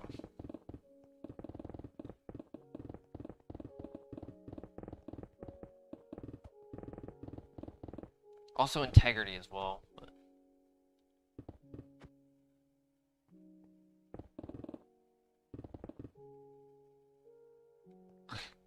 God, these statements are getting ridiculous, I'm not gonna lie.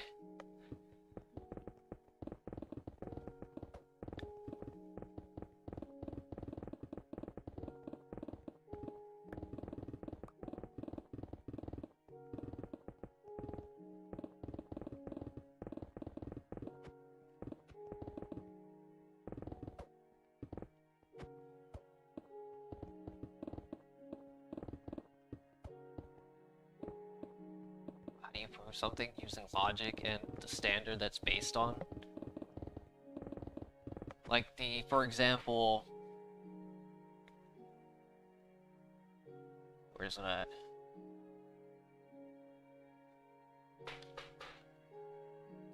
Wait. I think I saw a comment in here.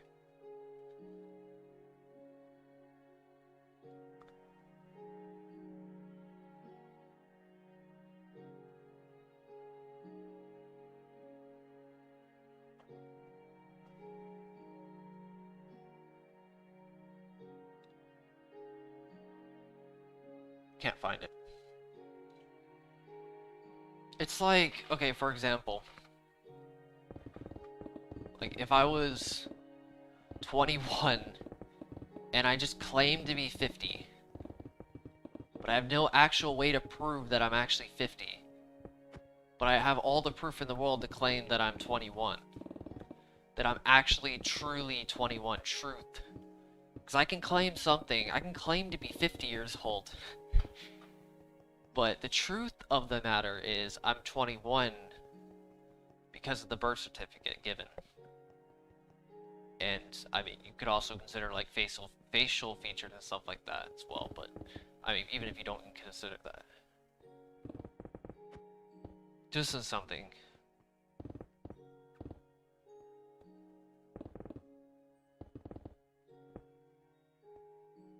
It's standard. You have to have some kind of context to be based on.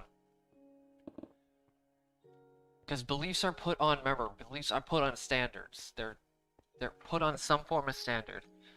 Like, okay, for example, here's actually a great example. It was true that Pluto was a planet until the standard changed. So that true statement became false.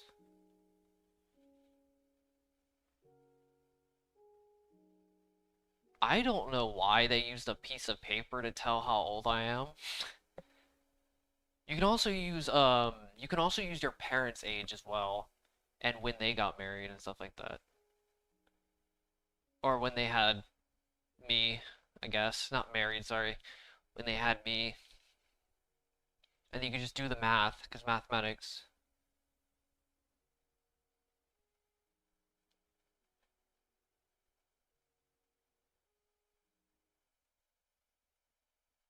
Just as an example, like it needs some form of standard to prove something.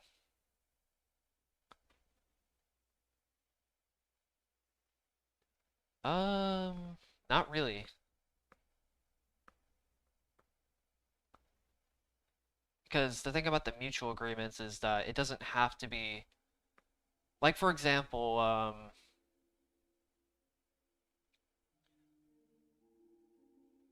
what is it?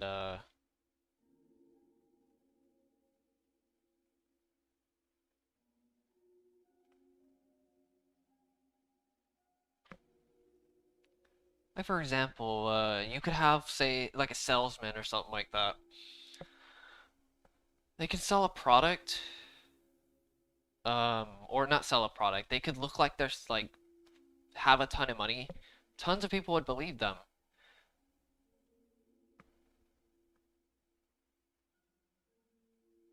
But is it actually true that they have that money?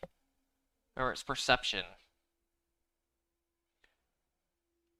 Like you can mutually agree that somebody has a lot of money, but do they actually have that money?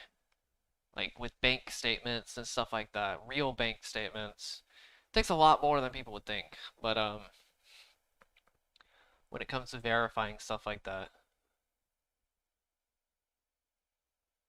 So yeah, no. Mutual agreement is, I mean, don't get me wrong, I'm not saying you can't find the truth in mutual agreement, but it's not guaranteed.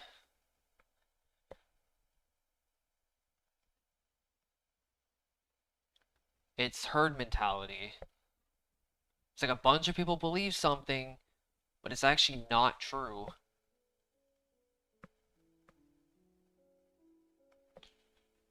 Like believing the soulmate myth, even though there's actually no evidence on soulmate myth or the soulmate thing.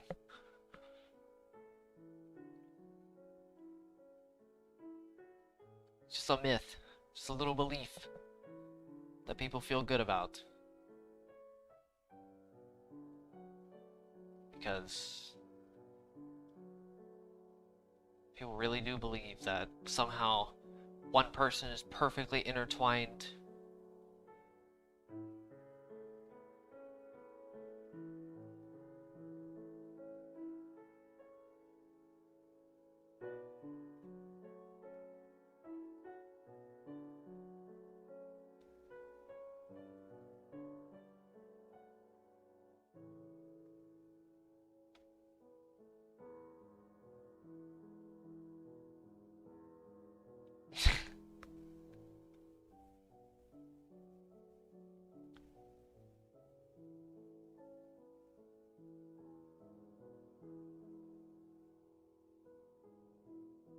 Let's go with the specific number.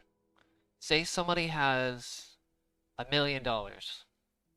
Instead of saying arbitrary terms like tons of money, let's go with like $1 million. Now, can they prove that it's true that they have $1 million? That's where the verification comes from.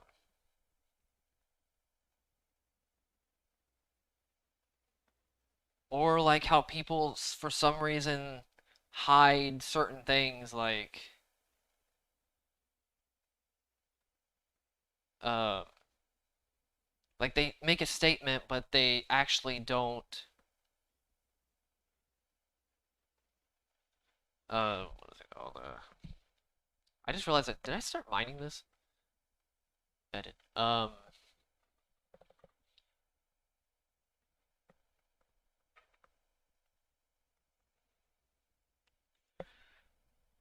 mean, it could be $1 million, doesn't matter what form of currency or anything like that. Does that make sense? What's up, you know? I can see that. I don't know.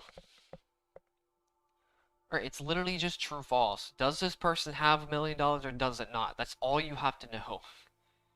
Like, I mean, yes, I know money in itself is technically subjective, but if you just say money in general, or I would say just currency in general is kind of subjective, but money itself,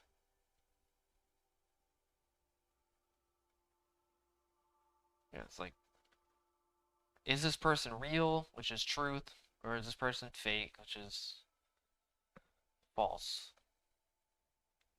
It's like you're living a lie. All these people selling things that may not actually be.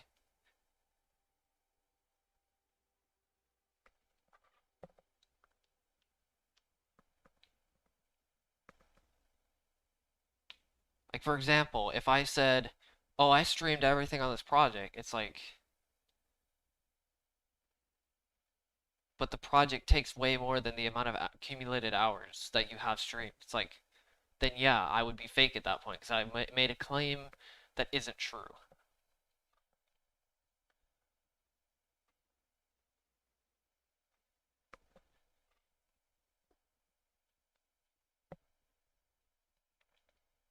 That makes sense. I don't know, but I'm gonna go and end the stream now. It's kind of interesting. NPC. Oh God, we're going into this. Okay, yeah.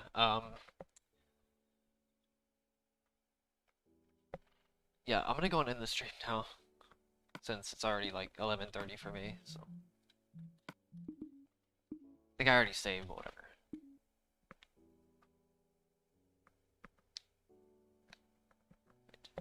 See you guys later. Oh shoot.